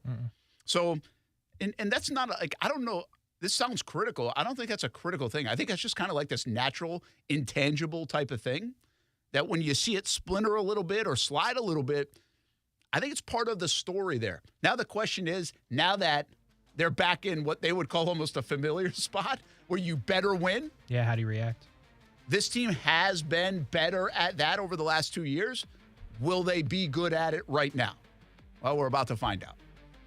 Yeah. But what's crazy here, Kasey, is I was thinking this day, maybe they are great at it on Sunday and they win. Well, the next week they're going to go right back to the Jags that are supposed to win the division, have locked up the division, are going to beat Carolina by 25 points. Will they handle it that okay in Carolina? Yeah, that's a good point. You know what I mean? Mm-hmm. They've got to learn to handle all these different things. and you got to play good football on top of it. We'll be back, Brent Friends on ESPN 690. We'll hear from Evan Ingram coming up next. He was pretty good post-game after the Ravens, if you didn't catch it.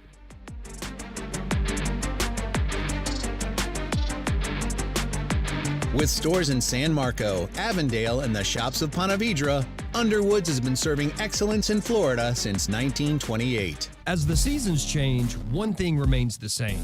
Jacksonville and all of Northeast Florida are fueled by Celsius Essential Energy Drinks.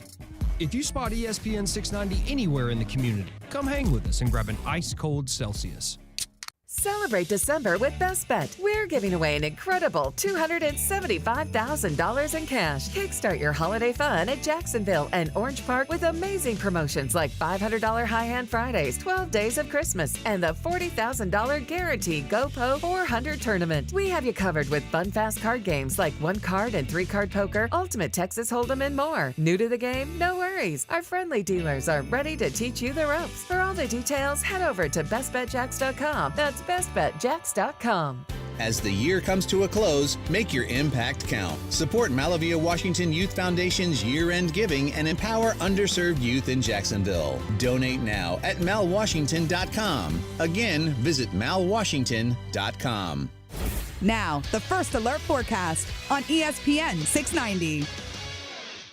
I'm Action News Jack's First Alert meteorologist Trevor Gibbs. Bundle up. It's cold this morning. Temperatures in the 30s and despite full sunshine today, highs only in the lower 50s. So it stays cool. Cold tonight, 30s again with some inland frost, but staying above freezing with mostly sunny skies and highs near 60 by Wednesday. From the Action News Jack's First Alert Weather Center, I'm meteorologist Trevor Gibbs. The Weather Center is brought to you by Beard's Diamonds. Don't miss Beard's incredible Christmas sale, where everything is 43% off through Christmas Eve. Have you seen your financial freedom wiped out by stock market volatility? It's Rich Jones. Consider investing in real estate funds from DLP Capital. Don Winter is CEO and founder. DLP Capital has provided our investors with consistent double-digit returns by investing in cash-flowing residential real estate. For more than a decade, we have had zero losses, little volatility, and have shot above our return targets in all of our investment funds. Plus, we offer monthly distributions and tax shelter opportunities. To get your investor's guide and learn more, dial **invest on your cell phone or visit highyieldreturns.net. Discover how good your water can be with a new Kinetico softener and drinking water system. Kinetico's twin tank non-electric softeners are the most efficient softeners available, and their drinking water systems remove up to 99% of contaminants. This month, you can get 50% off a Kinetico K5 drinking water system with the purchase of a Kinetico Premier Series softener. If you're not filtering your water, you are the filter. Don't be the filter. The experts at CGC Water Treatment and Plumbing will test your water for free and provide solutions that are right for you and your family. Imagine having clean, clear, purified water at your home. No more plastic bottles, no more waste, just great tasting, purified water that you can trust. Call 904-552-1242 or visit cgcwater.com. That's 904-552-1242 or cgcwater.com. Great financing options for the holidays available. CGC Water Treatment and Plumbing are proud partners of the Jacksonville Jaguars, and I'm a proud customer of CGC Water Treatment and Plumbing, an authorized independent Kinetico dealer. Florida license number CFC 1428211. eBay Motors is here for the ride. 120,000 miles of night drives, daily commutes, and who knows how many. Are we there yet? Through countless fixes, elbow grease, and a new radiator, you kept your ride alive. With eBay Motors, you have over 122 million parts to keep it running. And with eBay Guaranteed Fit, they'll be the perfect fit every time. Plus, at these prices, well, we're burning rubber, not cash. Keep your ride or die alive at ebaymotors.com. Eligible items only. Exclusions apply. My sister's bouncing off a wall. The Marvel Spider-Man 2 official video game soundtrack is out now. Featuring Swing, performed by Grammy and BET Award nominee artist Earth Gang, and featuring Benji. Produced by Oscar and Grammy Award winner D. Mile. Be sure to check out the most anticipated game of the year, Marvel Spider-Man 2. Available only on PlayStation 5 now. We can go pound for pound. We can go round for round. Imagine having all the money you need for retirement, all the income, every month, guaranteed. That's Secure Future Investor, an indexed annuity tied to growth in the stock market, but without any risk of loss ever. It's guaranteed money for life income, no matter how long you live. Call 888-509-2228.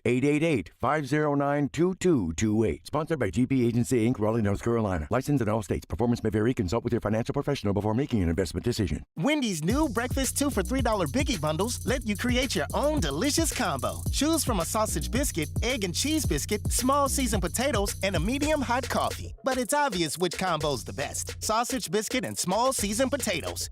Well, maybe it's the fresh cracked egg and cheese biscuit with a medium hot coffee. Or 2 savory sausage biscuits.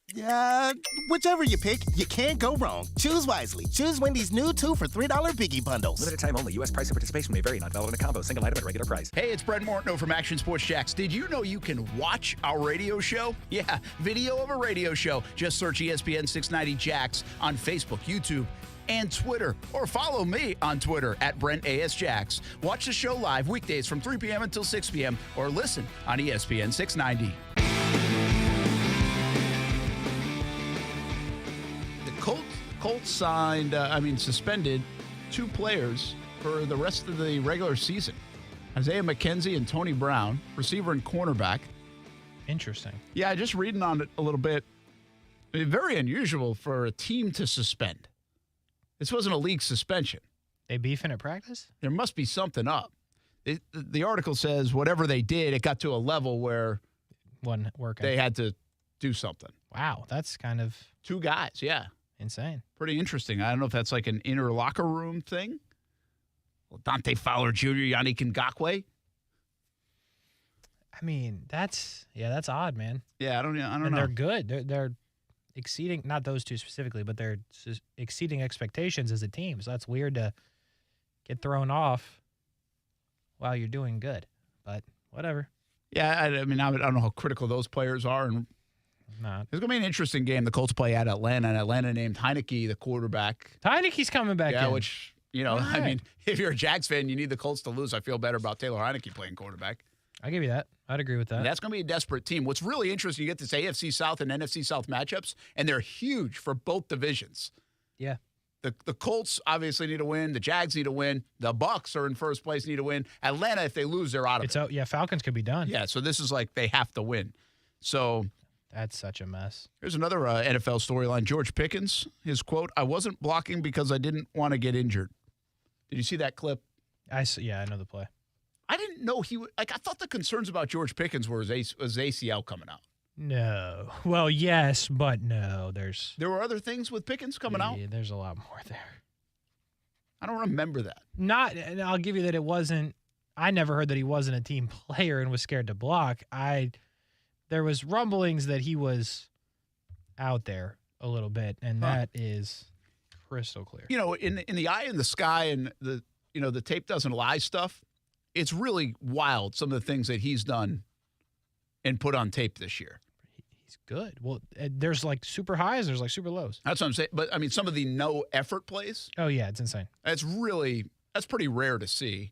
You might have a guy happen once, but to happen multiple times the way this has been for George Pickens. Tom was not going to put up with it. Well, in a really weird place for that to be allowed. But you can't just, give away, maybe your best offensive player. I mean, yes, there's no doubt about that, but it's just the whole thing is odd. It's a really weird situation. I don't think it won't last. He'll trade him. It won't last. Yeah, there's no way. Antonio Brown, he was a pain in the ass, but he wasn't a lack of effort guy. No, I don't think there was any of that. In Pittsburgh, he tried all the time. Yeah, they kind of got him before he went crazy. Or just Tomlin was really good at keeping it together. Keeping him, yeah. Well, we're going crazy here in Jacksonville because the Jags have lost 3 games in a row. What a segue. And 8-6 with everything on the line coming up.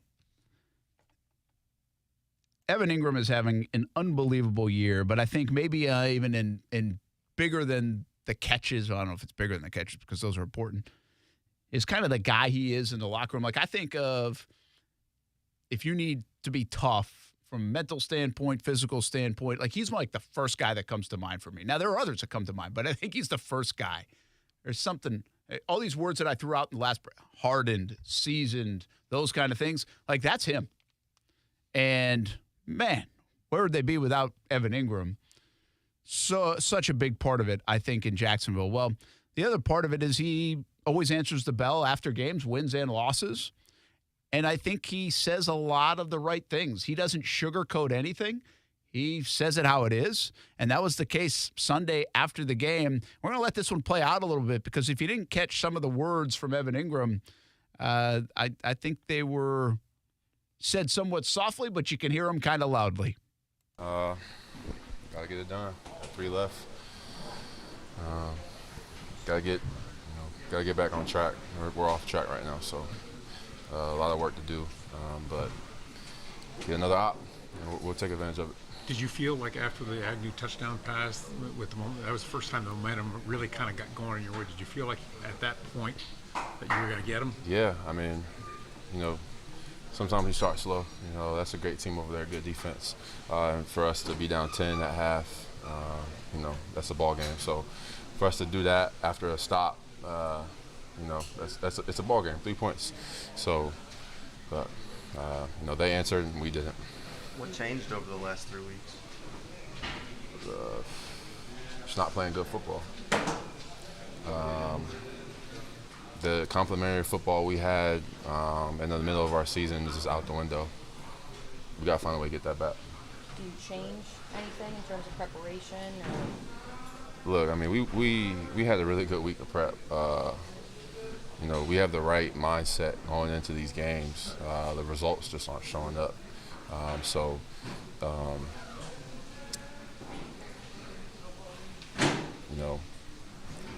don't know what, I mean, something's got to give, but we're just going to keep working. When the results don't show, can it shake the confidence? Maybe not individually, but as the group? I don't think we have that type of group to get shaken up and to panic. There's definitely no panic going on. Just real disappointed, and definitely a really high sense of urgency for the last 3 weeks. So I don't think any confidence is lost. We're just not playing. We're not playing our best football. So we got to figure out how to do that. And we will. What's the balance between making plays and trying too hard to make plays? Looked like Trevor tried a couple times tonight a little too hard to make them.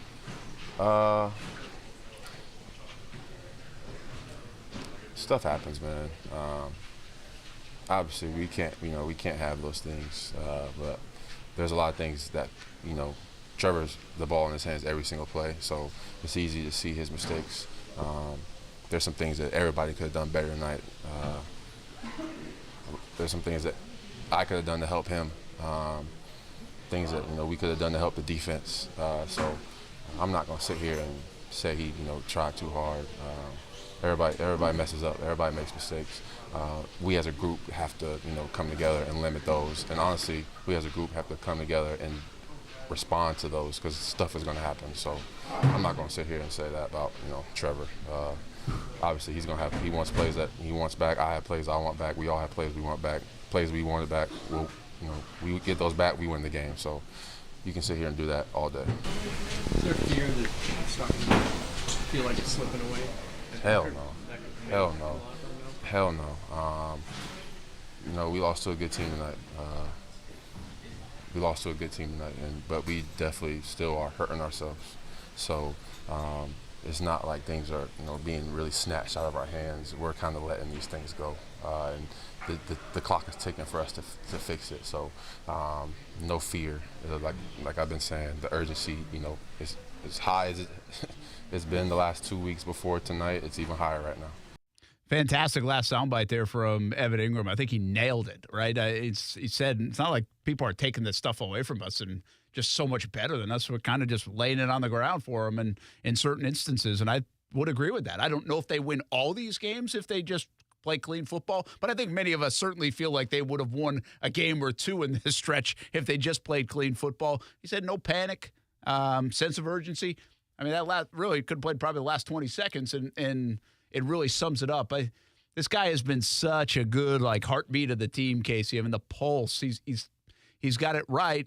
Now he's got to try to deliver on Sunday, and whether that's from a message all week or with his play on the field. Yeah, no, you're right. I mean, he's their guy, and right now he's their option to score points, it feels like. If Evan Ingram's not having a day or at least making a couple of plays, it feels like they've got no shot to win football games right now. So there's a lot on that guy. There's a lot on Trevor Lawrence. You heard him talking about it there. I will say, though, Brent, the beginning of the soundbite, I was like, oh, this sounds like just dead in here. And then, you turned around, you listen to the words, but it felt, what's interesting is I know they lost a football game, is usually there's like noise around. It felt silent in that. Yeah, well, it was. And it's funny. I took some, I got some interesting feedback when I tweeted after the game or Monday or something about Doug Pederson, where I thought he looked somewhat defeated. Yeah. Right? And everybody's like, well, wouldn't you be? Or blah, blah, blah, blah, blah. I'm like, listen, I'm just describing what I see. I mean, like, and I think that's one of the things we can do for the fans and everything in locker rooms. We've done that many times. You come back on and you're like, hey, that locker room was like not panicked or they were pissed off. Mm-hmm. We've had angry locker rooms. And like Doug was different the other day. First of all, it took him forever to come out. I don't know exactly why. I don't know if it was because of the medical stuff with Trevor or if it was some of the stuff we said this week. Like, what the hell's going on? Yeah. Right? Like, why are we making these kind of mistakes? But it felt like it took him a little bit of time to gather himself to be able to speak to the media. And obviously these guys don't like losing. From the Ingram point of view, to what you're speaking about, that locker room got empty quick. Now it's late at night. They got to be back in there pretty sure. early for treatment and stuff.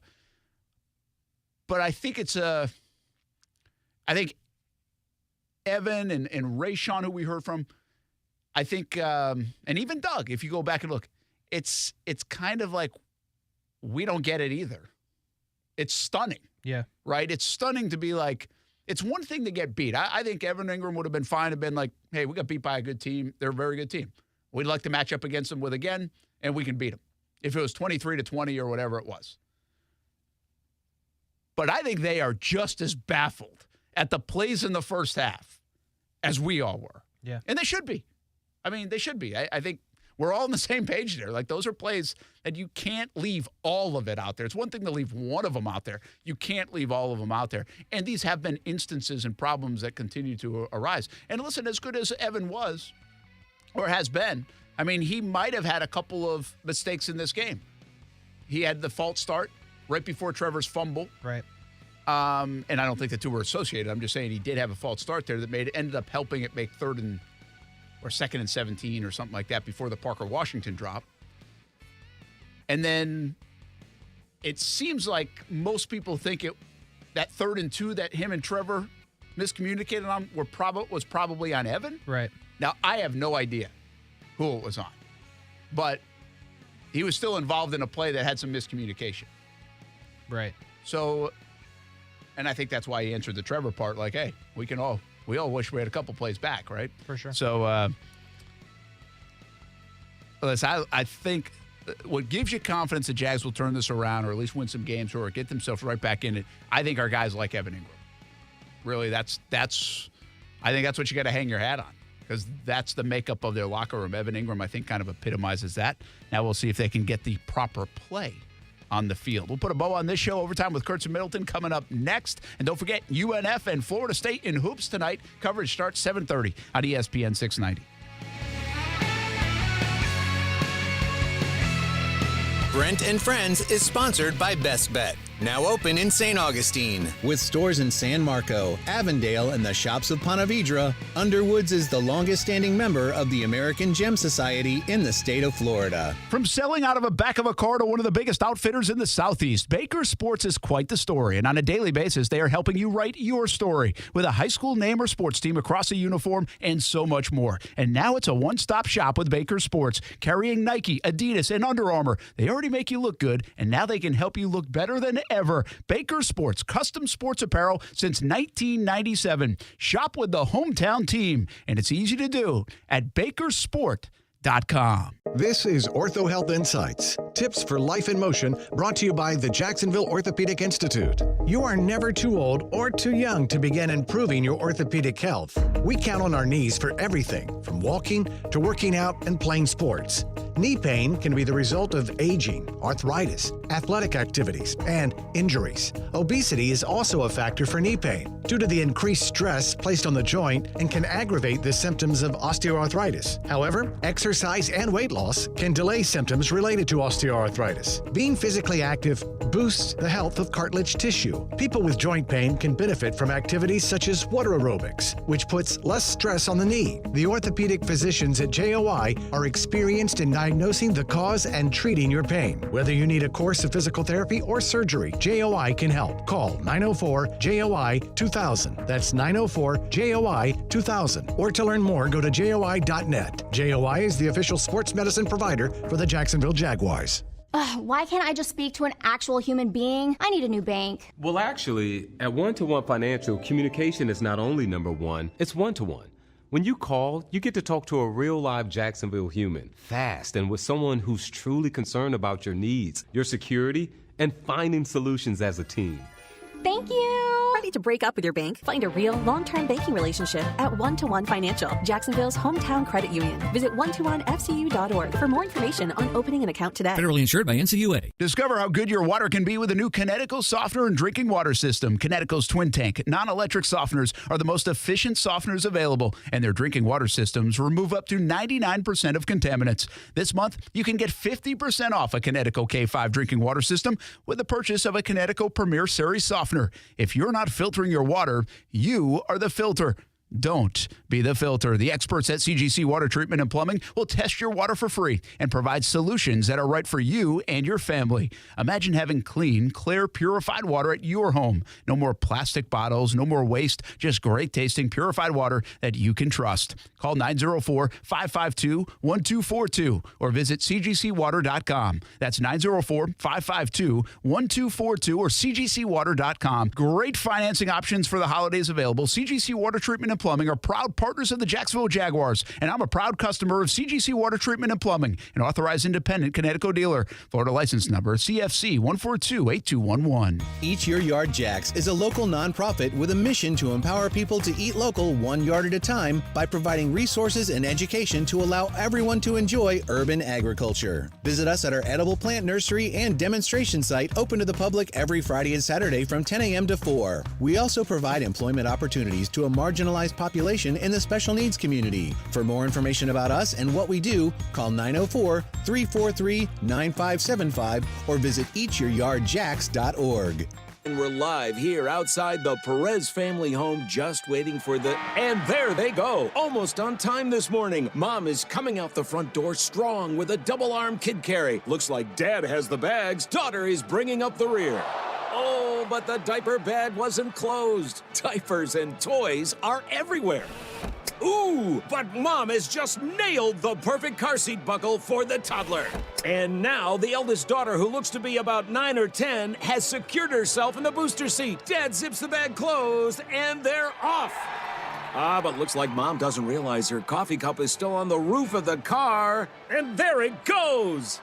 Oh, that's a shame. That mug was a fam favorite. Don't sweat the small stuff. Just nail the big stuff, like making sure your kids are buckled correctly in the right seat for their age and size. Learn more at nhtsa.gov/the right seat. Visit nhtsa.gov/the right seat. Brought to you by NHTSA and the Ad Council. Play a little pool, watch some football, eat wings, and, of course, plenty of adult beverages. Perfect Rack Billiards is the place to be on game day and every day. Now open for lunch at 11:30 on Friday and Saturdays. Daily specials like 75-cent Wing Wednesday, $3 Draft Thursday, and $3 Seltzer Saturday. Pool, darts, shuffleboard in a fun, clean atmosphere at Perfect Rack Billiards. It's your Jags game day headquarters. 10 wings and a pitcher for $20 and a free shot with every Jags touchdown. It's up to the Jags to score. It's up to you to have fun at Perfect Rack Billiards in Jacksonville. Action Sports Jacks. Watch, listen, subscribe. You can watch us on CBS 47 and Fox 30. You can listen right here on ESPN 690, and you can subscribe to our YouTube and podcast, Action Sports Jacks on ESPN 690. Action Sports Jacks. Watch, listen, subscribe.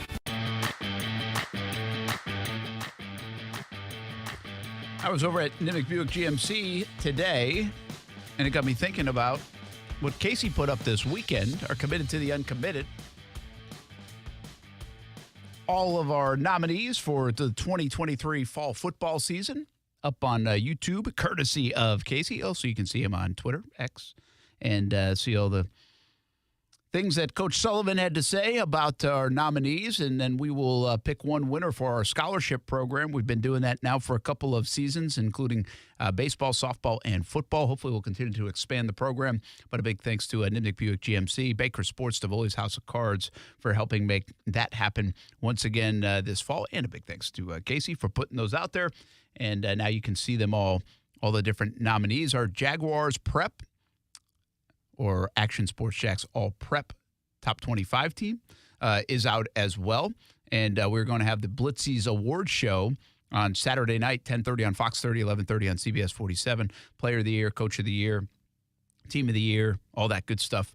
Action Sports Jack, CBS 47, and Fox 30. So the high school scene is wrapping up. National Signing Day is tomorrow. So it's going to be a busy day for a lot of folks. And looks like the Gators are starting to get some transfer portal guys.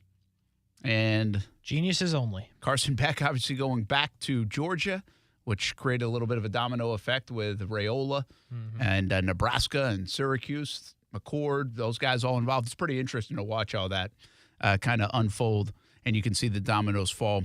Jared Verse for Florida State. Going to the pros. Yep. That makes one of many now for Florida State. Do you think college football fans can be a little finicky? Do you think this game will have any validity to it, the Orange Bowl? No. But do you think fans will, in the moment? In the moment, absolutely. It will? Yeah, but I mean. Or are we going to take it for what it is? It's going to be an exhibition game without a lot of players. Now, Carson Beck coming back certainly helps Georgia, right? Yeah, it does. I mean, whoever wins, their fans are going to talk, but you're not playing the 2023 Florida State Seminoles. Yeah. You're playing 2024 Florida State Seminoles. I think have not played yet. That's a good understanding of it. And by the way, a lot of teams are. I mean, the bowl season. It is what it is, yeah. I saw somebody say, that's ruining bowl season. It's like the bowl season's been like this for a while anyway. They're playing bowl games at 3 p.m. on a Tuesday, bruh. Yeah. That's where we are. Yeah, that is where we are. Also here in Jacksonville, E.J. Perry signed by the Jacksonville Jaguars. Nathan Rourke was almost signed by the Houston Texans. Instead, they work out Tim Boyle today. And I think they might have signed him, or maybe they just worked him out. But if they play Boyle, we're back. What does that tell you about C.J. Stroud, too, though? C.J. Stroud might not play. So that's interesting. Yeah. There's a lot up in the air in this AFC South, including which quarterbacks are going to play on Sunday during Week 16 of the NFL season. Overtime with Kurtz and Middleton on deck. I'll see you on TV tonight, CBS 47 and Fox 30. Let's do it. Ready? 1, 2, 3. Duval! Have a good night, everybody.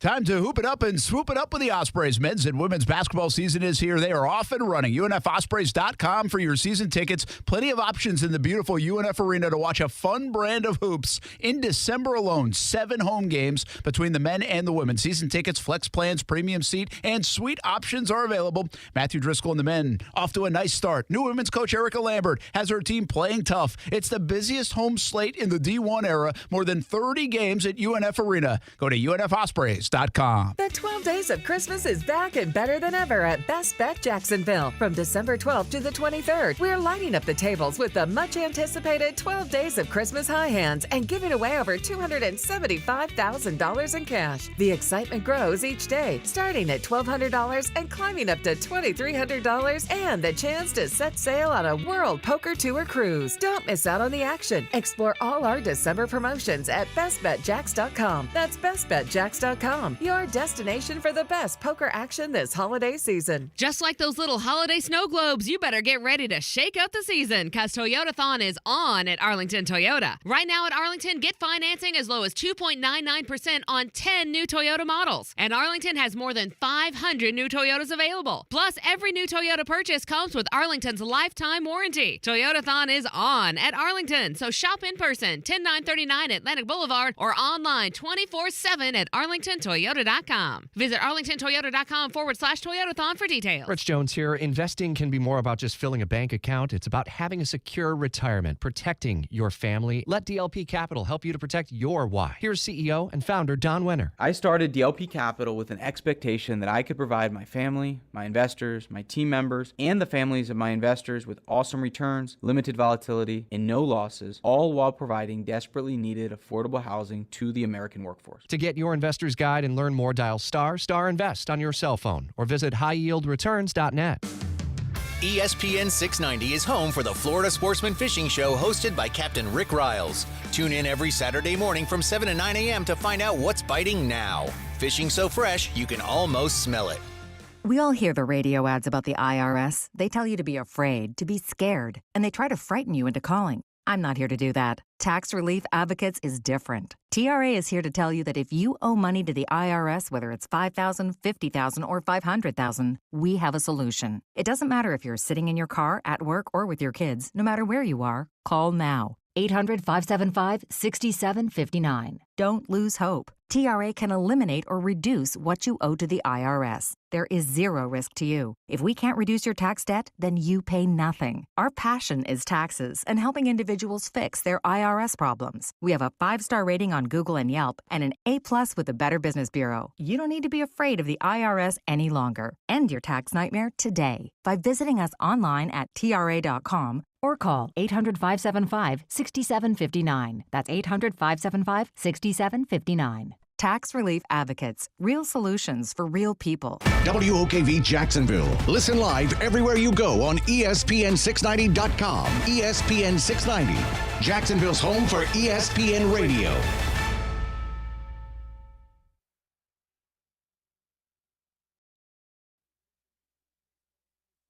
This is SportsCenter.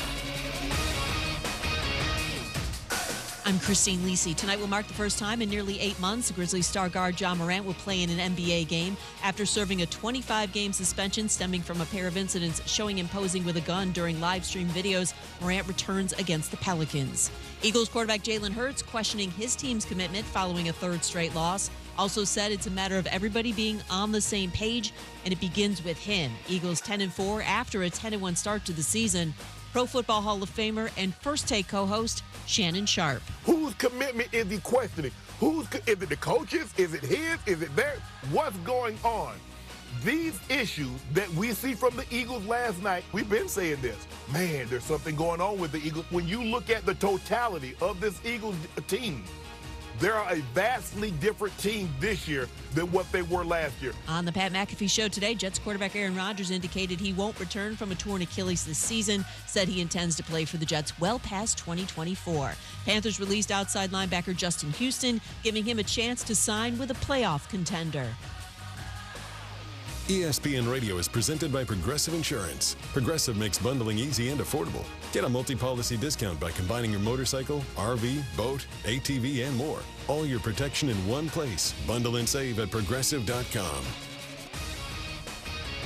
Prescriptions require an online consultation with a healthcare provider who will determine if appropriate. Restrictions apply. See website for details and important safety information. Subscription required. Price varies based on product and subscription plan. Hey guys, did you know there's a generic form of Viagra that works just the same, but is 95% cheaper? And you can get it online? Go to hims.com/joy. Through Hims, you'll get a free medical consultation, discreet shipping if prescribed, and the process is 100% online. To start your free online visit, go to hims.com/joy. That's HIMS.com/JOY. Doesn't really matter who you are, where you live, you have to any family. People reach a crisis moment and they don't see any other way out.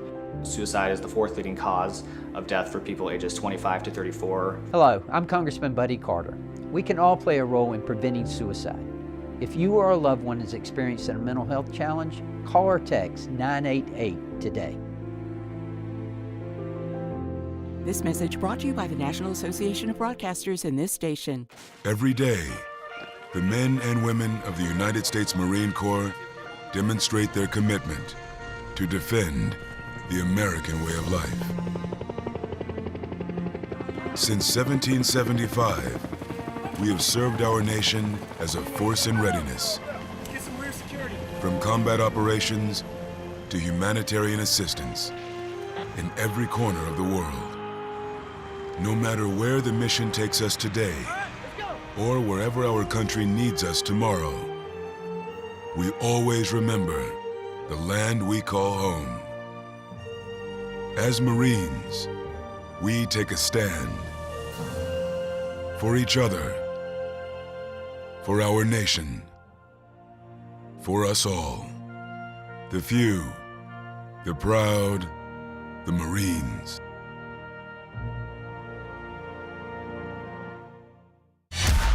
Broadcasting live from the Anajar and Levine studios. Anajar and Levine Accident Attorneys. Call 1-800-747-FREE. That's 1-800-747-3733.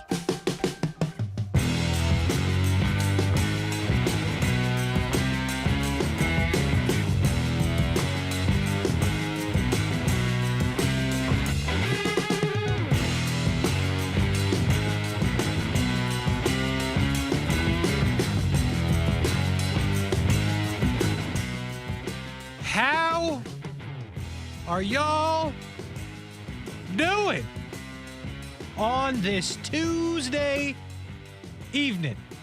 Overtime with Kurtz and Middleton is the show. ESPN 690 is the station. We are earlier than we have been in many a day. That is because finally somebody started doing some yelling around here. And people are showing up to work on time. Brian Middleton, how about it? I wonder who was yelling, though. Probably nobody. I'm just hoping. I wonder who was yelling. My guess is nobody. I wonder who put the shakes in people. Pause. I wonder That's who crazy. made people do what it is they signed up for. I would like to believe it was you, Brian. Would they take that direct deposit for twice a month, sometimes 3? Twice a month, in December. sometimes. Is there 3 this month? Yeah, man.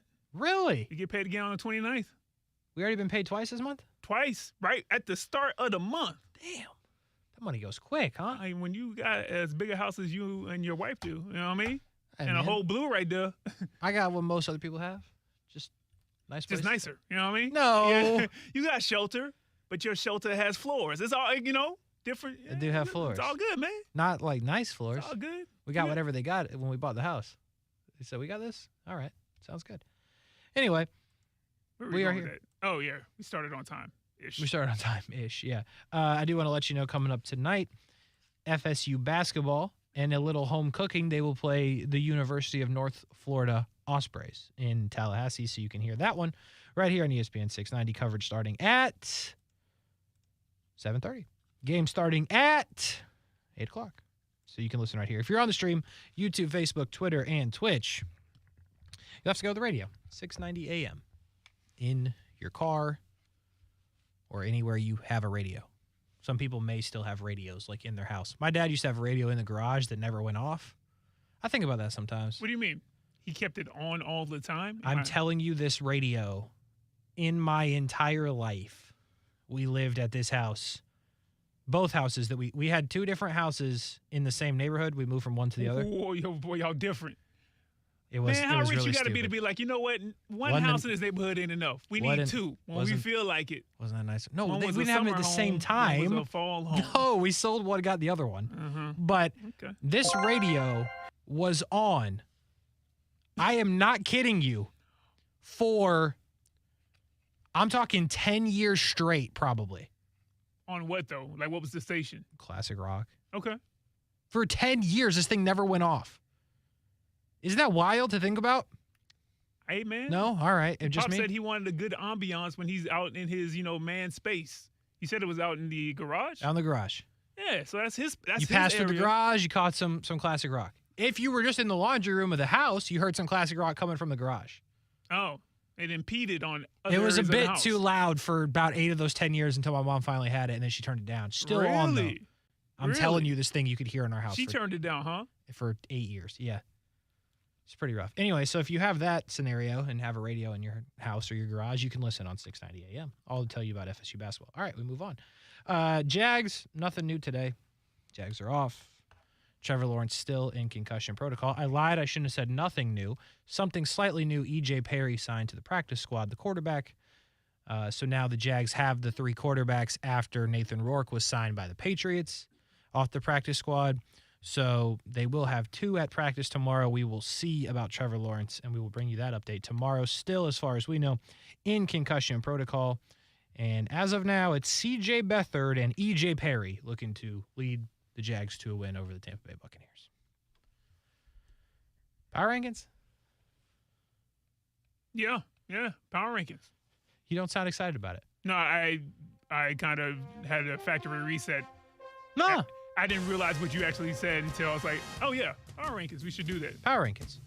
It is Tuesday. Power rankings on a Tuesday. After a Monday Night Football game that was odd. What do you think about that Monday Night Football game? Talk about that for a second. I know it's power ranking music right now, but talk about that for a second. I know Philly is still on your top 10, so you'll kind of touch on it, but... Yeah, I don't know what to think with Philly right now. I think the issues, like the secondary was an issue, right? And then it kind of went away, and now it's back again. Oh, it's right? all the way back. They have a bad secondary. They have a problem in their secondary.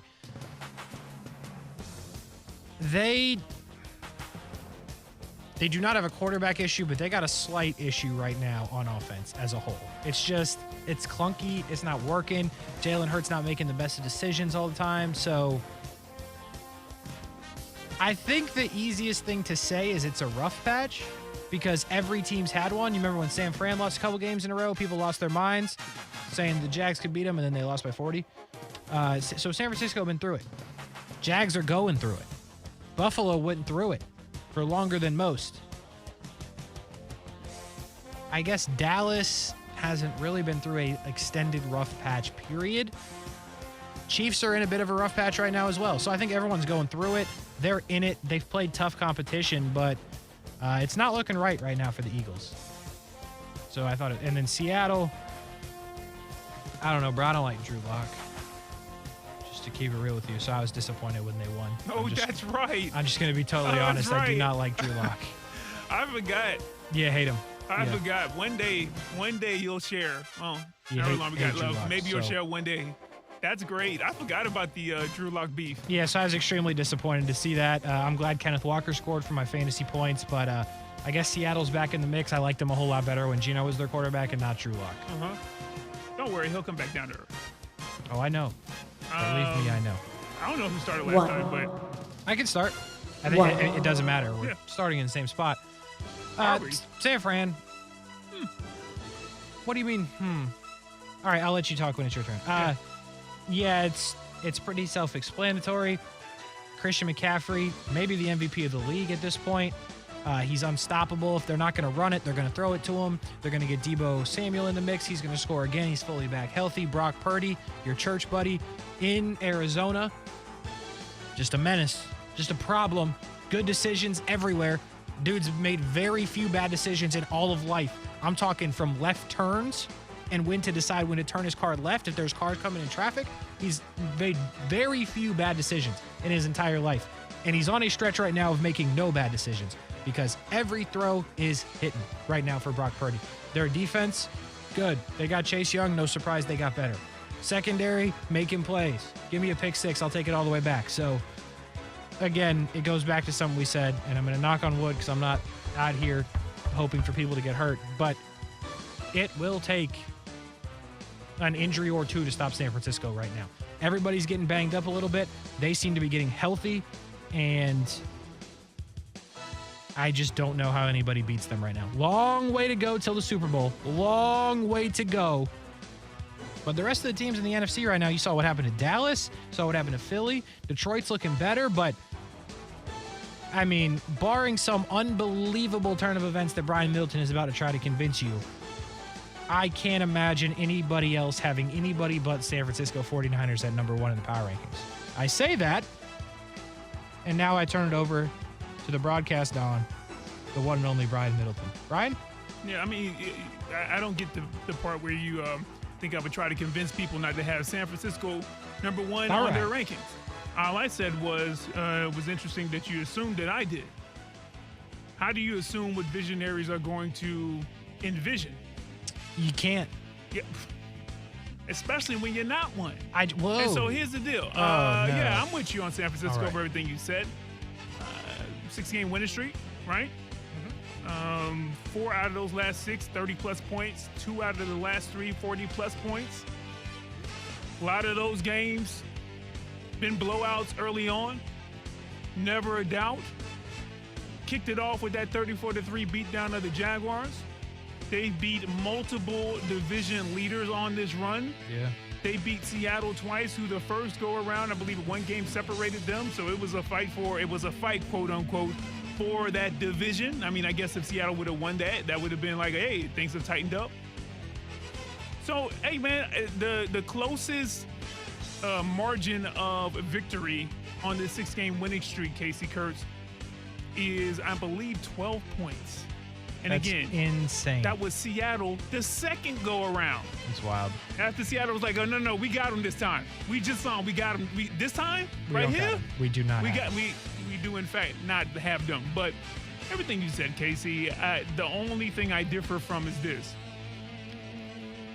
I know, yes, injury is the easiest way, because I've said it myself, for this to get derailed in San Francisco. But San Francisco is as vulnerable as any NFL team, no matter how good they are right now, to having just a hiccup that's non-injury related.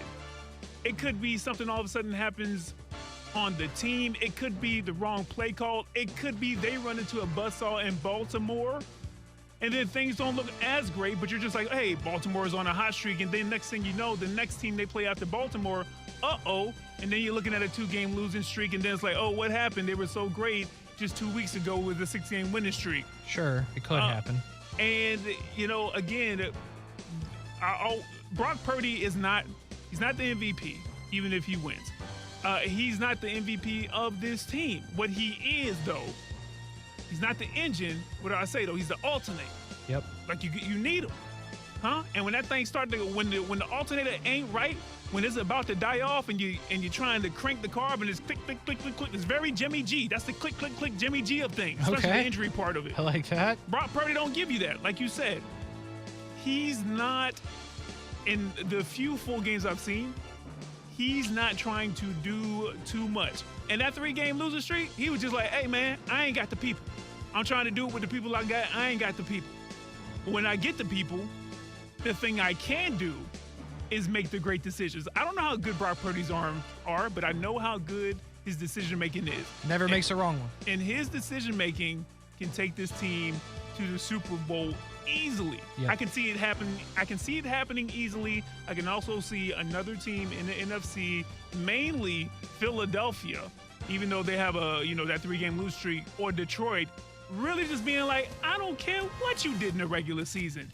And then you look up in the fourth quarter, whether you're in San Fran or not, probably in San Francisco, and it's a tied game, and the ball's in Brock Purdy's hand. Now, everything that we said so far, as we go to number 2, everything we said so far about Brock Purdy is he makes the right decisions.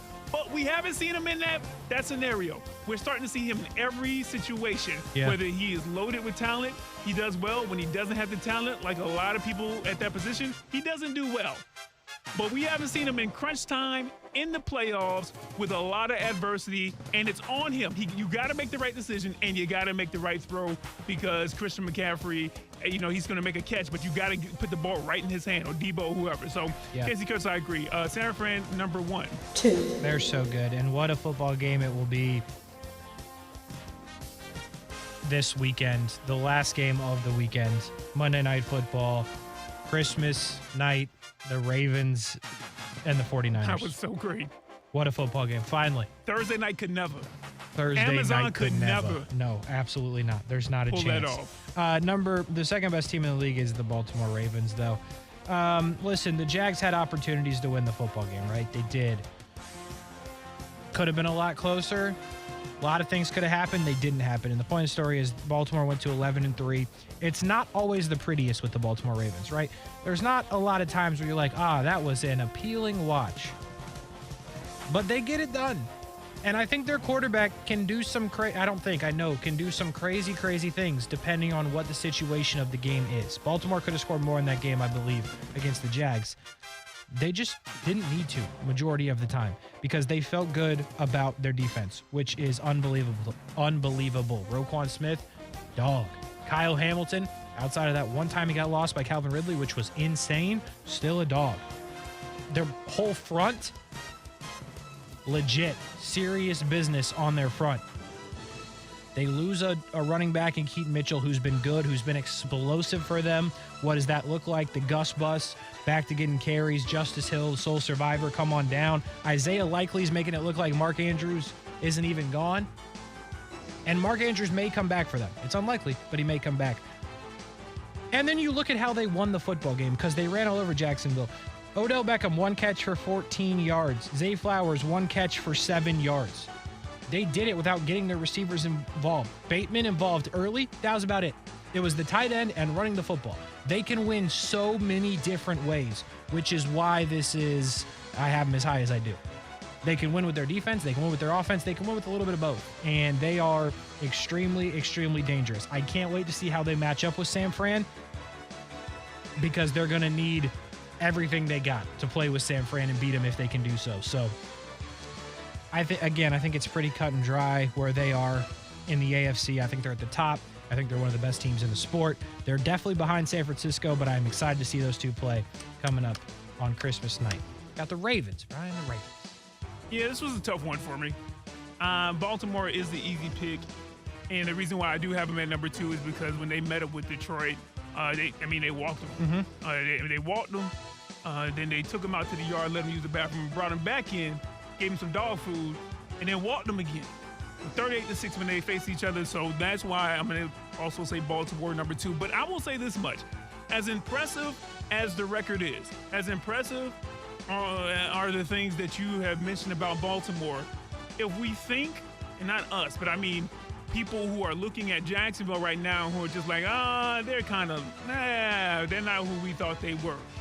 I'm watching the game in the prime time on Sunday where Jacksonville stuck with Baltimore regardless of all the good things that Baltimore brought. And I get it. Baltimore did what they finally did. You can say they were defense down. You can say that, they kept with their game plan. You can say Lamar Jackson was the backbreaker. Whatever you want to say, that's fine. But I know I looked at it about a half and a quarter for sure. Not that fourth quarter, but a half and a quarter for sure. And I'm like, this is not a team, regardless of what they do here, that should strike fear in anybody in the AFC. And I mean anybody as a team. Lamar Jackson, yes. So if you can't get him down, then yes, his receivers should strike some fear because eventually someone's going to get open after 7 or 8 seconds. That run game, I guess, except, it wasn't impressive except for a quarter. I guess that's all they needed.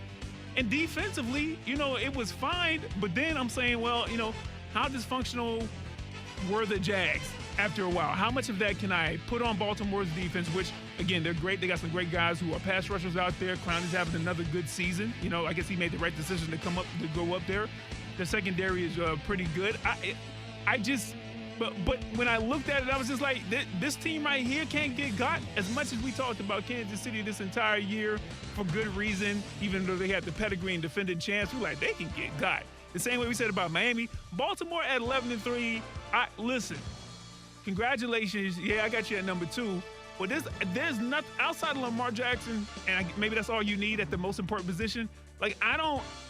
I'm not starstruck like I think a lot of people are. Not you, Kasey, but I think a lot of people are now just like, this is the team. This is us showing us. And I'm like, all right, yeah.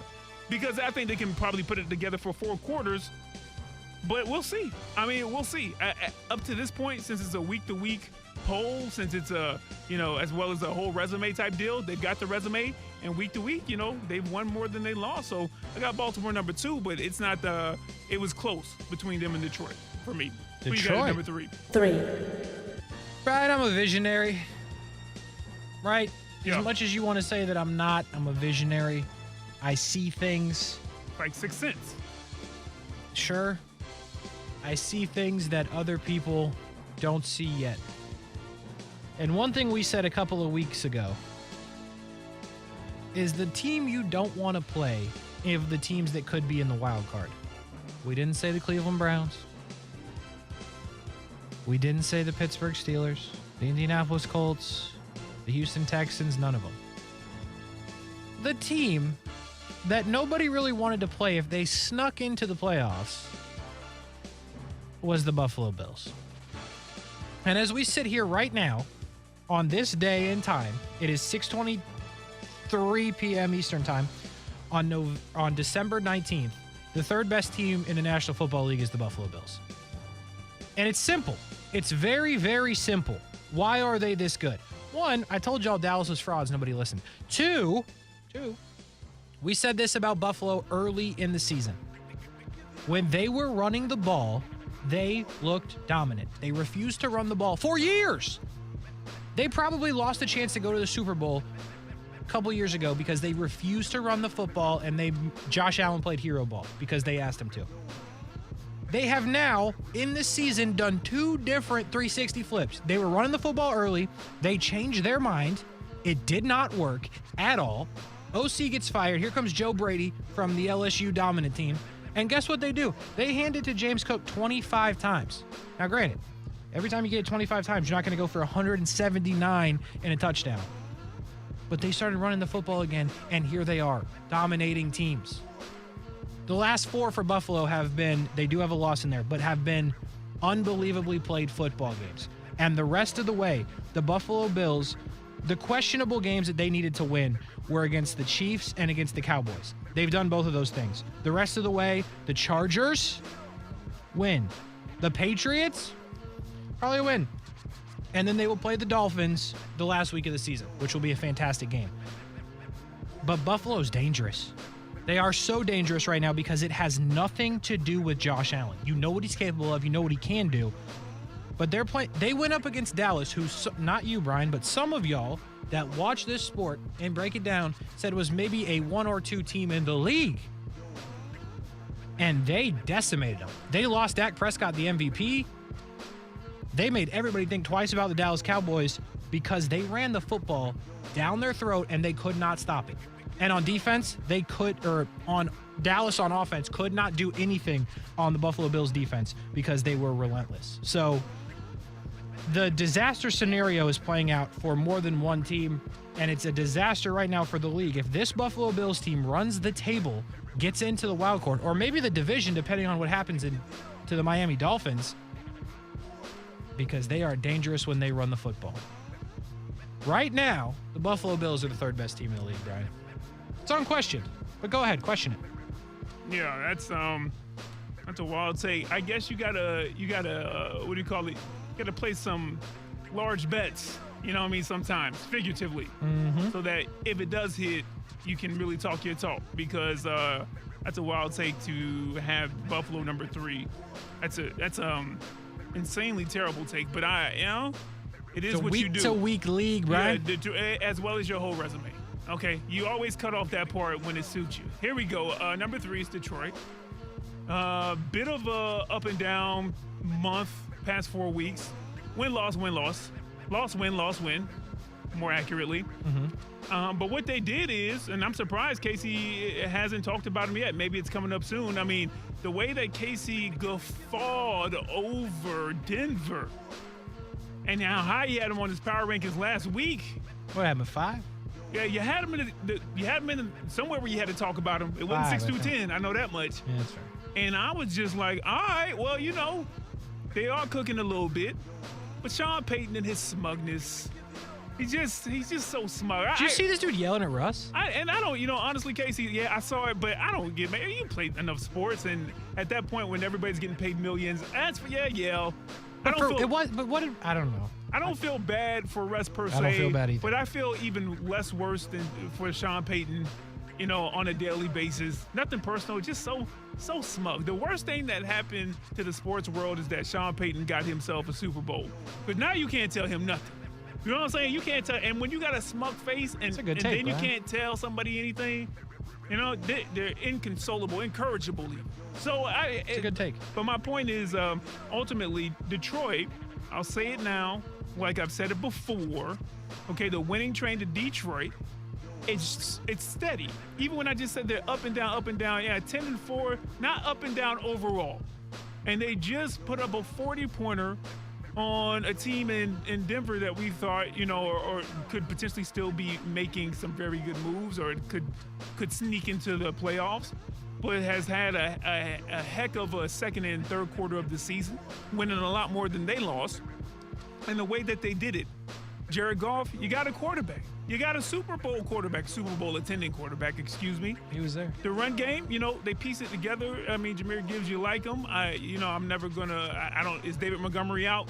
I feel like, I always got to check before I say that. But with Montgomery and Gibbs, you think you got something really good there. You got a true number one of the best in the league in Amon-Ra. And defensively, again, at times in the season. I'll give you that. But they can get pressure, when they need it.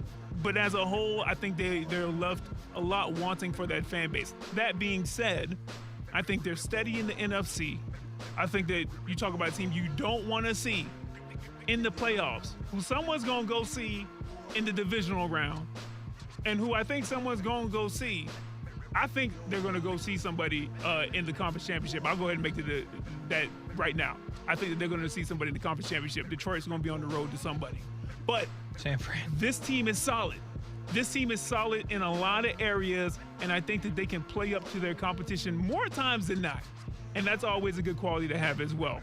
Talking a whole lot. Here we go. What's next? 4. You know how I feel about Jared Goff, so I like the Lions take. Don't have him here. Like the take. All right, here's a dope. The most dangerous team in the sport is not the best team in the sport. The most dangerous team in the sport is the team that without maybe the MVP of the league puts up 30.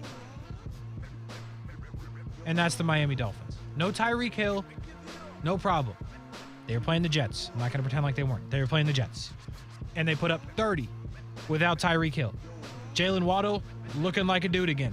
Raheem Mostert running over everybody. Achane probably should get him the football more, but they don't have enough footballs to spread around. Tua said, no big deal. I will throw only 3 incompletions. 1, 2, and 3. Again, I'm not going to pretend like they weren't playing the Jets. They were playing the Jets. But their defense still shut out a team, right? They're an NFL team. They get paid millions of dollars. It is what it is. They shut them out. But the Dolphins are dangerous. So dangerous. You can say what you want against winning teams with them. I get it. You got to bring up Dallas if you do the same thing. Because I will not sit here and take that Dallas is good because they're beating crappy teams, but Miami's not. I won't do it. Don't even try, Brian. I will not do it. I can say they beat Philly, which may not be saying much right now, but I will not do it. I can't not see do it. Miami win like that, but go ahead. I will not do it. They will have the opportunity to prove you wrong because they play Dallas this weekend. How poetic is that? Again, they get another chance to prove me wrong against a team that's actually pretty good that will make the playoffs? Okay. You're right, yes. Let me tell you how it's Miami gonna go. will have the opportunity to prove Dallas is frauds again. You are correct. All right, let me tell you how it's going to go. How's it going to go? We'll be right back here next Tuesday. No, we will not. Hey, you know what? I'm off next Tuesday, so that's fair. I can let this live for another week. But listen, Miami's dangerous. That's what I know for sure. I don't know how good they are. I'm going to be honest. But I know in the next 3 weeks we're going to find out. Dallas, Baltimore, Buffalo to end the season. And they have to play for the division that last week of the season, depending on what happens in the 2 before that. So I know they're extremely dangerous. I know they're talented, and we're going to find out about Miami. But I got them at 4 because of how dangerous they are. Number 4, I got the Cleveland Browns. What? Listen, guys, I think I was wrong. And it takes a big man to say I like when this. wrong. I like how this is starting. I feel like Kasey Kuhrts right now. I was wrong. I don't like here's where this the deal. ended up. I said, last week, I was like, listen, your man was on the couch with his kids, Flacco, chilling. Mad chilling. He's not taking you to no Super Bowl. Gotta be real with you. The more I think about it, why not? There's no real expectations for Joe Flacco. Yes, I get it overall. They want to win. They think they have a team. But if you look at the injuries, you look at the obstacles, and you look at the way that they're overcoming right now, the Cleveland Browns, and then people just in general, you're the Cleveland Browns, there's no real expectations of you really getting to a Super Bowl, getting to a AFC Conference Championship game. But Joe Flacco is like, I've been here before, boys. Hey, Njoku, look, you got that fresh new contract earlier. Mm-hmm. Hey, man, let's earn it. Let me put them numbers up so you can go back and renegotiate in this summer right here. It feels like it right now. And so, hey, man, listen, that defense gonna keep you in most games. usually. And apparently, Flacco has the sauce right now. And I think that they've been putting things together in a way that should not just have them as a dangerous team in the AFC, but also should really have Kevin Stefanski as the dark horse, if not the outright leader. I get the Colts. I get the Texans. This is the fourth starting QB that Cleveland has had this season. And I saw a stat somewhere like that's the most since like 2007. Like somebody, I can't even remember the exact stat, but it was something like that. That's crazy. They lost Nick Chubb. You almost forget about that. I don't. Listen, Cleveland has overcome as much as anybody else, and they still here, and I don't think they're going anywhere. Right now, I got them at number 4, Kasey Kuhrts. 5. Yeah, a couple of things. I was dead wrong about the Broncos. I'll never do it again. I bought it. I'm the idiot. All right, with that being said, Lions. Good. All right. I will always believe in Jared Goff and always have. You can go back and check any tape that exists. I've always believed in Jared Goff. Not a joke. Go back. Years. I believed in Jared Goff. And he's balling out right now, and I feel good about it. Jared Goff's playing well. The main thing, you said a few things there. I agree with most of them. They have a guy in Amon-Ra, a top-flight guy. They have running backs who get it done. Jahmyr Gibbs is electric. David Montgomery gets the tough yards. Sam Laporte is freaking good. Yeah. He's a baller. Yeah. The defense is questionable. I'll give it to you there. I agree. But the main thing I agree with is what you said at the end of when you're talking about the Lions.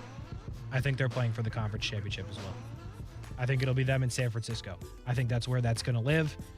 I don't know what happens between Philly and Dallas. Figured out. Detroit's really good. And if they can play games at home in the playoffs, I know they won't play the ultimate game at home, but if they can play the majority of their games at home in the playoffs, yeah, they're tough to beat. Really, really tough to beat. So I like Detroit a lot. I love Jared Goff. I'm back in on the Detroit Lions. I got him at 5. All right, Kasey Kuhrts, here's the one where you kind of got to hold the line a bit, all right? Don't believe in them overall, but ceilings is higher than anybody else in the league when they play at their where they're supposed to be at, to their potential. Dallas Cowboys, yeah, they got mollywopped. Okay? No, I won't do it. But we just got done. We just got done last week. I will not do this. Raining all types of superlatives upon them. Both of us. Many people. And as week to week as this is, one more time, it's a whole resume as well. You got to merge the two. It takes a bit of nuanced thinking here. Dallas, I think that offensively, more times than not, they're gonna run it up on people. And they've proven, though, again, it was a Philly team that is clearly going through some things right now. They can at least beat a top-flight team. They can at least do that. I can't call them the Dallas Dolphins right now. All right? They just got beat in by a team in Buffalo that might have figured something out that makes Buffalo better the rest of the season. But, yeah, overall, Dallas, I still think you got the potential to be great. I just think that it won't lead to a Super Bowl run. But I got you at number 5. 6 through 10, Case. I got the Tampa Bay Buccaneers at 6. I'm back in. I got the Rams at 7. I never was in. I'm back. Or I guess I'm in now. I got Philly at 8, and I don't even feel good about it. I got the Colts at 9, and I'm not happy about it. And I got Dallas at 10 because I got nobody else to put there. Whoa. Okay. 6, I got Miami. 7, I got Cincy. 8, I got Kansas City. 9, I got Buffalo. And 10, I got Indy. All right. Buffalo a little low, but it is what it is. It is what it is. Overtime with Kurtz and Middleton, ESPN 690. Those were the power rankings. We'll be right back. Now, the First Alert forecast on ESPN 690. I'm Action News Jack's First Alert meteorologist Trevor Gibbs. Cold temperatures tonight, below freezing well inland, but staying in the 30s to near 40 degrees at the beaches thanks to that onshore wind, but it's chilly either way. A little bit warmer tomorrow, temperatures near 60 in the afternoon with a mix of sun and clouds and staying dry through the next few days. From the Action News Jack's First Alert Weather Center, I'm meteorologist Trevor Gibbs. The Weather Center is brought to you by Beard's Diamonds. Don't miss Beard's incredible Christmas sale, where everything is 43% off through Christmas Eve. And we're live here outside the Perez family home, just waiting for and there they go, almost on time this morning. Mom is coming out the front door strong with a double-arm kid carry. Looks like Dad has the bags. Daughter is bringing up the rear. Oh, but the diaper bag wasn't closed. Diapers and toys are everywhere. Ooh, but Mom has just nailed the perfect car seat buckle for the toddler. And now the eldest daughter, who looks to be about 9 or 10, has secured herself in the booster seat. Dad zips the bag closed, and they're off. But looks like Mom doesn't realize her coffee cup is still on the roof of the car. And there it goes. Oh, that's a shame. That mug was a fam favorite. Don't sweat the small stuff. Just nail the big stuff, like making sure your kids are buckled correctly in the right seat for their age and size. Learn more at nhtsa.gov/the right seat. Visit nhtsa.gov/the right seat. Brought to you by NHTSA and the Ad Council. Prescriptions require an online consultation with a healthcare provider who will determine if appropriate. Restrictions apply. See website for details and important safety information. Subscription required. Price varies based on product and subscription plan. Hey guys, did you know there's a generic form of Viagra that works just the same, but is 95% cheaper? And you can get it online? Just go to hims.com/joy. Through Hims, you'll get a free medical consultation, discreet shipping if prescribed, a 100% online process, and trusted generic alternatives to the name brands at up to 95% off. That's right, get generic for Viagra, the same active ingredient as brand name Viagra, but for 95% less. It's the same medication, still prescribed by a licensed medical provider, but with zero copay, no expensive appointments, and no awkward face-to-face conversations. To start your free online visit, you need to go to this exclusive address, hims.com/joy. That's hims.com/joy for your free online visit. hims.com/joy. Men, suffering from erectile dysfunction or PE? Frustrated taking pills that don't work? Here's a message from Prime Men's Medical Center. I'm Dr. Simovitz. Prime Men's Medical Center offers breakthrough treatments with men lasting longer than ever without pain or surgery. Call now. Your consultation and first treatment are free. You'll see instant results right in the office. Call Prime Men's Medical Center now. 904-664-8221. That's 904-664-8221. What? They did not tell me they were going to do that. I need a new bank. Well, actually, One-to-One Financial doesn't do the usual bank surprises because we're not a bank. We're a credit union. And that means lower loan interest, things like free checking and member rewards, and of course, total investment back into our community. I'm sold. Find a better way to bank than big banks with One-to-One Financial, Jacksonville's hometown credit union. Visit 121fcu.org for more information on opening an account today. Federally insured by NCUA. As you set up that budget for 2024 and look at the home improvement list you might have, ask yourself, how much is your old AC unit worth? Bolt City Heating and Air is bringing back its annual buyback program. You get up to $1,200 for your old AC unit when you purchase a new Carrier unit with Bolt City Heating and Air. And new financing in as well. No payments, no interest for 12 months. BoltCityAC.com. Let Bolt City keep your family at the right temperature and help make it a comfortable start to 2024. Bolt City Heating and Air, the AC place I use, BoltCityAC.com. The inflation fighter is back and saving you thousands at Arlington Toyota Pre-Owned. Right now, $0 down and just $288 a month gets you a pre-owned 2021 Toyota Corolla. Or you choose a pre-owned 2021 Camry, RAV4, or Tacoma for $0 down and only $388 a month. But Arlington doesn't stop there. How about no payments till May 2024 and Arlington's Friendly Credit for Everyone program? Don't wait. Save thousands and shop arlingtontoyota.com today. Terms and conditions apply. Visit arlingtontoyota.com/used offers for details. Hey, it's Brian Middleton, and I'm here with Paige, a friend and the owner of Awaken 180 Weight Loss. Now, thanks to Awaken 180, I've now dropped almost 60 pounds in just 3 months. But it's not about the number. Paige, after 9 years, what continues to inspire you?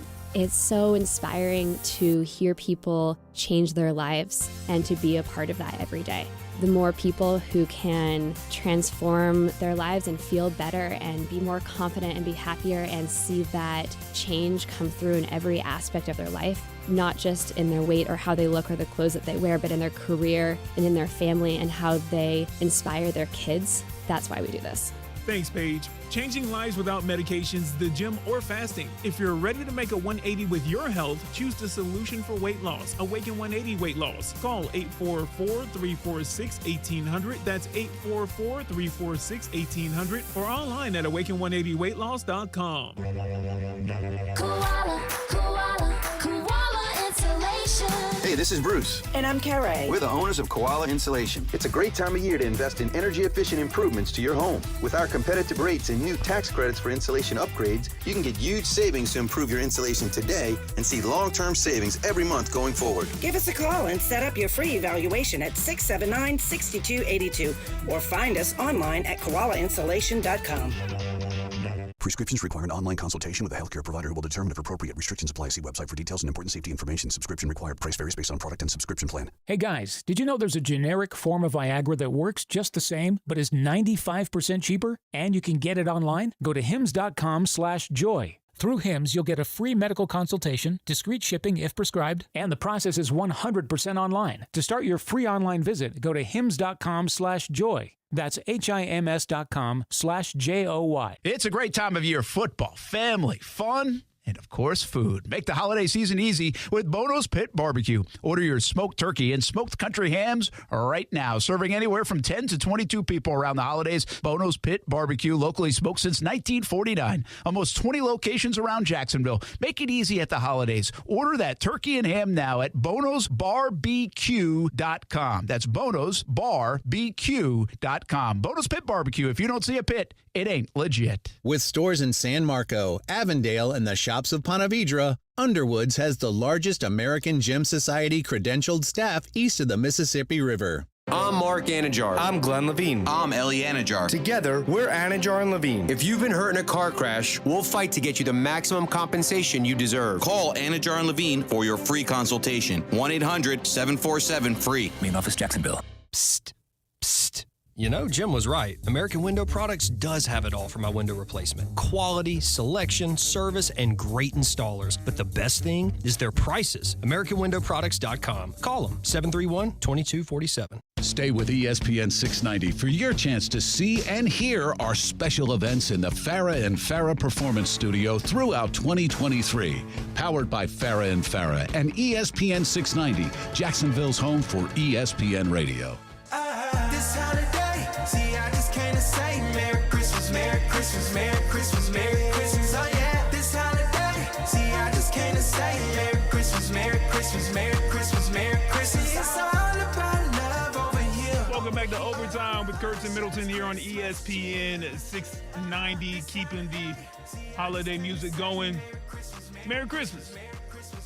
Happy New Year.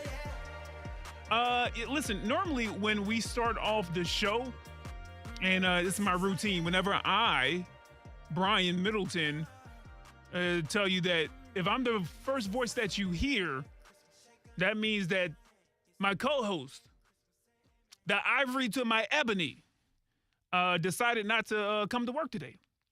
But that's not the case. You clearly heard me and Kasey do the NFL Power Rankings for Overtime in the A block of this show. Kasey had to go handle some stuff, so I'm going to handle the rest of the show for the next, let's see, roughly 7 or 8 minutes, and we'll get out of here. But before we get into the next topic of discussion, remember we do have FSU basketball. They will be taking on UNF. It starts at 7:30 right here on ESPN 690, so stay tuned for that. And, hey, man, listen, we talked about power rankings.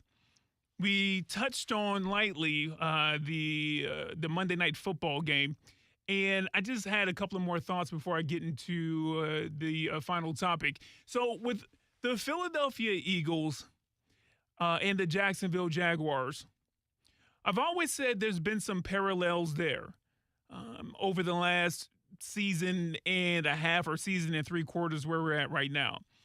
Last year, especially in the second half of the season, I talked about how, you know what, this looks like Philadelphia from the year prior. If you remember the year prior, Philadelphia won 9 games. Jalen Hurts was, the starter. It didn't always look great, but you could tell they were doing something the year prior to their Super Bowl year last year. And then last year, Philadelphia, they put together a dominating season, very San Francisco-like, until Hurts got hurt for a couple of games at the end of the season, or else they might have, won 16 games last year. And with the Jags, I think that excitement, that was, at least for me, that was the excitement of going into this year, even though the composition of the team wasn't directly the same as what you had in Philly. Quarterback-wise, you had young, talented QBs. You could say there's a correlation there. You start getting into the lines, like the offensive line. Philadelphia's offensive line is elite. Elite. But you start talking about some of the weapons that they have. They have a A.J. Brown over there. They have a, Devontae, I was about to say Adams, Smith. Yeah, they have, at the time, they had Miles Sanders, but now they have a DeAndre Swift. But ultimately, Jalen Hurts is the guy, is the ultimate weapon over there. But over here with Jacksonville, we have Travis Etienne. We have Christian Kirk. We got Evan Ingram. The Calvin Ridley thing was the big question mark, boom or bust type deal. This season, at times, it felt like they were going to potentially make that kind of second-year jump, in my eyes, that Philadelphia did last year. And that may or may not have turned into a Super Bowl run, but the rough patches have just been too rough, and those deficiencies, especially on the line, especially the offensive line, whether it be injuries or, lack of what some would deem, execution, maybe talent. I don't know how you want to kind of square that away, has really stopped the Jags' momentum. But right now, you look at a team in Jacksonville and in Philadelphia, though I would say Philadelphia has proven more with these core players that they have on their squad than the Jags have with our core players on our squad right now. They've both seen a semblance of success, especially last year and even into this year. But when you have success, I think that many of us have been spoiled by, dynasties, especially you start talking about if you're over the age of 25, then the Patriots dynasty has spoiled most people. But then you talk about Kansas City. Teams don't go to the AFC Championship 5-6 times in a row like they have over there with Kansas City and Patrick Mahomes. And even when you do have immense success, there are going to be valleys. So I think that the correlation between the two is this. I think that both teams are good. I think that both teams are going to dig their ways out of this. Philadelphia is in a much better position than Jacksonville right now because of the way that the Colts and the Texans are playing. I get it. I understand. And even though Philly has Dallas right there and San Francisco's in the conference with them, I get it. Philly, in my opinion, is in a better position when they have more wins. But within the conference, they're only worried about Dallas as far as record-wise, whereas you have a Colts team that's, I guess, just playing way above where we thought they were going to be, and Houston, who was figuring out how to still win, minus some big subtractions to their squad. But I think ultimately in both of these teams, you can see that they can dig themselves out of this hole.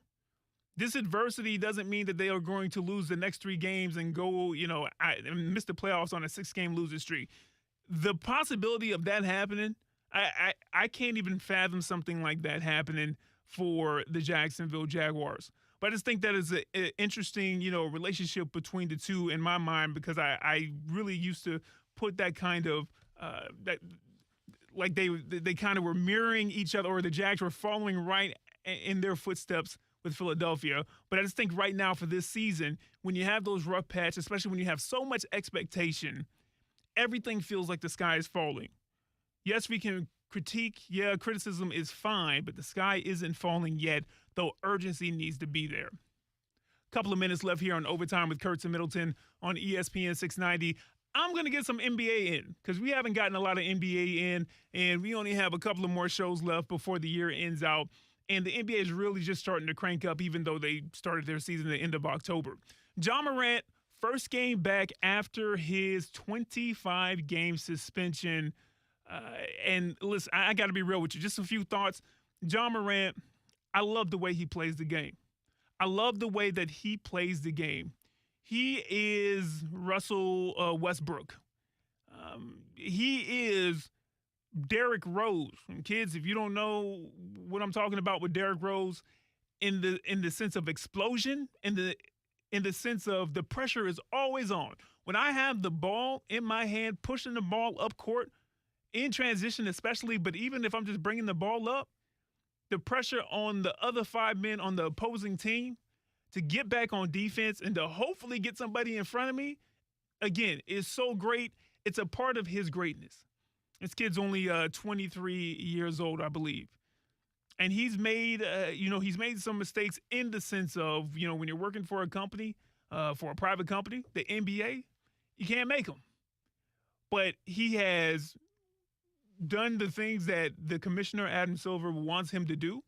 And he had a press conference today. He spoke with the media for about 15 minutes about coming back off of that suspension, that 25-game suspension, and also what, basically some things that he learned. What are going to be the things when he comes back? Because the Memphis Grizzlies they're terrible right now. They're not doing well. What are some of the things that, he can bring back to the team? This team in Memphis is going to be so much better with him on the court. There's going to be some rust there. But ultimately, my hope for him, my hope for Ja Morant is that, number one, he got the mentorship, he got some of the help that he was seeking, some of the things that will allow for him to be everything he can be. Because there's so much talent and potential there. And listen, he should have been a first-team All-NBA player last year. Couldn't do it with some of the stuff that went down. This guy, if he gets to realize his potential and he can get out his own way, is going to be one of the greats. And Memphis is going to be really good for a long time. And I hope that is going to be the case here. But I'm just happy that he's back. He makes the NBA better, okay? And he's another guy, a major guy in a small market that allows them the right exposure and allows that team to get better. And competition is good. So my thoughts on Ja Morant coming back after a 25-game suspension. Again, here on ESPN 690 at 7:30, FSU, UNF basketball. You can tune in and listen to that. Me and Kasey will be back tomorrow here on ESPN 690. Brent Friends at 3. We got the Young and Norvell show at noon, and then overtime at 6. Until then, have a good night.